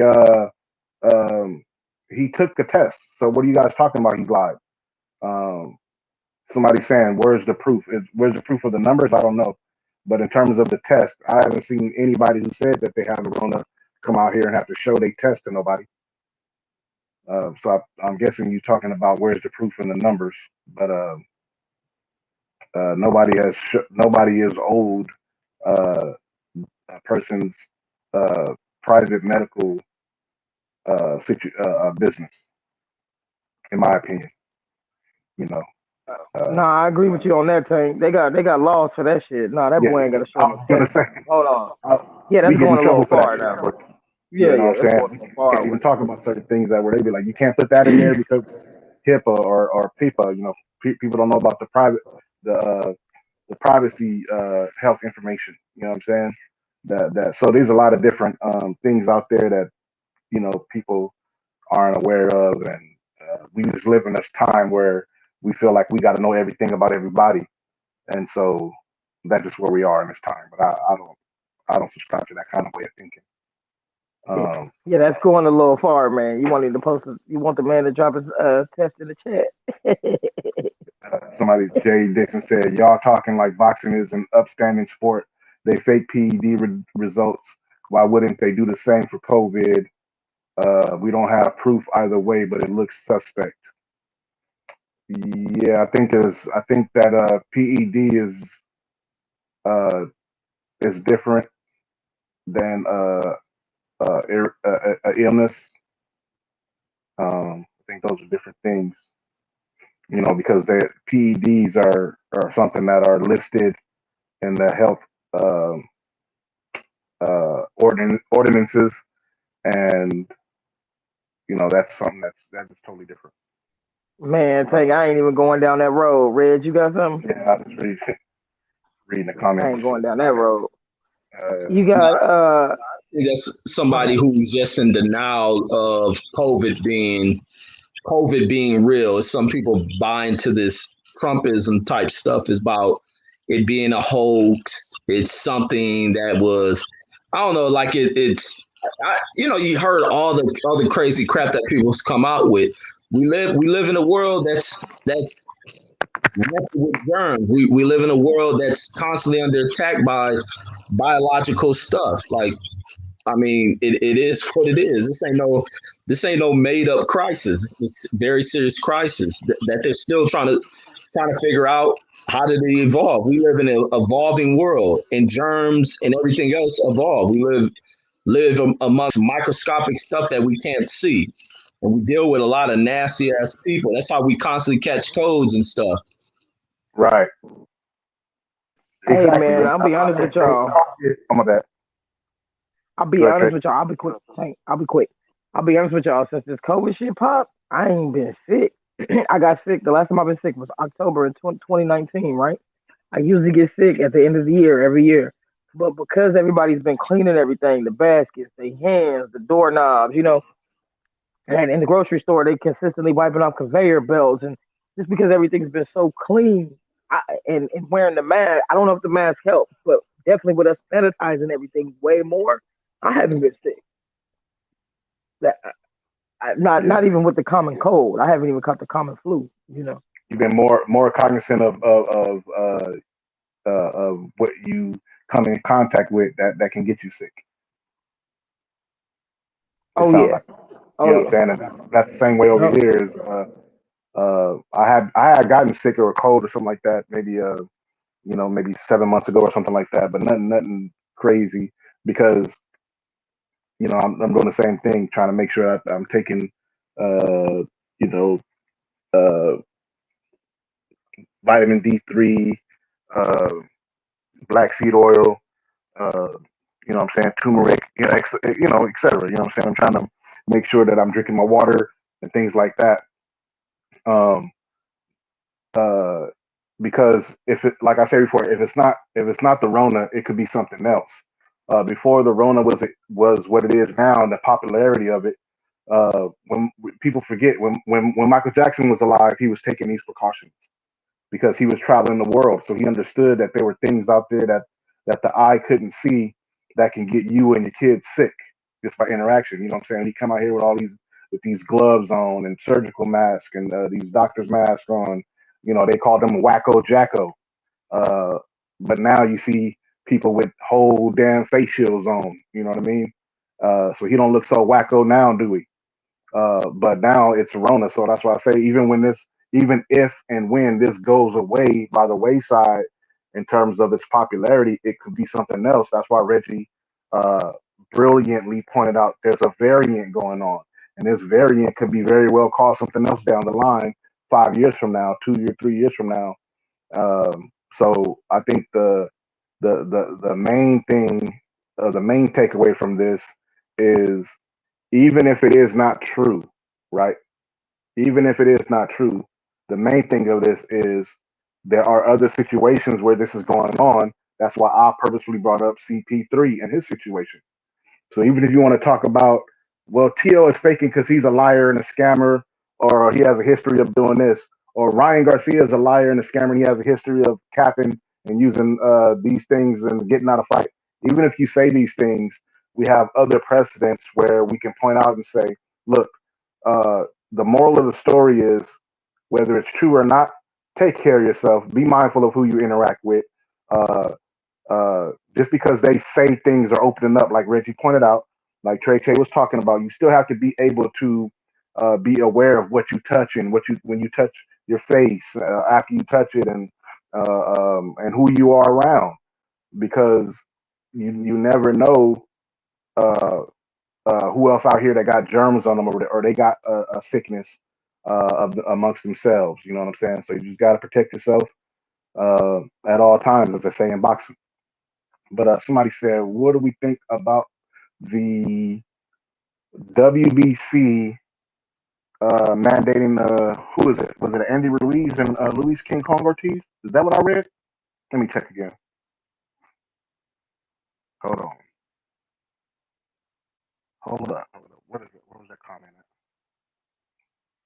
Did y'all catch that comment about the No, but I heard WBC? something about them two supposed to fight though. I don't see it in the chat though. Yeah, okay. I see. Eli Zachary brought it up. He said Ruiz Ortiz. What do y'all think about that?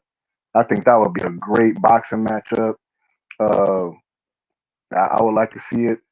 You know, I like the fact that if that gets made, you know, we get to see these other heavyweights fight. It's not There's more heavyweights in the division than Anthony Joshua, Deontay Wilder, and Tyson Fury, and they should be able to fight each other too. You know, we got some good uh, uh, up and coming heavyweights that's going to be fighting on the undercard of uh, Fury versus Wilder, and it's kind of hard. It's weird because I was thinking of this earlier. I was like, man, should I do a thing where I question, because I know people are calling it Fury Wilder 3, and I'm like, it's really not Fury Wilder 3, because the first two fights was Wilder and Fury. So you had Wilder versus Fury, then you had Wilder versus Fury 2. And if y'all changing it up and calling this Fury Wilder, it's really Fury Wilder 1, because Fury wasn't the. I'm breaking people's hearts, but I know y'all's out there, y'all don't understand this. But Fury wasn't the marquee fighter in those first two fights. Those were fights where Wilder gave him an opportunity. Uh, you know what I'm saying? The billing wasn't around Fury. Fury was the secondary. He was or they would call. I hate the phrase, but I'm gonna use it so y'all can understand what I mean. But he was the B side at that time. You know, now that he's the champion, he gets to have his name first. But it's not the third time we've seen Fury versus Wilder. This is the on the billing, anyways. But uh, I like the fact that when we was on the other day on Mark Nash's show, he took it a step further and pointed out this fun fact, which is this is the first fight was it can almost be considered a one off, because there was no contract involved in that fight, and this is more or less the second fight of a contract that was the contractual obligation for Fury to fight Wilder, and people are up in arms for no reason, because this was supposed to happen all along, contractually speaking. The only issue, the only circus, the only problem that people have is the fact that Fury has been trying to get out of fighting a fight that he was contractually obligated to fight. So that's where the issue came in. The issue came in because people on Fury's team started to insert other names and try to fight other people outside of Deontay Wilder when they had a contractual obligation to fight him. So that's where all this confusion has come from. That's where the whole circus has come from. It's never been about Deontay Wilder. It's all been Fury trying to figure out how not to meet the contractual obligations that he signed up for, and they tried to use the pandemic as an excuse. But back to the question, which is Ortiz and Ruiz. I think that would be a great matchup, but I think that until it gets made, it's just hearsay from my perspective, because I haven't researched it. But what I do know is that Fa Jaga and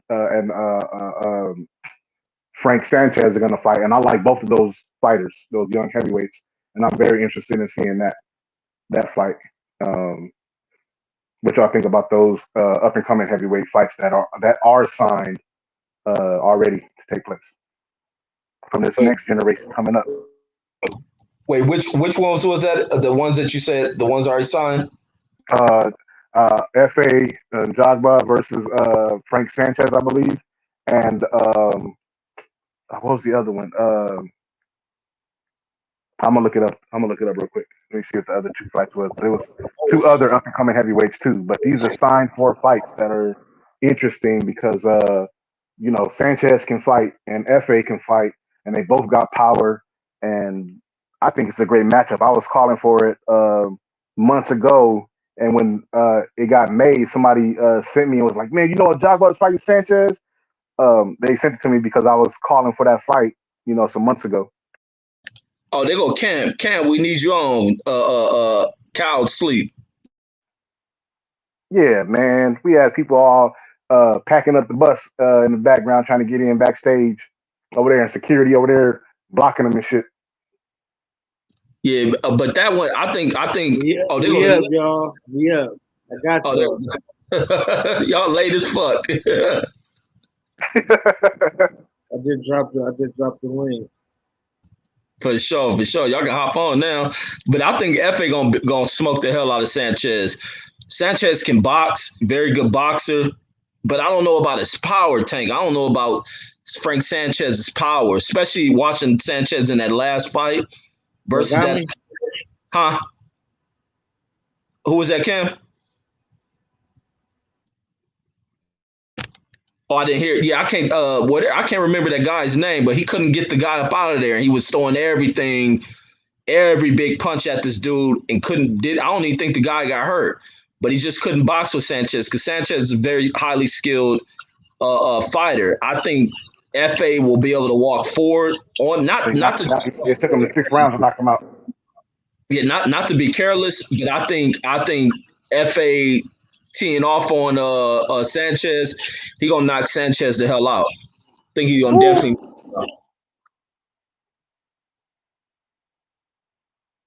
Ooh, that'd be big, man. I hope he still gets to fight afterwards, though. You know what I mean? I hope it ain't a brutal knockout. Because he only got, 18 fights right now? Something like that. He learning English. Yeah. You know what I'm saying? The Cuban fighters. I like these fighters that be coming from other, and I like I like all these black fighters that be coming from different places. Like you said, he can box. He has that Cuban style. And they're really not known for their power. They known for their skills anyway, right, Reg? And so, right. He falls in that long line. But he got I think 13 out of his 18 wins is by knockout. And like you said, the last guy took him about 6 rounds to get him out of there. And some people feel like, or some people were speculating that he didn't land a clean punch on the guy or whatever. The guy got out of there. So if that's the case, then you could an argument can be made. I'll say it that way. An argument can be made that the dude felt something earlier and was like, "Man, I ain't gonna take too much more of this shit." So the next big shot he throw, nigga, I'm out. But that's probably not fair of me to say. But I'm not getting there getting hit by no 6'4", 240-pound dude. You know what I'm saying? But I like Sanchez, and shout out to him because he followed me on my stuff and you know what I'm saying, he's a supporter and he's still learning English, and I could tell I have to go into a certain translate. I gotta use a translator to interact with the motherfucker, but he liked the content because you know what I'm saying, he follows me on IG, and so I know he's trying to get his American fan base up. You see what I'm saying? And he don't come across as being disrespectful just yet in any of his interviews, probably because he's still up and coming, and he's from that Cuban style of boxing, like I said. Who a lot of those Cubans just trying to get out of Cuba. They're not trying to go back. They're just trying to get money for their families and get their families in a better situation. But if FA knock him out, I hope that he can bounce back from that. And if he knock out FA, I hope FA can bounce back from that, because I really do think that both of them might be a part of this future heavyweight division with Jared Anderson later on down the line. Yeah, no doubt about that.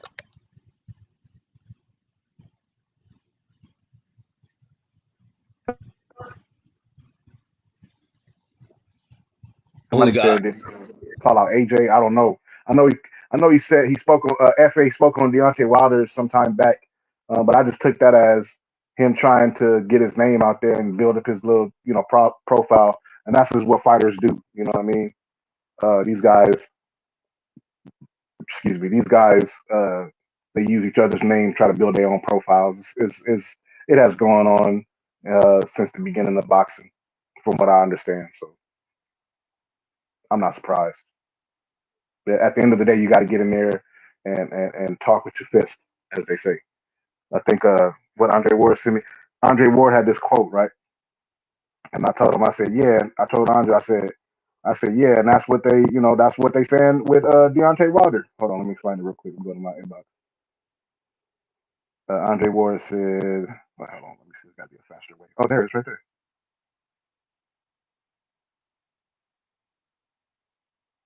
Andre Ward said, he said, just show up when you're supposed to show up. Yeah, he was talking about that to young fighters about how young fighters ain't gotta you don't gotta be all talkative. You know what I'm saying? They make you think that you got to be extra talkative before fights and in these press conferences. He said, but Andre Ward said, all you really got to do is show up when you're supposed to show up, right? It ain't because no matter what you say, if you don't back it up in that ring, you just talking anyway.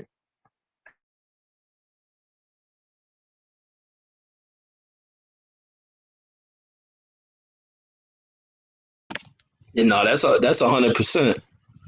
But back that Andy Ruiz one, man, I want to touch on that one with in Ortiz. I think that's a necessary fight for Andy Ruiz, and it's a fight that he has to You come broke in there. up. You broke up. You said what about? You said what about Andrew Reed? You think about it? No, I said that's a fight that he definitely needs, and Yes, sir. he definitely needs to win it Yes, if sir. he is to look to get back into title contention or put himself back in that spot, because otherwise his career falls, because he looked bad against Ariola. Areola. Did Areola drop him? Wait, or did he get hurt? Areola Yeah. dropped him. Ariola dropped him in one round, and he only dropped him in the round after that. Yeah. With punches. Yeah. And see, that was kind of controversial even with that win. So he has to pick himself up. And this is a dangerous, dangerous damn fight, him being in here against Luis Ortiz. And for him to get caught with shots and him to be dropped, he's in here with a guy who can put his lights out in Luis Ortiz. And this is another fight for Luis Ortiz. I don't know if Luis Ortiz want to go in that ring a third time. Maybe that puts them in position to maybe line up with Anthony Joshua if Joshua decides to railroad facing Wilder, if Wilder is to win that Tyson Fury match. But I think this is going to be critical for both of those guys to come out there, give their best. But Andy Ruiz, this is going to probably be his last hurrah for going for it. And it's sad even looking at it that with just one loss and maybe possibly two, is that I think the road to close on him is not a good look for him, especially from where he climbed up to and just to self-sabotage himself. Yeah. I hope he. I hope. Oh, go ahead, Trey. Go ahead. Whoever was about to talk. Oh, yeah, I think that's a good fight. I don't know if Luis Ortiz can come back from them two devastating motherfucking knockouts from Wilder, but if he does come back and beat Andy Ruiz, that's a good win for Ortiz. If Andy wins, that's a good win too. I recently saw him on Mike's podcast. I listened to it the other day. Andy's so bland, you can't really tell how focused he is. But I can tell you, he was coming down real hard on himself about that knockout. I mean, not the knockout, the knockdown from Areola, right? And he even was kind of coming down on his hard. Well, he was coming down hard on himself about the Anthony Joshua failure, in the second fight and not giving it his all. And he talked about how time went by really fast, and I just think he fucked up, man. And the same with Wilder, right? What we just saw with this Wilder shit. If you dangerous and you get knocked out of that title contention, man, you fuck. Cause think about it. Who would have gave Wilder a chance? AJ? Or at that point he'd have needed Dillian White to give him a chance, right? Or to even just get back up to the top. So Andy really kind of fucked up, but he can come back just because he has the star power.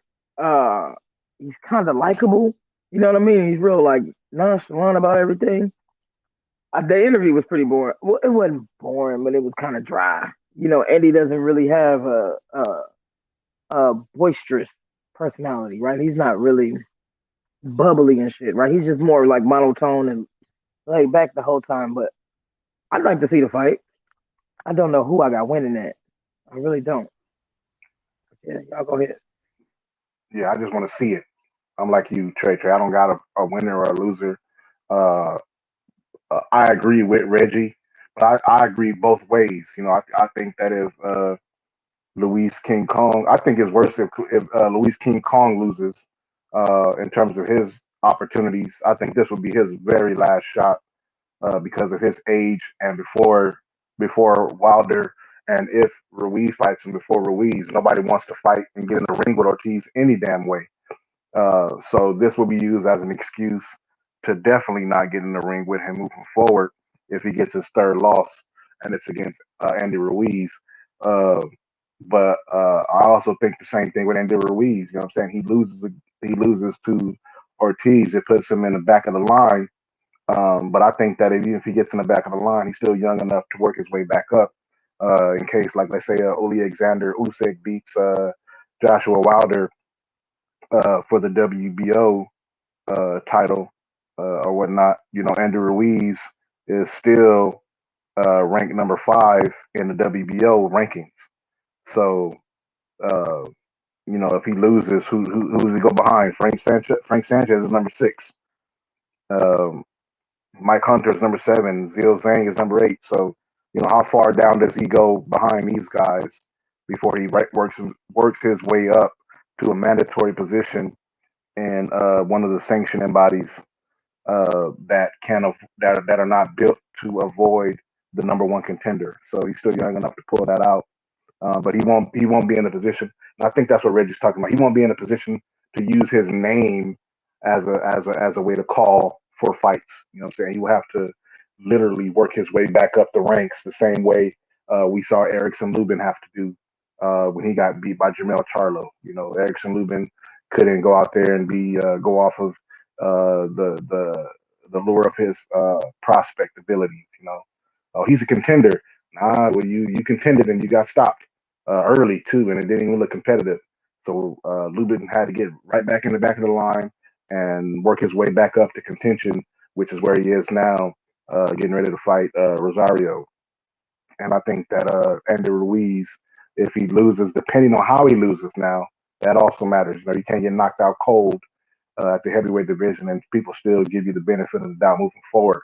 But if it's a boxing lesson and he gets outboxed for about 12 rounds or something like that, or if he wins a tough fight, I still think that he'll get an opportunity to get a title shot from somebody somewhere if he can work his way back up the rankings. What do y'all think about that? Does Andrew Ruiz get? Because I think that Luis King Kong is a very, very formidable opponent. So I don't expect Ruiz to get in there and just knock him out or wash him or anything like that. Anything ridiculous. I think it's going to be a competitive fight. And if it is a competitive fight where he gets punched on and they knock each other down or something like that happens, and he comes out the winner of, like, let's say, like a split decision, you know what I'm saying? A split decision fight where some of the judges have it from one guy and somebody for another. Will he get the credit, you know what I mean, that he deserves, taking on Luis King Kong that nobody else wants to fight in the division? Because, fans can be harsh. Oh, no, he got exposed. He don't deserve it. But, some of these matches be tough, and you got to see what you're made of and grind through the fire, as they say. What y'all think? I think it is based on the performance of how well does he does he box him? I think that matters a whole lot in that fight. Is how does the performance look? Is he in there fighting in a tough, drawn out war, and how does he pull it off? Does he have to dig deep, or does he get a controversial decision like he got in Areola that really kind of put a bad taste in fans' mouths? That's probably what you were saying on that. Trey was talking about he was down on himself in that interview with Mike Tyson, is the fact that fans kind of turned on him because more fans, I thought, kind of rocked more with Areola. He thought Areola should have won that fight, and he's seeing that a lot of what came from him beating AJ has been lost, and he probably think that the fans don't rock with him when many of them don't.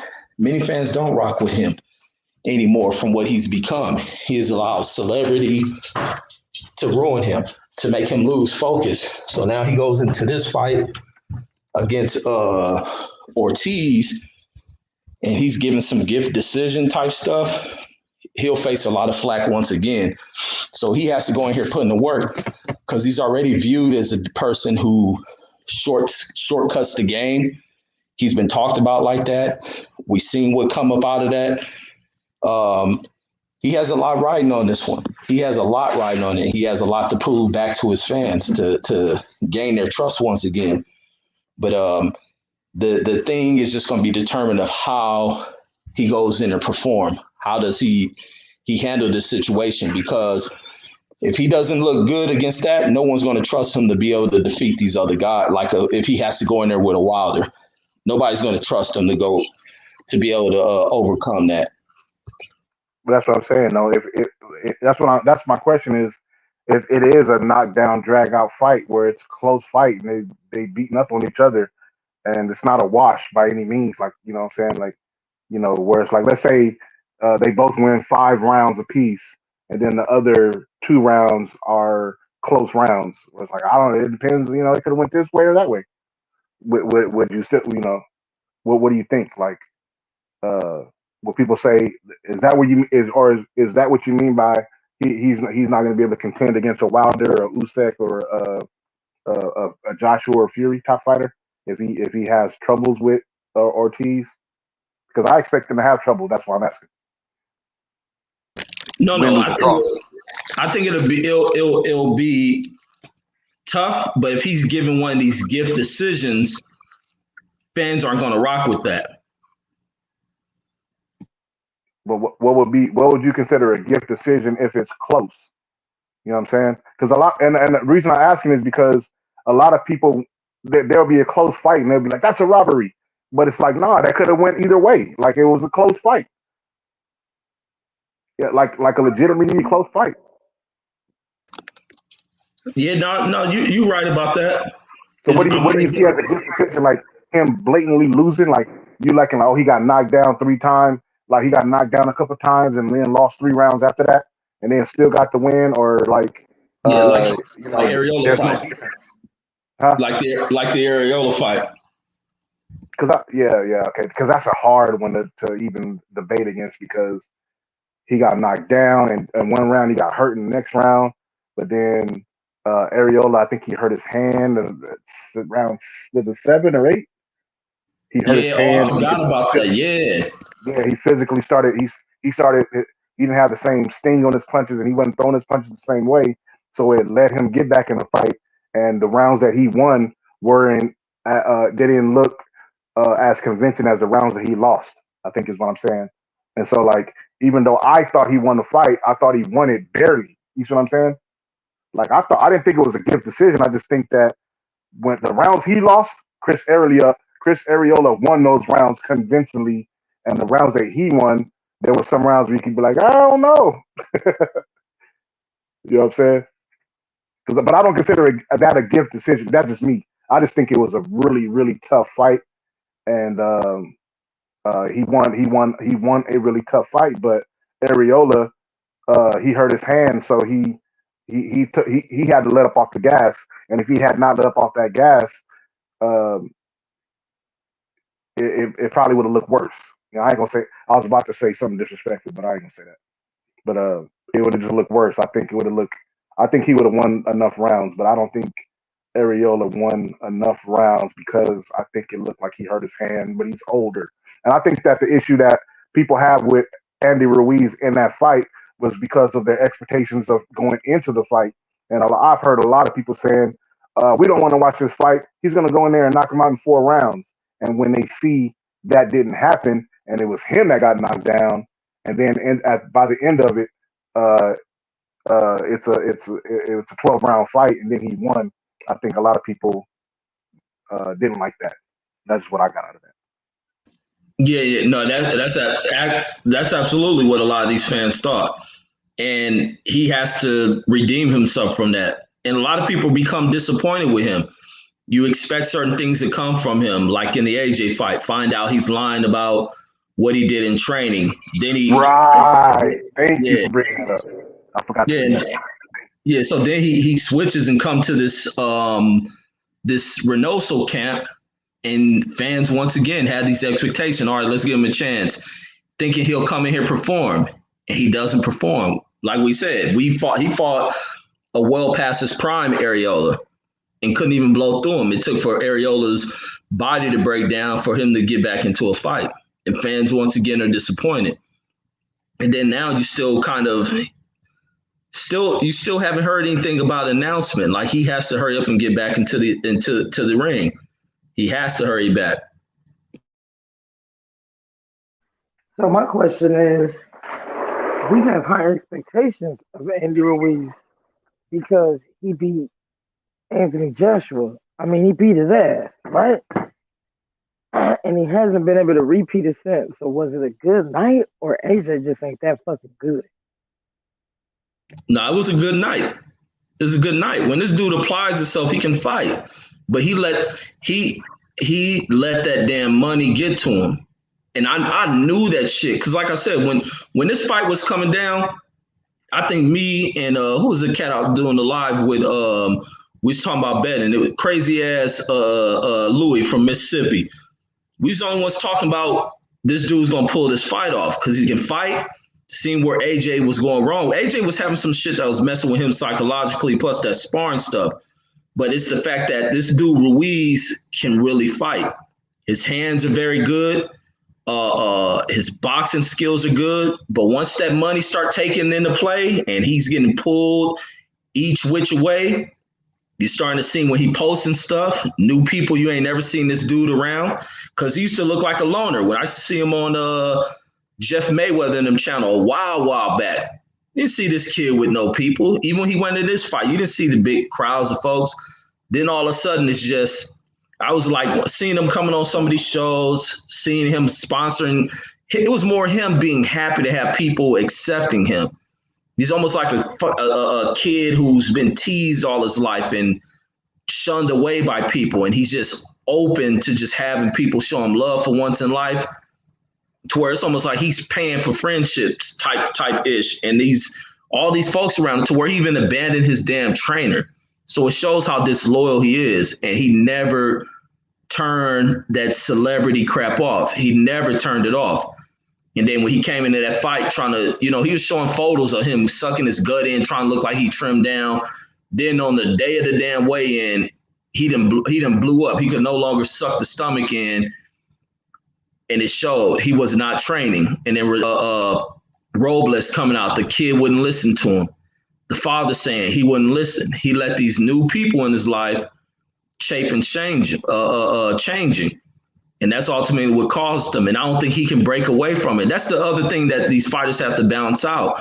That fame, everything that comes with, that's what makes boxing such a hard sport, not just physically, but from the mental aspect, dealing with fame, dealing with the attention of the public. And also you got pressure on top of you. That stuff will break you. And people, he's sitting there enjoying it and missing out on training. It destroyed him. And I don't think he's ever going to recover from it. It's going to be hard for him to get that. He's accumulated some things. It's going to be hard to get back to that. See, and so I got a couple of points, Reggie, and I agree with you on him being a good fighter. Because I'm going to tell you what I saw when Areola knocked his ass down. What I saw was nothing but fists come a flying. That dude, to me, hurt. He's one of the most dangerous fighters when you hurt that dude. You hurt Andrew Ruiz, watch out, because he may knock you the fuck out. That dude got up and threw some shit. I was like, damn. And I didn't even get to see the whole fight. I was at work, YouTube snapped the motherfucking snippet. You know what I'm saying? I need to go back and try to find this so I can watch the full fight. But I did see that goddamn knockdown. I think I got like the first 4 or 5 rounds before it got snipped on wherever I was watching it. And man, let me tell you, Andy Ruiz, that boy got up, and before the ref could get out the way, he threw some shit. I was like, "Whoo, that's some heat." Now, um, his distraction shit, even to me, right? The losing weight and getting in shape shit. This time he did it again too. You remember that? He was looking all good with the Reynosos, and he made it look like he had a 2 pack, and then he came out, man, and it was a little, Michelin man going on. Uh, I personally like him as a fighter. I think he's still dangerous and can fuck you up. And Wilder got the same problem Anthony Joshua got. They get somebody hurt and they go running in. You go running in on Andrew Ruiz after you hurt that dude, you get knocked the fuck out. And I promise you that. What you were saying about the friend thing, I kind of saw that as well, but I can't quite put my finger on it. I think I had it a minute ago when you was talking about it, but it's some of that, but that's not fully it. I think, I mean, he said it kind of in that interview. He waited 28 years to get there, and he made it. Like some people make better champions, right? So who was fighting who recently? And somebody was saying they hope the other guy win, and I was saying nah, because Canelo, Billy Joe Saunders. I was like, nah, Canelo's a better champion. If Billy Joe get the fucking belt, I mean, what do we get from that? Boxing fans don't win if Billy Joe Saunders beats Canelo, because that dude gonna run off into the sunset and go fool la la, and I see some Keith Thurman shit popping off. You know what I'm saying? So some guys are just better champions than others. I don't think he handled the money well. I do agree with you on that, and I still don't think he is. And losing all that weight may be a thing. May have something to do with his punch resistance too. There's a few others, but go ahead, Tank. Yeah, those are those are all great points. Both of you are bringing up. Um, what Trey has is something over me. I don't have that Michael Tyson interview yet, so I haven't watched it, and I think I'll learn more uh, after I watch it in terms of my perspective because I like Reggie. I've been following um, Andy Ruiz for a long time, even before he became popular. And like you, Trey, I'm a fan of him as a fighter. Uh, win, lose, or draw. But like Reggie said, these are the things that rub people the wrong way when we see you. Uh, and this is in general in life, right? So it's not just a fighter. In general, you have people, and you be like that waste potential, right? You'd be like, man, don't waste that potential, right? I remember people for years and years before this these platforms were able to do what we're doing tonight or this morning. People would tell me you should be talking on. I literally, fuck it, I'm just gonna say it. I'm not trying to put myself up. These are my homeboys, and I wish JT was still in the building. He probably went to sleep. But I have my bros would tell me shit, and I would be like, man, shut the fuck up, like trying to gas me. I'd be like, y'all niggas is trying to gas nigga up, but they'd be like, nigga, we think you can win the debate against Skip Bayless or Stephen A. Smith. Like, put the niggas in their place. You don't get rattled, nigga. You stick to your points when you talk, and you ain't gonna get rattled by what the fuck they say, like shit like that. So, like, I've always been a person that have been able to articulate my perspective on certain things, and so they would be like, don't waste that potential. You understand what I'm saying? So when it comes to boxing, it's the same way. When you see a fighter that has the potential of Andrew Ruiz, and then it is perceived that you are not doing what is necessary to maximize on that potential, it rubs people the wrong way that are rooting for you to win, right? To win for real, like not just to win fights, but to win at life. And he has already with his first test or of having stardom and fame, as Reggie pointed out, he faked the funk, and it showed uh, in the outcome of the rematch in the fight, and that rubbed people the wrong way. And then you have a situation where you have, I think it was Eddie Hearn. Somebody was talking about how they had pizza in the locker room before the fight, and he's eating pizza, and these different things lead you to believe that he's not taking it serious as he should take it. That's going to rub people the wrong way that are rooting for you to win at life and win these fights and be the best version of yourself. And he didn't do that. And then, like Trey said, he came back in with this fight, and I know what you're talking about. He did come out there like he had the new 2-pack, and I'm not talking about Mr. Shakur. You know what I'm saying? The brother came out with the 2-pack and the calves on solid, and then got out there and looked like he had no legs. But to be fair, I'll say this: I'm not going to say that I think he's done, because like I said before, I think he's young enough to adjust, right? But it depends on who he has around him now. It depends on how, whether or not he himself was able to learn from the mistakes that he made. It's also a matter of, does he even think or know or realize that he made mistakes? That's why I said I got to look at the interview that he had with Mike Tyson so I can gauge that perspective, because when you hear people speak, um, long enough, if people talk long enough, they'll let you know how they are, right? You can only bullshit a bullshitter for so long before the real comes out. And like Trey was saying earlier, he's not that rah type of guy. He's really a soft spoken, quiet type of a guy. And so his because of that demeanor, he'll come off as kind of bland. But that's a personality that he has. It's not necessarily an indicator that he is depressed or has mental or lacks mental toughness or anything like that. That's just the way Andy Ruiz has always been. He's kind of like Reggie was saying earlier. He seemed like that quiet, shy guy. Now he ain't the guy that you picked on because he's been boxing since he was a kid, so he's always been able to fight. I remember somebody sent me old footage of him uh, young. I think he was on Ellie. Ellie posted him a while back, and then somebody who I know sent me some stuff. I remember Chris Ariola was talking to me about him a long time ago, and I seen him in a club, and he was talking about Andy Ruiz Jr. So like he's been fighting for a long time.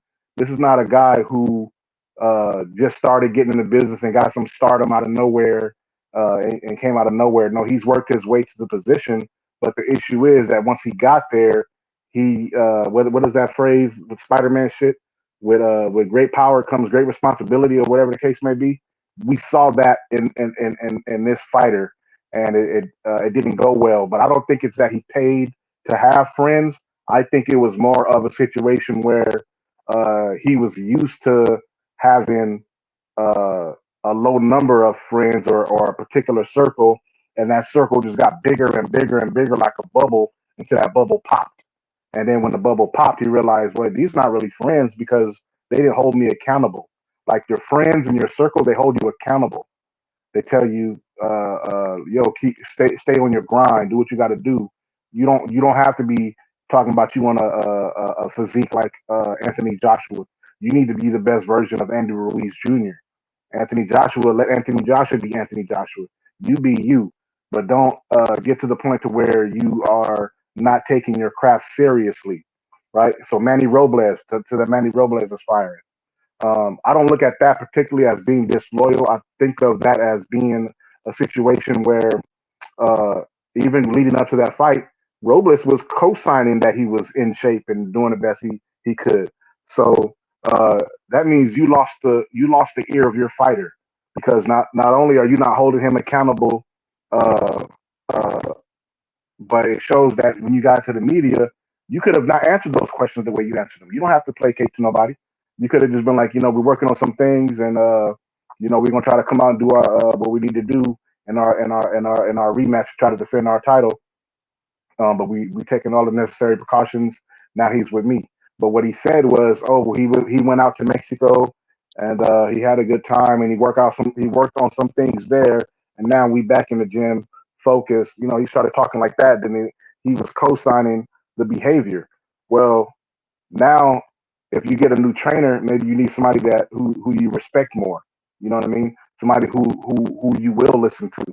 And Eddie Reynoso to me is a good trainer. My thing is sometimes you get involved with a trainer who has too much on their plate, and that's what my concern is. Right?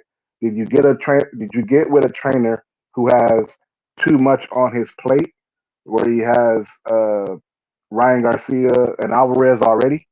Um, and if that's not the case, and you did get with the right trainer, and he has been able to show you the necessary time that it takes to enhance what you can do as a fighter, right? If he does have that, then maybe we just need to see him fight with this new trainer for more than one fight, because maybe that also went into what we saw with Chris Arreola, him reverting back to things that he does or trying to uh, learn a style that his new coach is trying to implement versus doing like what Trey would say. You get hurt, you get back up, and you throw 1,000 punches at this motherfucker. You know what I'm saying? Oh, my bad. You get up and you become more aggressive uh, uh, and assertive in your punch output, and you start to increase your punch output because you know that you hit hard and you can crack. And so, did having a new trainer affect his approach? And if that's the case, then let us see moving forward if he gets uh, better moving forward. Like if he gets Luis Ortiz and he gets a fight where he looks impressive, then we can start to say, well, maybe he's getting more comfortable with his trainer, right? As opposed to anything else. Maybe that's a more of a thing where he got to get used to Eddie Reynoso. Eddie Reynoso got to get used to him. And then the flip side of that is maybe he should have went to a trainer that's more low profile, but still got the skills to teach him. But we'll see moving forward in that regard, though. Trey said she just check yourself out. But we got Cam now, so Cam can let you back in. Yeah, and I was about to say I was about to jump off too because I got to get some rest before my babies wake up all up in the morning. But I'm gonna be in the chat listening until I pass out. Yeah, we just closed it out. It's already what we do. We got them to 3:24. I don't know how much time we didn't put on there. We got them a good 5 hours. 5. So, but yeah, you know what I'm saying? It's Tank the Sweet Science Examiner. Show love and support by clicking the like button if y'all already didn't have to click it. If y'all already haven't clicked it, please click the like button. Subscribe to the boxing section. Subscribe to Boxing Conversations with Reggie Owens. Salute to Reggie Owens. Salute to Trey. Salute to my brother Ricky Williams, who was on the panel earlier. Reggie always got something rocking. I'm about to go, actually, before I go lay down, I'm going to catch the replay of the live he just did tonight. So he has some of the some great content and thought-provoking content that's out there. I'm going to be dropping a video on one of my other channels. I'm going to try to premiere it, some documentaries and some other stuff. That's on Tank Obadiah TV. So follow me on Tank Obadiah TV. Follow me on the Sweet Science Examiner on YouTube as well. Salute to everybody out there. Stay safe and be blessed. I'll see y'all next time.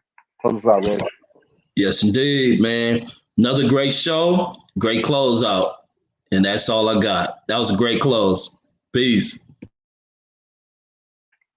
Peace. And my bad. And salute to the chat and everybody on the replay as well, man. I can't forget about everybody in the chat that's been rocking with us all night long, man, and all morning long. Shout out to the third shift. Everybody stay out there grinding, and everybody be safe, man. You see everybody out here catching stuff, so protect yourself and your loved ones at any cost. Peace out.